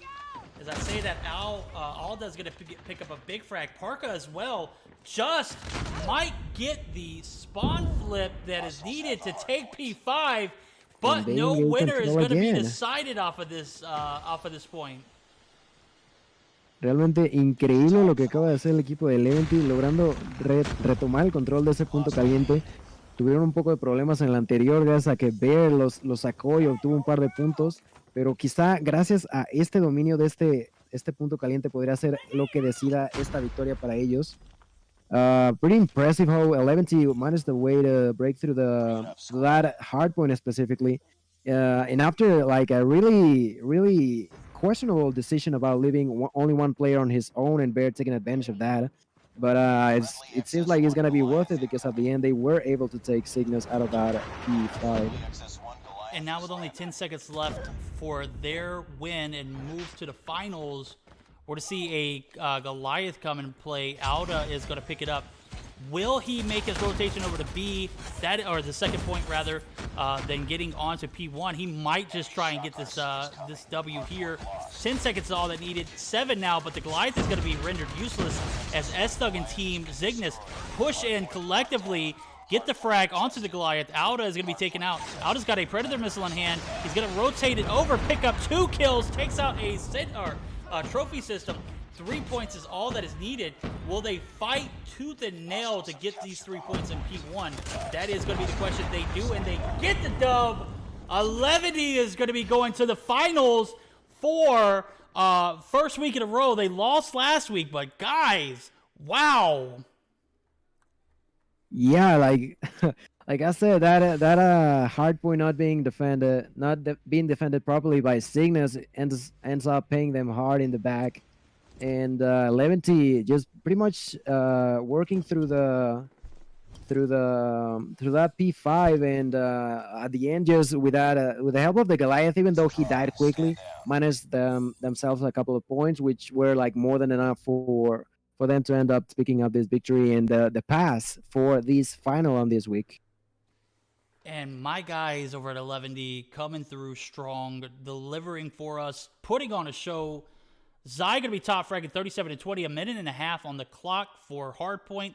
That is about as collective as you can see it. A minute and 16 for Alda, just a minute and 16. Parka 55, 33 for Yuhi. Yuhi played that Slayer role very well at the beginning. I did not even see Zai come through with those kills towards the end, putting him at 37. If we look at Team Cygnus, Bear not having the kind of performance that we've seen him have in the hardpoint or the domination, going negative by 1 and only 29 seconds on the point. That is where you could pinpoint the L for the side of Cygnus, in my opinion. That being said, we're going to be moving over to the finals. Wow. Final games. Yes, it all comes down to this. Both of these teams like earned their way through all their matches, and it's going to be a best of 7. Take in mind in consideration that it's gonna be the first time we're gonna be doing that. I believe it's gonna be a best of 7 if we could confirm that. I think there was conversations about us moving to a game 7 today, but I think we're also having cold feet as it's getting a little late as we talk. So a game 7 or round 7 or best of 7 rather. I don't know. It's getting late for me too, my guy. I'm trying. Best of 7 would be great to see. Will it actually go through? That is a question. Chat, bear with us. We might see a best of 7, but with that being said, with the time restriction, we might, well, not restriction rather, but it's just getting late. Need to confirm that. So with that being said, we're going to take a short break before these teams load up. I need to go refill on some water. If you want to stick around and chat with these guys, let me know, Gil. If not, I can put this on a short little commercial. Yeah, let's head over to the commercial right there. Guys, bear with us. Give us about a minute and a half. We'll be back on the dot.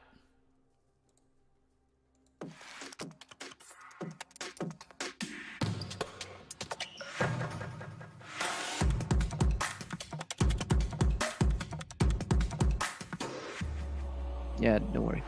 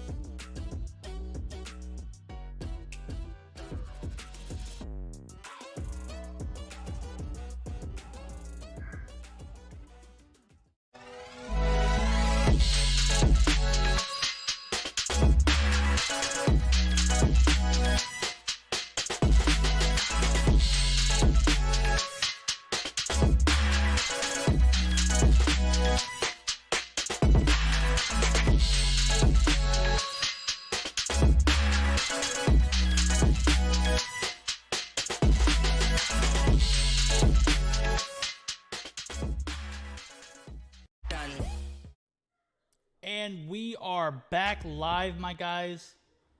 Short little intermission, followed by some great action here. We're going to have Nova joining in the lobby. 11D coming through in the clutch, making it that best of 5, or taking that best of 5, rather, in Game 4. Let's go 11D as we move over to the finals. We're getting some clarification. I'm not 100% sure if we will see a best of 7. As soon as I get clarification, I'll let you know, guys know. We're going to see 11D taking on Nova.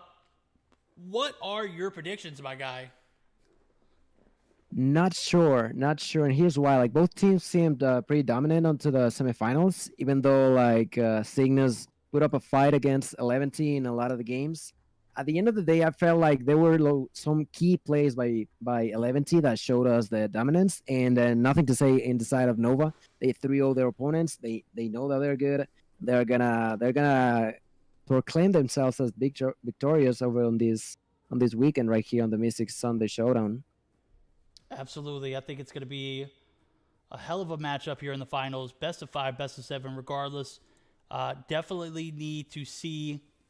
Oh, I'm seeing people put in chat 3-0 for 11D or for Nova. That's obviously got to be Nova. Nova thinks they're going to 3-0 11D here. A lot of clout behind this Nova team coming in. They easily took the finals last week as we spectated. I think it was NL. NL just like, they look like fish out of water, my guy. It just was not it for them. That was not their week. So 3-0 last week. Can we see that again? That is going to be the question of the night. Yeah, last week they did it against NL, and with a game number 3, I believe that was the game of Search and Destroy, which ended up being 6-0, right? That is correct. It 6-0, yeah. It was pure madness coming out of Nova. Let's see if they can repeat that this week against different team, being 11T. I'm sure 11T is gonna do their hardest work and try not to have that same result, and maybe like be the champions. But like Nova seems so strong this like last week and this week as well. So bold accusations being made in chat. 11D coming off a loss last week. So this is a rematch of the semifinals from last week. That went to a 5th game. So interested to see how this pans out. This week obviously is a new week. Can't really, put in consideration what happened last week when we're talking about today. But with much respect to both teams, if 11D plays like they did in that Search and Destroy where they got 6-0'd, I can't foresee them, wanting to play this Nova team, as they just absolutely got abused in that game. Any rate, yeah, we're gonna move on. As soon as we get these map rotations and bans, we'll holler at you guys. Just need to 100% confirm: is it a best of 5 or is it a best of 7? Can we? Yeah, I wanted to check that out as well. I'm sure we're gonna get an answer soon, and as soon as we get it, we'll let you all know about how that's gonna play out today. Absolutely, guys. And before we move on, gotta have all 5 players in the lobby. Waiting for the 5th players. Maps. We're gonna have a best of 5. It is a best of 5. Okay, so we're not gonna move to a best of 5 to begin with. That is quite alright, as we saw all the teams join in last week. We didn't have that same participation. Last week's participation was a little lackluster, to say the least. Looked like we finished up in like 3.5 hours compared to right now. We're moving on to 3.5 hours right now going into the finals. So, time crunch pushed us to think for a best of 7, but does not look like we are going to move to a best of 7. With that being said, if you want to go ahead and read those maps out, rather, I'm gonna hand it over to Gil. Yeah, it seems like for the first game, we're gonna start up with Hardpoint on Scrapeyard. That's gonna be game number 1. Game number 2 being Search and Destroy and Firing Range, and game number 3, Domination on Raid.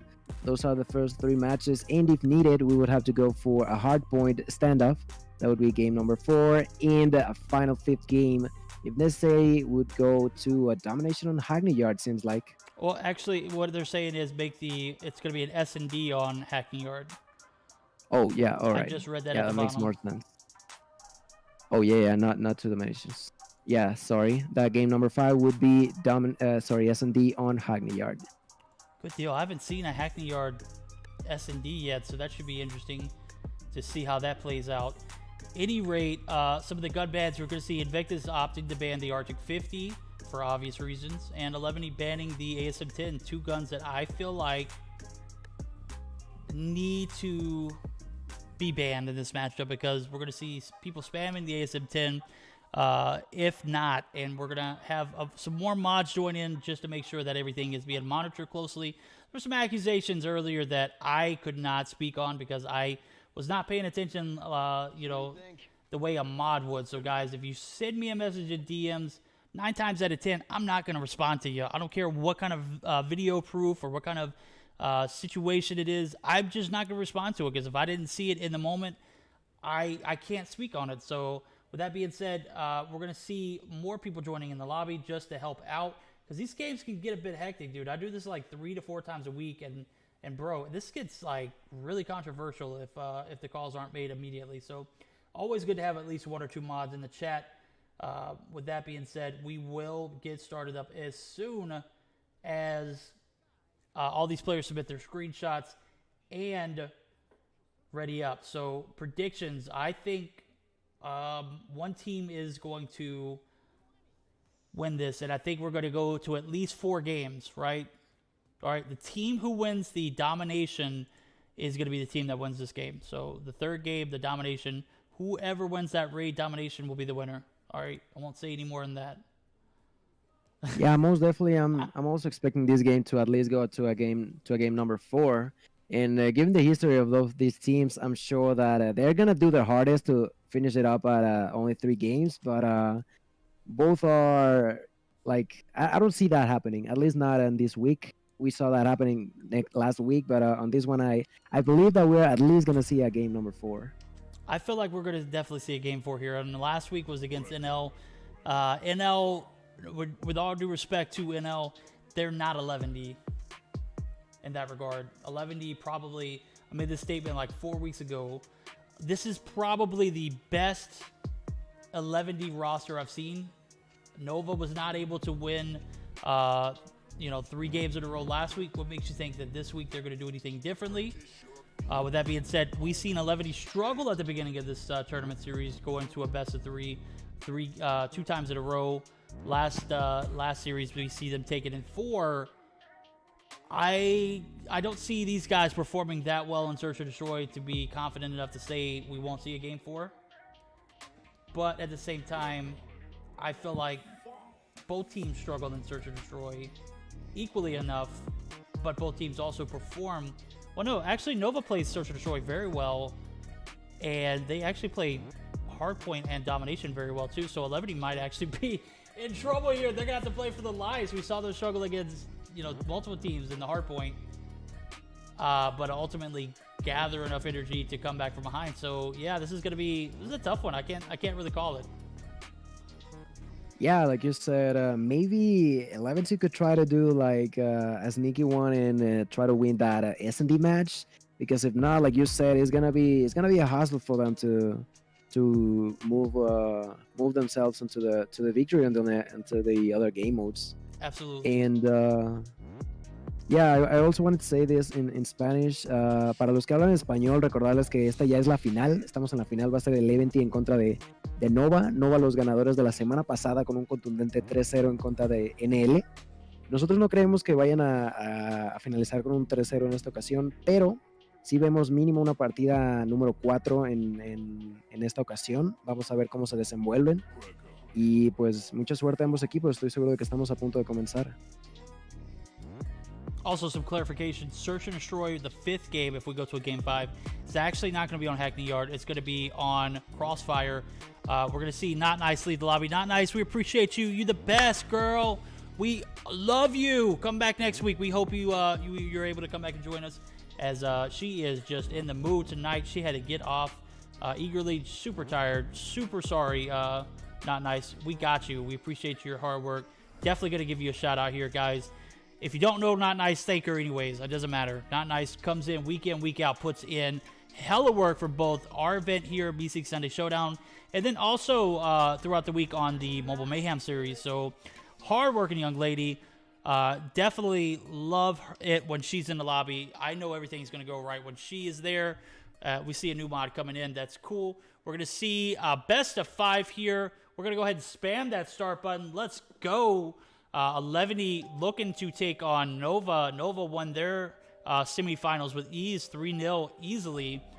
Will 11 be more competition for this Nova roster? Definitely think absolutely they have to be.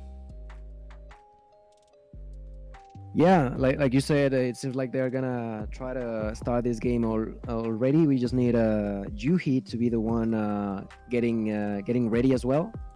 And I'm pretty excited for this hardpoint match. And I'm also like not only for this one specifically, but in game number 2, I think that's gonna be the key point over this best of 5 of both of these teams. And while we move forward to the first game of hardpoint, what do you think these teams are gonna be doing at first? You know what? P1 on this map is pretty much like the P1 on. Probably not as easy to get shot on, but it's very similar to Crash in the aspect of P2, 3, and 4 are, or P2, 1, 2, and 3 are not really, spawn based, but you're going to see a lot of people opting not to contest in P1. So P1 is going to be easy points if you're able to get in the point and secure it. And the transition to P2 is going to be the make or break moment for these teams. If you're able to transition smoothly in P2, with the amount of time in between P2 and P5, you can awfully find yourself some easy points in P2 and P5. That's just my opinion. Yeah, and even like the thing I find interesting the most is that the P number 1, not only like you're exposed, but you're also exposed to the wall banks. It's so easy. Like even if you think you're safe against the wall and looking at a door to make sure no one's going in, through the wall you can get shot like so easily. And yeah, it's pretty much like being undercover in a 360 basis. You're not safe anywhere. So, and even though we're saying that, we're gonna see Nova picking up quite a couple of points right there on the P1. P1 is definitely going to be theirs for the taking. As we say that, Yuhi is opting to actually get into the point for 11 playing that Slayer / OBJ player role. And as you expected, or as you just said, we're to see the wall bank come through in the clutch for Desi as Desi takes out Yuhi. Yuhi going to be repositioning there as he is taken out again by Crystal Simp. And guys in chat, who is Crystal Simp? What player did that used to be? Yeah, I'm not sure either. It's a player I also saw when he was playing last in the semifinals, but I couldn't figure it out. I was not sure who it was, but he was definitely being one of the on the top, at least on the semifinals. Let's see what he can do on the finals like here against 11. So far, seems like they're doing a really solid job defending this point at the moment, and 11 is struggling to get nowhere near that place. Yeah, P2 is going to be a complete L for 11. They're going to be down nearly 70 points going into the rotations of P3. They have a stronghold for now, what seems, but that always can change as P3 and P4 are just absolute dog water, if you ask me. This point is P3 and P4 is absolute toss-up.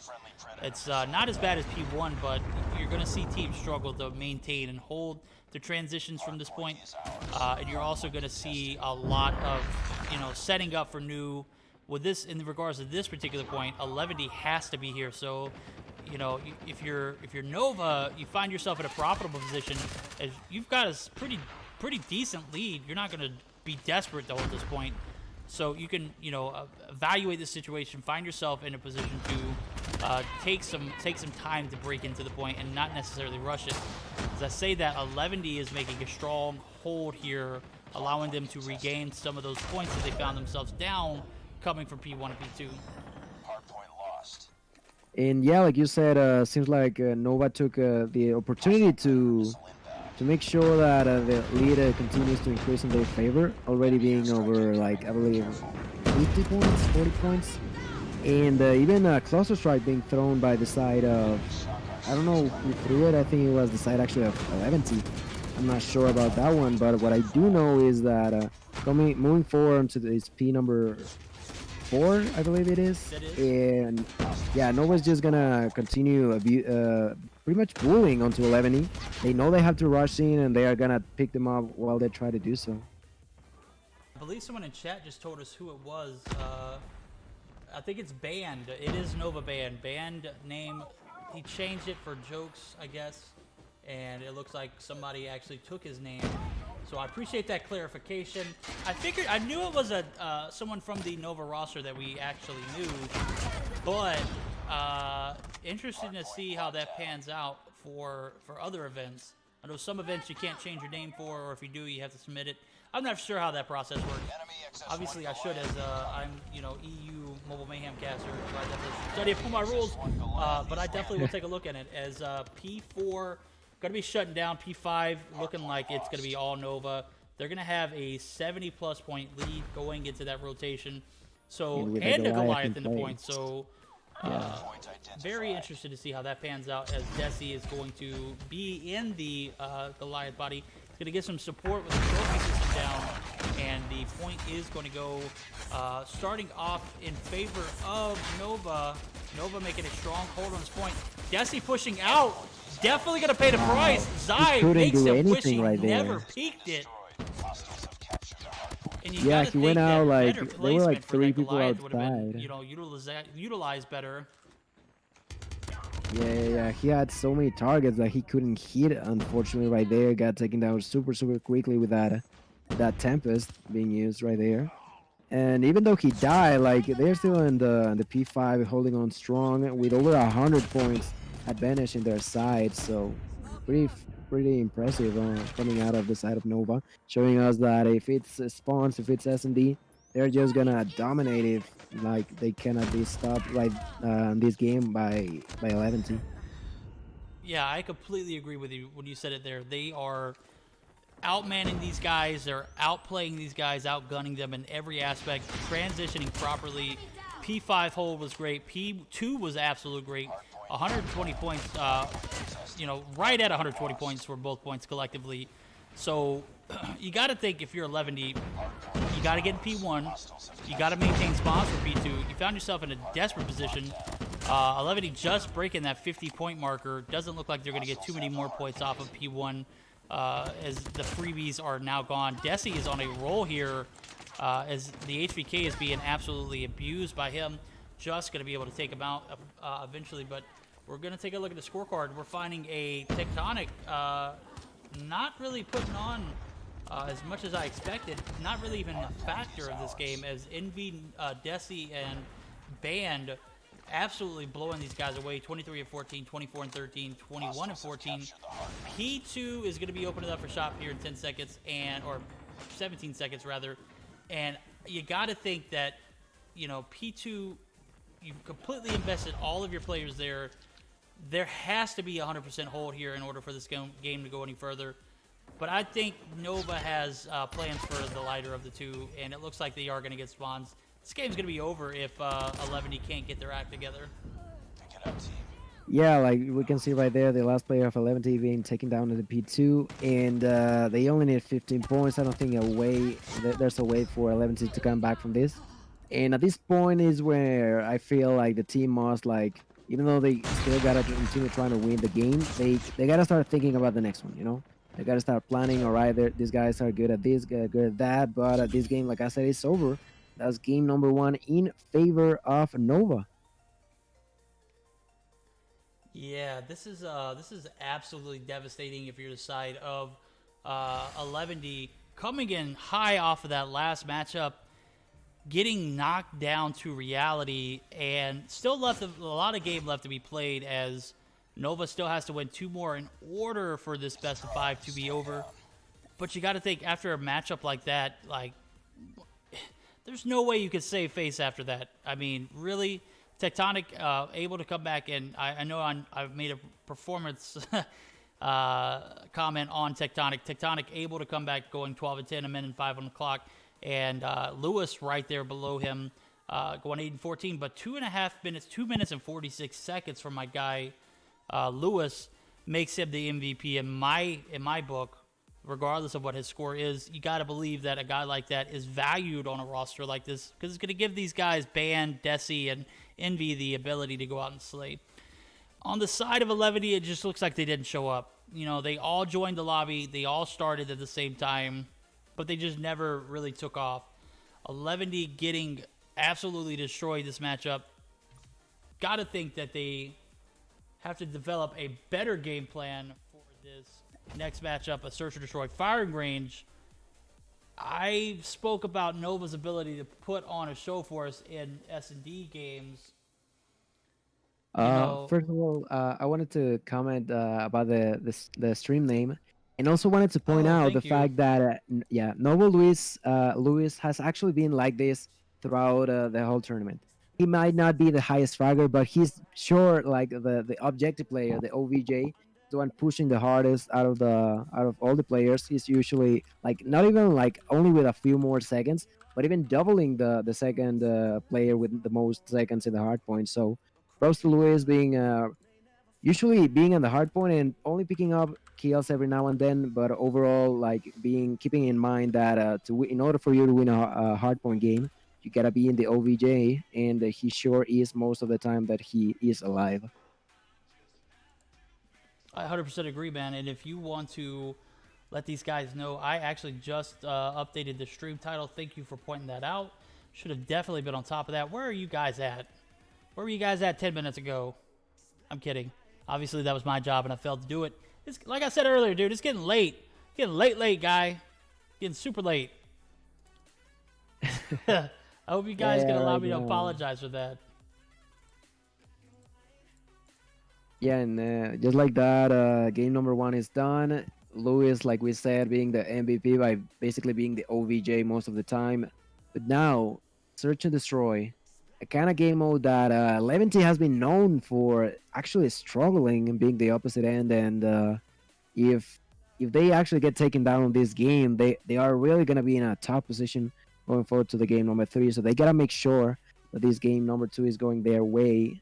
And but on the other hand, I think Nova, like they 6-0 NL esports, and like you said, maybe they are not Nova 11, no, but being a 6-0 is still pretty dominant. It's like gonna put a name onto how you play the game mode overall. And yeah, 11 is gonna struggle, but I'm sure they can do it. Let's see if they actually end up putting in the numbers at the end of the game. Absolutely. We're definitely going to need to see a better performance from them, as last game just...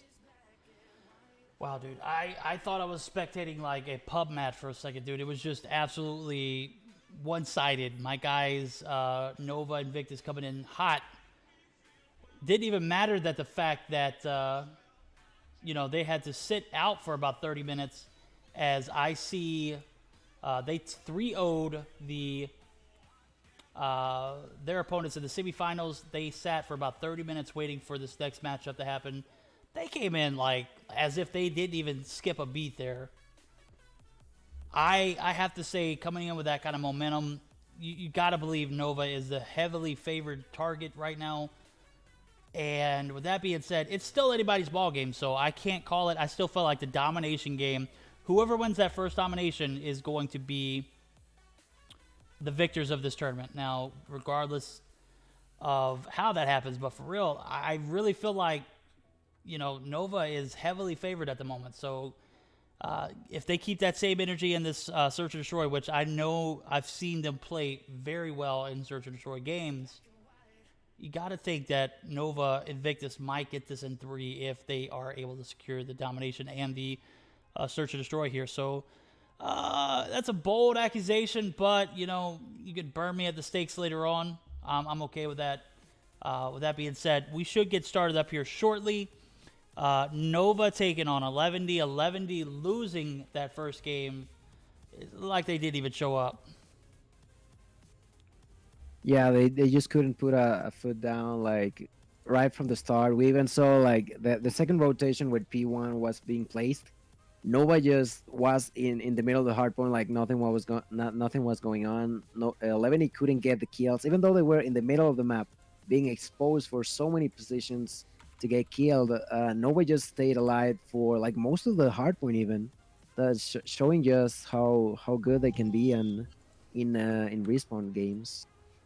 Absolutely. And I made that accusation that they were not as strong as a team in respawns as they are in search and destroys. If that's the case, 11D is definitely in trouble, as we've seen 11D struggle with SD all night long.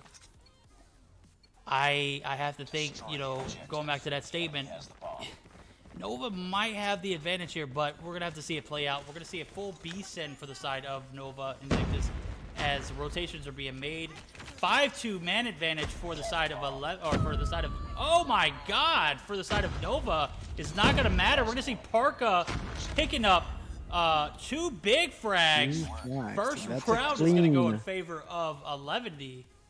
Yeah, clean round coming out of 11T. No one died right there, and that was a pretty, like, I don't know how many seconds were played right there, but definitely 11T knew they were coming and they were ready for it. Yeah, I'm not sure what happened. Nova making that 5-man push. They're going to pay dearly for that push in that first round. Alda going to be taken out by Lewis.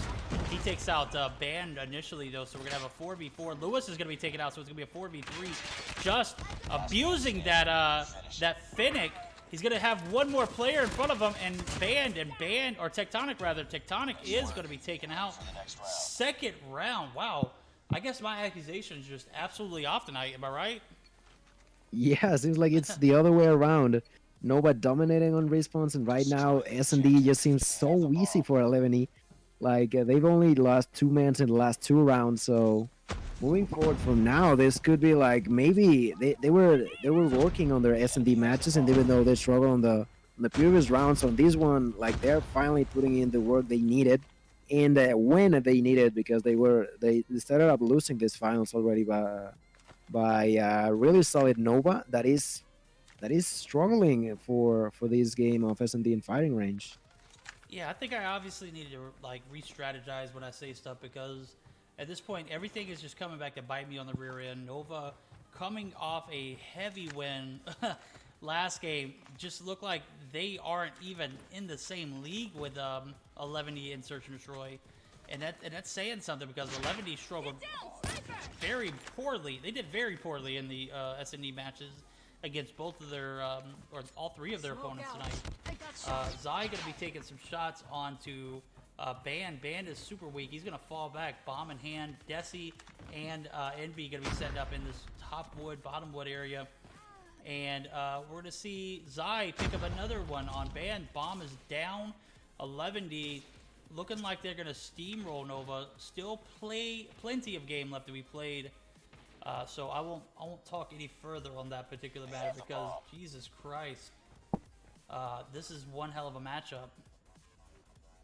Sí, también comentar en español para los que nos están viendo. O sea, de verdad nos parece impresionante el dominio en las primeras 2 rondas por parte de 11T. Justo ahora lo están mostrando una vez más. Parece que va a ser un inicio bastante bien hecho por parte de ellos.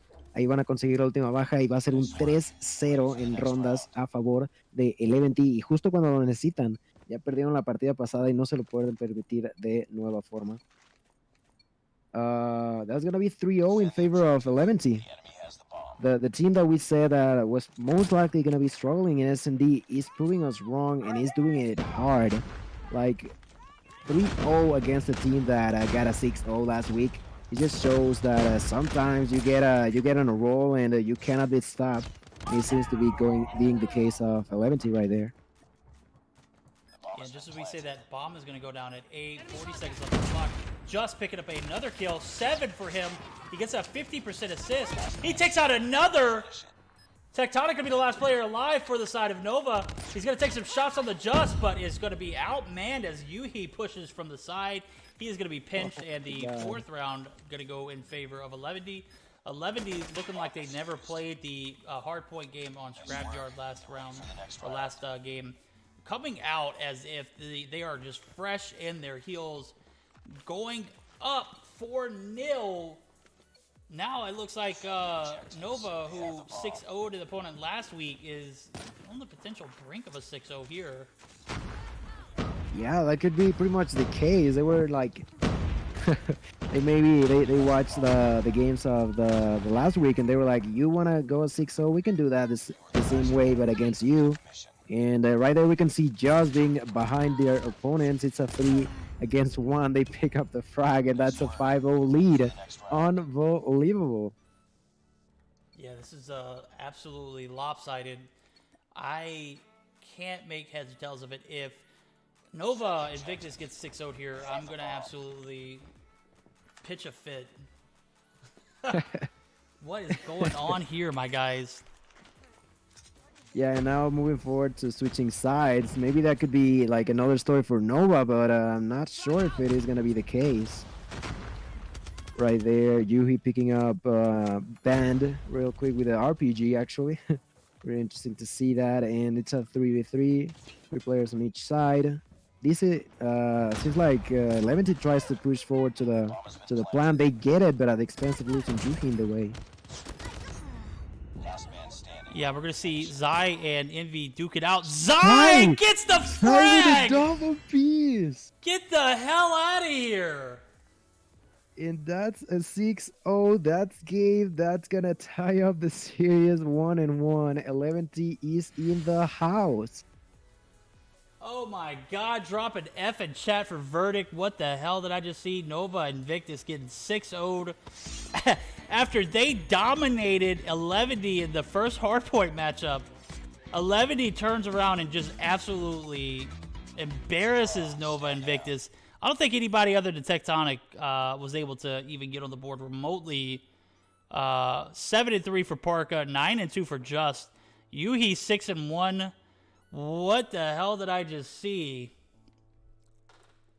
Like I don't even know it myself. Like if you look at it, I don't know how to explain this. Like just props to them. Parka being the MVP, showing us how dominant he can be. Like you said, 7-3 for him, and like props to them. 6-0 against Nova is not an easy task, but they sure made it look easy. They made it look easy, and 6-0 on anybody in Search and Destroy nowadays is just absolutely impossible. And they made the impossible look just absolutely possible. I don't think I could get any wittier right now. These guys just blowing my mind. I am at a loss for words. 11D sells completely on the hard point. Maybe Scrapyard just isn't their map. We'll just say the Scrapyard was a fluke, and that this, because Domination on Firing Range is a map I feel like everyone should be experienced with. This isn't a new map to the comp scene. This is something that, you know, everyone's played at, you know, every point of the game. I don't know. I feel like 11 came back with a vengeance, and we are going to see a game 4 at least.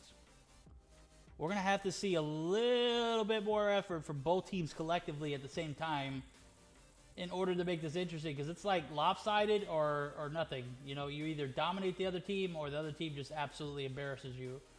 I can't make heads or tails of it.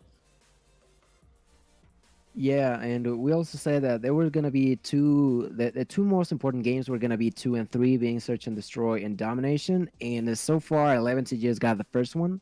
Let's see how they do on the Domination game on Raid, right? Like, so far, if they play like they did last game, it could be game over. But let's keep in mind that game number 1 was a struggle for them as well. So, not sure who to root for at the moment. You know what? I'm going to remain, you know, neutral, because obviously whenever I make accusations, it's in the absolute opposite direction. Domination on Raid, as I did make this statement, I stick to it. Who's the other caster with me? That's going to be my guy Gilmania. Gilmania is joining us in, as he was on the opposite side of the bracket. He casted the tournaments with B6 now for the second week in a row, and we're going to see him joining in on the finals matchup. He joined in those semis-finals earlier, so I'm glad he was able to support. Oh my god, my pupster is just absolutely pitching a fit right now. I'm going to let him out of the cage and let him outside, guys. We're going to move on, and if I am unable to get back in time, I'm going to go ahead and transition the screen. Gil, I'm going to let you take over as I let him outside, okay, good? Gotcha. Appreciate you, bro. All right. So, like we just talked about, there's going to be game number 3. There's going to be Domination on Raid, I believe it is. So, I want to ask you guys, like, who are you guys seeing the strongest? Like, we obviously just witnessed a 6-0, pretty unbelievable, coming out of 11T. But once again, respawn seemed to be better for Nova, and I'm interested to see how that's gonna play it out for them. También comentarlo en español, o sea, realmente vimos un dominio pero absoluto por parte de Leventi en esta partida de buscar y destruir, y justo buscar y destruir es en lo que habían batallado sobre todo en las partidas anteriores. Entonces, moviéndonos en esta partida número 3 con las series empatadas 1-1 para qué equipo, quiero preguntarles, ¿ustedes qué creen que vaya a pasar? ¿Creen que va a ser un 3-1 en favor de uno de los equipos, que van a ir a la partida número 5? Quisiera que lo comentaran también en el chat. And yeah, I wanted to ask you guys, like, do you feel like the dominance coming out of 11T from S&D game is going to move forward for domination? If you ask me, I wouldn't be sure yet. Verdict already said it. That already happened to him twice, where he thought that the games were actually going to be the opposite, with Nova winning Search and Destroy, but not ending it that way. We're going to see how the game seems to be about to start. Domination on Raid. Before we continue, I want to make sure which player Verdict is going to be watching, so I can cast on the same player. To make sure about that. Seems like he is going to be watching Parka, I believe, so we're going to stick to that. Parka, like one of those players who's been one of the most known players, like overall in this Latin American scene. And I'm interested on how he's gonna perform this match specifically, because we said that this domination match was gonna be the turning point. They already got S&D, now they're moving forward to that.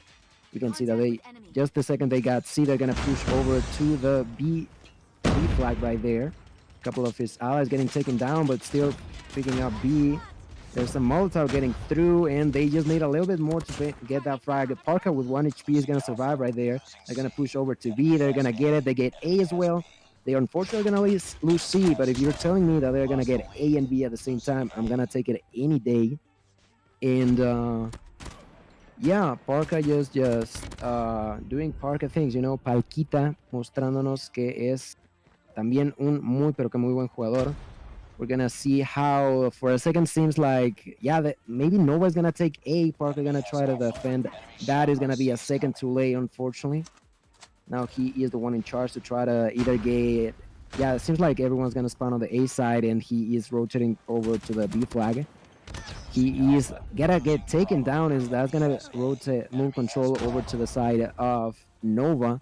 Nova right there now, the one with 2 flags themselves. And this probably is something that you see pretty often in a game like Raid. You can see the teams pretty much going from both A and C every now and then, and occasionally trying to get B controlled as well. And that paid off for the side of for the side of Nova, actually. And we're gonna see Parka still defending that A flag, while his teammates are actually getting B. And Parka with a single kill, actually, even though he's pretty much just infusing, trying to make sure that they know he's there and trying to defend the flags, he's not actually picking up that many kills, only with a single kill himself. He's struggling right there.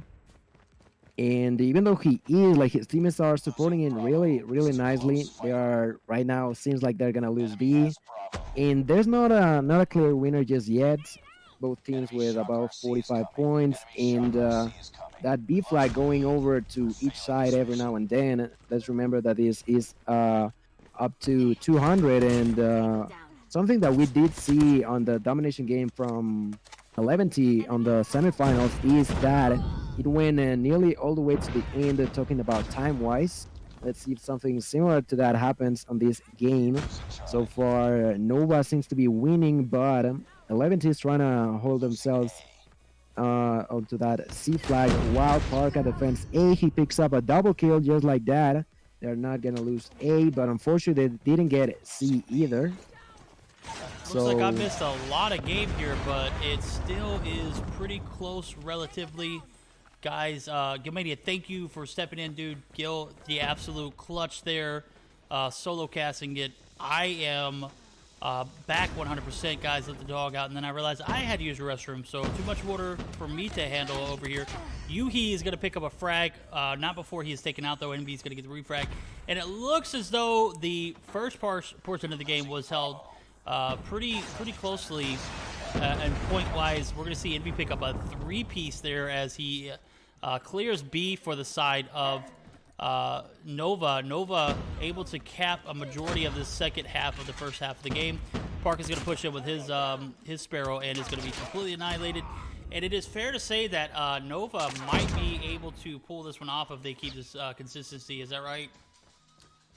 Yeah, like pretty much half of the first round was going pretty split up between both teams, but at the end, like you just mentioned, Nova just maintaining that B control for a long period of time, allowing them to end up this round with about 30 points advantage in their hands right there. Ready up. Yeah, they're getting 11D is going to get outplayed again in this first half. We're going to see Band and Envy putting on a show, 18 and 15 kills respectively. Envy, he has a sentry gun. Strange that he's not using the Goliath. Regardless, we're going to see Band. He's got a Goliath in hand. He is ready to use it at any point.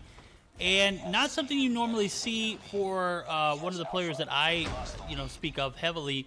Tectonic not putting in as much work. I'm not 100% sure what's going on with him, but it's just not the kind of performance you see from a guy like Tech, who comes in week in, week out, consistently fragging for any team that he plays for. We've seen him play for Cygnus, we've seen him play for Nova now, and we obviously saw him play for Tribe.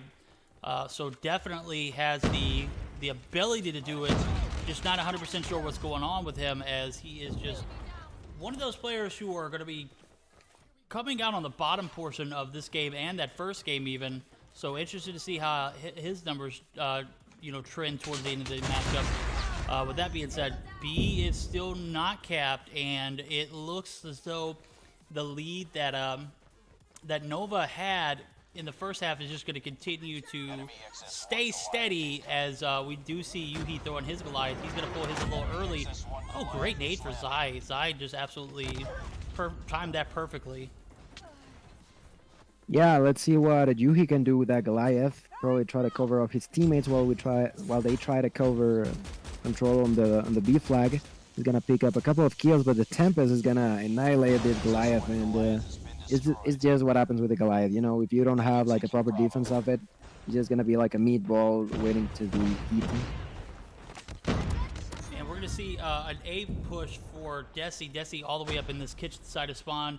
He is going to be taken out though. B is going to be remain uncapped, and it looks like Band is going to take out just almost able to get onto this B site. Zai is going to try and get in with his Tempest, but is going to be wallbanged by Envy's sentry gun. So 100 to 130 lead for the side of Nova, as B is almost capped again, but Alda unable to do it. Yuhi coming through. Yuhi does Can he get it? Yes. And just like that, 11T is back into the game. But let's see for how long they can hold that flag. When you were not in the game, we noticed that the B flag was actually going back and forward both these teams, and eventually going to the side of Nova. Let's see if that's going to be the case on the round number 2, or if 11T can protect it for a bit longer. Just as we talk about that, the disadvantage of 30 is only going to be 20 points right now in the hands of Nova right there. Nova, I'm seeing Band use his Goliath to cap this B flag. Now they got a trophy system in hand. They're going to easily cap this without any kind of contention.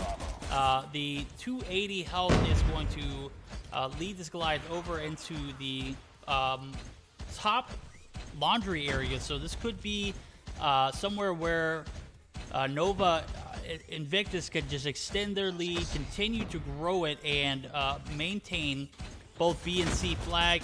It's going to be inside of this top laundry area. There's no kind of support for him though, so he is going to be pushed, and eventually he's going to get taken out here.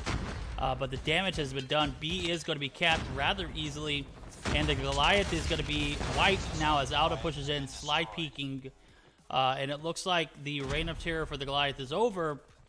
regardless of that situation, the damage is being done. B bomb side or dom side is going to be pushed by 2. We're going to see Lewis pull in with the grass spikes. Only get 1, but he is going to get some support from his teammates. Regardless, we're going to see a B cap from 11D. So 11D very much so in this game, but they're going to have to triple cap, I believe, in order to get this. Am I wrong? So I don't think so. If they get A and B for like without losing at all, they can still win this game. But I'm sure Nova's not gonna like allow them to do so. We can see that they are actually taking out the points coming out of the side of 11T. And it was pretty unfortunate how those spikes only got a single flag, allowing Parka to not only get the kill, but also the capture of the flag. And we're gonna see right there, Nova gotta get B. And just like that, like I told you, only a couple of seconds. And not only talking about points, look at the timer. This timer is about to run out, actually. Yeah, that timer's going to run out, and I believe they had to triple cap in order to win that. And Yeah, I might have been didn't look wrong, at the but clock. it just looked like it was too close to call. 11 seconds in, you're not going to be able to get a game here. And Yeah. Nova Invictus going to steal the 3rd game of the series. We're going to be moving on to game 4. Hardpoint, 11D, in fear of being eliminated here, has a lot of work cut out for them in this 4th game of the series. Hardpoint on standoff. Rip. Yeah, pretty unfortunate for 11T. For a second, I thought they were gonna be able to make it, but with that Goliath coming out of the hands of Nova, I don't remember who was using it, but that was the cover-up they needed, and they took advantage over that, and eventually getting enough points, like you said, to not being able to get caught out by 11T. 11D completely outplayed this game. We saw them start off pretty strongly as I was like peeking back and forth to see what was going on. They captured B pretty easily in that first rotation, but obviously they went back and forth. Band, Envy, Desi top fragging for the side of Nova. Invictus 25 and 19 with 8 captures for Band, 30 and 18 for Envy, and 4 captures. Desi 27 and 18, and we just continue to see Tectonic break even or barely go positive.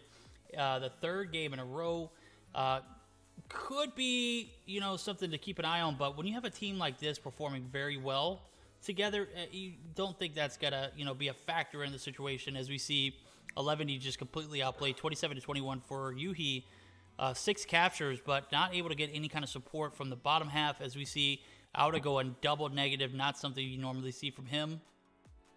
And Parka and just not able to put on a quite enough effort in order to overcome that deficit that found themselves in that first half. So GG's to both teams. This is a make or break moment now for 11D. 11D has to win here in order to go to a game 5.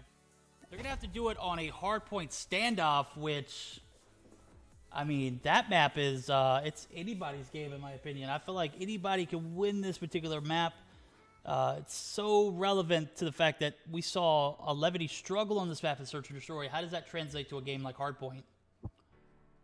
I'm not sure. Like, all I can think of is that first game of Hardpoint we had on this finals. You're right. And I'm not sure if like that dominance coming out of game number 1 can move all the way to game number 4.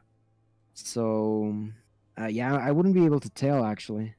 I think I'm completely with you on this particular case. Hardpoint in a whole, we've seen 11D come back from behind against Zygnus once. We've seen, well, actually twice rather. They took the hardpoint. Didn't they take the hardpoint in the second game too? Taken in 4 games, the crash hardpoint and the first hardpoint, Hackney Yard. They came back from behind, down 220 to 110. I'll go ahead and tell you, you're not going to come back on a team like this. Nova Invictus is going to put the pedal to the metal, and you can't wait for your opportunity to step up and shine against these guys. You got to start out dominant in a game of hardpoint against these guys. You can't play that come from behind, scene against these guys, because they're not going to allow it. These guys, they're going to put their foot on your throats, and they're not going to let off. So 11, you got to start off strong. Go ahead. Yeah, you said that perfectly. The fact that you don't gotta wait for the opportunity to go out. Yeah, you gotta go find it yourself and get it right at the start, right at the bat. And if you don't, you're gonna struggle to get those like disadvantage points at the end of the games, at the later stages of it. and going towards the finals in this game number 4. I don't think we're gonna see like that huge of a comeback, like you said, 210 to 120, I believe. Yep. But what I do know is like, oh, there's a high chance of this being a super close match. That's what I actually am expecting to see, and we might even get that victory for 11 at the end, going forward to game number 5. And if that were to be the case, that would be really really exciting. I might as well say. Oh, absolutely. If we see a game 5 here, I'm going to absolutely lose it. Game 4, I'm still pleased with because we didn't do it in 3. And I'm reading in chat, dude, just some ignorance, man. If we had Parrish in there, it would have been a 3-0. Dude, I don't care who you brought into that Search and Destroy game. 11 wasn't losing that. 6-0, changed my mind. Yeah, definitely. Like, let's remember, like, this is a team game, and even if you have you think you think is gonna be like a MVP for sure. At the end of the day, like, it's not about a single team, is a single player. Sorry, it's about the team performance overall, and even more so in a game of S&D. Absolutely. If 11 is able to pull this off, I hate to say it, but they might have an advantage here. But as I made the call earlier, the team that wins the domination is going to take the dub. And I have to say, Nova played that game very well. It was closer towards the end, but let's just be real, it wasn't even that close. Right there, we actually, I don't know if you saw that, but Band picking up a triple piece to start off strong right there, allowing his team to gain control of the P number 1. My God, And this guy pretty is much just going insane. uncontested right now. He's already with 5 kills, like 6 right there. Unbelievable. Getting all of his core streaks right there. About to get a Goliath. If he gets one more kill, he already got a Goliath in the first minute of the game. Oh That no, is he did. ridiculous. Yeah, he nearly did. Right there, he's gonna. Oof. He was only an assistant. Oh, there it But is right still there. pretty solid. No, the point is, like, Van, just outstanding performance we've seen in these finals coming out of his way, even with a weird name change that we see right there. That being said, if you're 11, you can't start the game off 51 points in the hole and expect any kind of different outcome from the first matchup against these guys on Hackney Yard, or Scrapyard rather. He does pick up the Goliath as he does pick up his 8th kill, and he is uncontested. He's 8-0. As I say that, Yuhi destroys my dream of anyone nuking in the Mystic Sunday Showdown. I just don't think we're going to see it happen. We've seen it in some tournaments in games past. I want to say the Stackhouse tournament in particular. We've seen big plays from them, and 11D, not even a single point on the hill for them. They are down by almost 100 points now as they are contesting finally. Still not able to get in the point. And my guys, what is going on with 11D here? Yeah, they pretty much well known by doing really good performance on respawn game modes, but that's not what we've seen in game number 1, and definitely not in game number 4. But they've not been able to pick up, like you said, a single point, already losing by over 100. We're gonna see Tectonic trying to clean out that hard point, but Yuhi with the spikes is gonna prevent it. I still don't think, I don't know, like, we're not halfway there yet, but it's definitely looking tough for 11 right there. Yeah, you can't find yourself in a hole this big and expect to fill it and get a W and move on to a game 5. If you, we're in point 3 and you're just getting your first points on the board. That is, that's not a good sign for any team, let alone a team of this caliber. Going against these guys, you see these, this is how you're supposed to play hardpoint. Nova Invictus is absolutely annihilating these guys in the rotations, in the spawn holds, in the point projection, and it's just all around, just all Nova Invictus. I say that Yuhi trying to man up here. He is going to be able to take out the whole entire side. He picks up 4 kills rather, and gets the hill for his team, but his efforts are not enough. His BY-15 is only going to be able to do so much damage against these guys who are going to be holding points outside and in. We're going to see the Goliath push for him. Yuhi's going to be taken out by a Tectonic who's got Sparrow in hand, and 11D has a lot of work cut out for them. They're down again by almost 100 points, and the Goliath is in a point. This might be over in 5 points, or 6 points rather, if 11E doesn't get their act together. Yeah, that could pretty much be a thing. Still with over 100 points advantage in the hands of Nova. We can see Tectonic picking up a kill with his shotgun. It's pretty weird. Like I previously said, that's not the 11T we've definitely seen. And at the same time, this could be the beginning of that story we saw a month ago, coming out of 11T, but this time being in Nova, about really about to win his second week in a row in this tournaments. Yeah, and Oh, 11D yeah. just absolutely getting wrecked here. It's 7 now to 37. You can't expect to get a win if you can't get anybody in point. You can't win your gunfights. You can't. There's a lot of factors going into this, obviously, but we saw them come back from behind against Zygnus, but my guys, even if they were somehow able to manage to get the remainder of this point, the next point, and the point after that, they would still only be in a point of tying at this point. So you gotta think, like, I went to the beginning of this match. I stated one thing. I said they got to start off stronger than they did against a team like Zygnus, against the Hardpoint and Scrapyard, rather, even. And it's just not, it's not adding up. These guys just not showing up at the beginning of this match is just not an option, in my opinion. You found yourself in a quick 50-point hole to begin with. You had to think that something had to change at the beginning of the match, and it didn't. Because we're just now seeing them get to the 50-point marker, and we're on P2 rotation of the reset. Yuhi playing the Slayer role, doing it very well. Granted, I mean, how much time does he have on the hill? We need some time on the hill for this guy.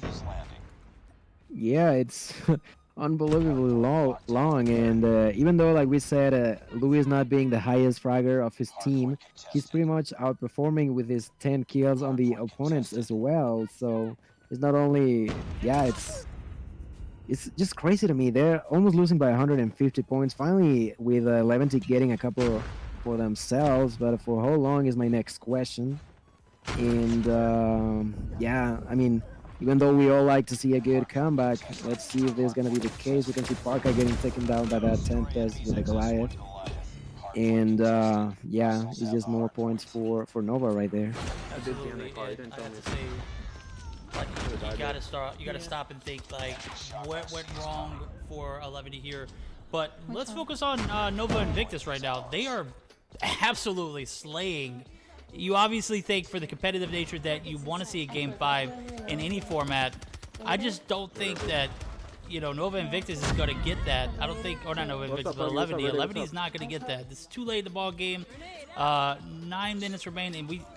Point is obviously going to be held, so, we're not going to run out of time here, because as long as someone's on the point, the game is going to continue on. 10 minutes is on the timer when we start the game. As you can see, 8 minutes and 55 seconds left. That'll tell you something, right? Yeah, and as much as I see, we talk about 11T, like you said, pointing out how, for example, Band is doing already into 24 kills himself. And yeah, not only not being the only one with over 20 kills, also Envy doing an amazing job right there. Tectonic about to get onto 20 kills. He's actually, I believe he's using the shotgun. Yes, he's the one using the BY-15 and putting in work. Standoff, one of those maps that we all know that, even though not everyone uses the shotgun, is one of those maps that can be really viable, I would say. And Tectonic just showing us that, right? I would have to say this map is. I've seen several players play with the BY-15 in particular on this map in this particular game mode. Now, with that being said, will it be enough to counter against these guys who are just absolutely outgunning and outfragging you? I don't think so. You got to find yourself in a very tight spot in order to make the shotgun work for you. The BY-15 in particular, because of the ability to just outright hit marker for no apparent reason. Zai and team trying to make their effort over to the site. We're to see Tectonic clear it there as he takes out Aldo with the Sparrow. Point is going to be held by the side of Nova Invictus, and it looks as though that Nova Invictus only needs 20 points to take this W. They're going to find it somewhere between now and P1 if they don't initially get it here. And I'm looking at a team wipe, so it looks like they might just get it here. Yeah, and Tectonic just pushing as hard as he possibly can with that shotgun. Getting taken down at the end, but as long as he's distracting, that's all they need. 2 more points, and like you said, that's GG. That is game, my guys. GG to both teams. 11D takes the dub, and the MsKVerdict Sunday Showdown again, back-to-back winners are going to be Nova Invictus. As we take a look at the scorecard here, Envy 29 kills. He's going to go 29-18, drop a fat 2 seconds on the point. Doesn't matter. He's got support from Lewis, who was able to play that OBJ role very well. MVP, in my opinion, regardless of what his KD is, you guys can, give me a break here. Okay, this guy is going to need some recognition because that is a lot of pride to swallow and move and sit on the hill for that long and not be doing anything else other than that. It paid off, though, because he pretty much got all of those points for Nova. Nova Invictus winning 250 to 143. If you translate that to the actual score that Lewis was able to contribute, 2 minutes and 52 seconds is how much time? It's almost 232 seconds, if I'm not mistaken. Between Tectonic and Lewis, you said? Oh, no, for Lewis alone, 2 minutes and 52 Lewis seconds alone, is what? It would be 172. Oh, 172? Damn, I was way off. Well, never mind. At any rate, still 2 minutes and 52 seconds on the point. That's fat points for my guy Lewis. Lewis able to put in some work for him.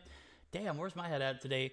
Yuhi not able to come through. Parka able to put in a minute and a half. 21-12. That's remarkable considering that Auda again goes double negative, and not like just to go double negative either. He goes double negative. You can't think that that game was even remotely close to being winnable if you're not able to go positive there, guys. Stick around. We got, obviously the show is over, but we are going to announce another event tomorrow night. Be sure to check us out on the MsKVerdict's Monday Royale, hosted by yours truly, Gilmania, and myself. Gil, man, is there anything you want to say to the crowd? Let them know what's going on. Primero que nada, para los que hablan español, pues agradecerles muchísimo estar aquí con nosotros el día de hoy. Acabamos de ver cómo Nova Invictus gana por segunda semana consecutiva. La semana pasada contra NL Esports, esta vez contra Eleventy.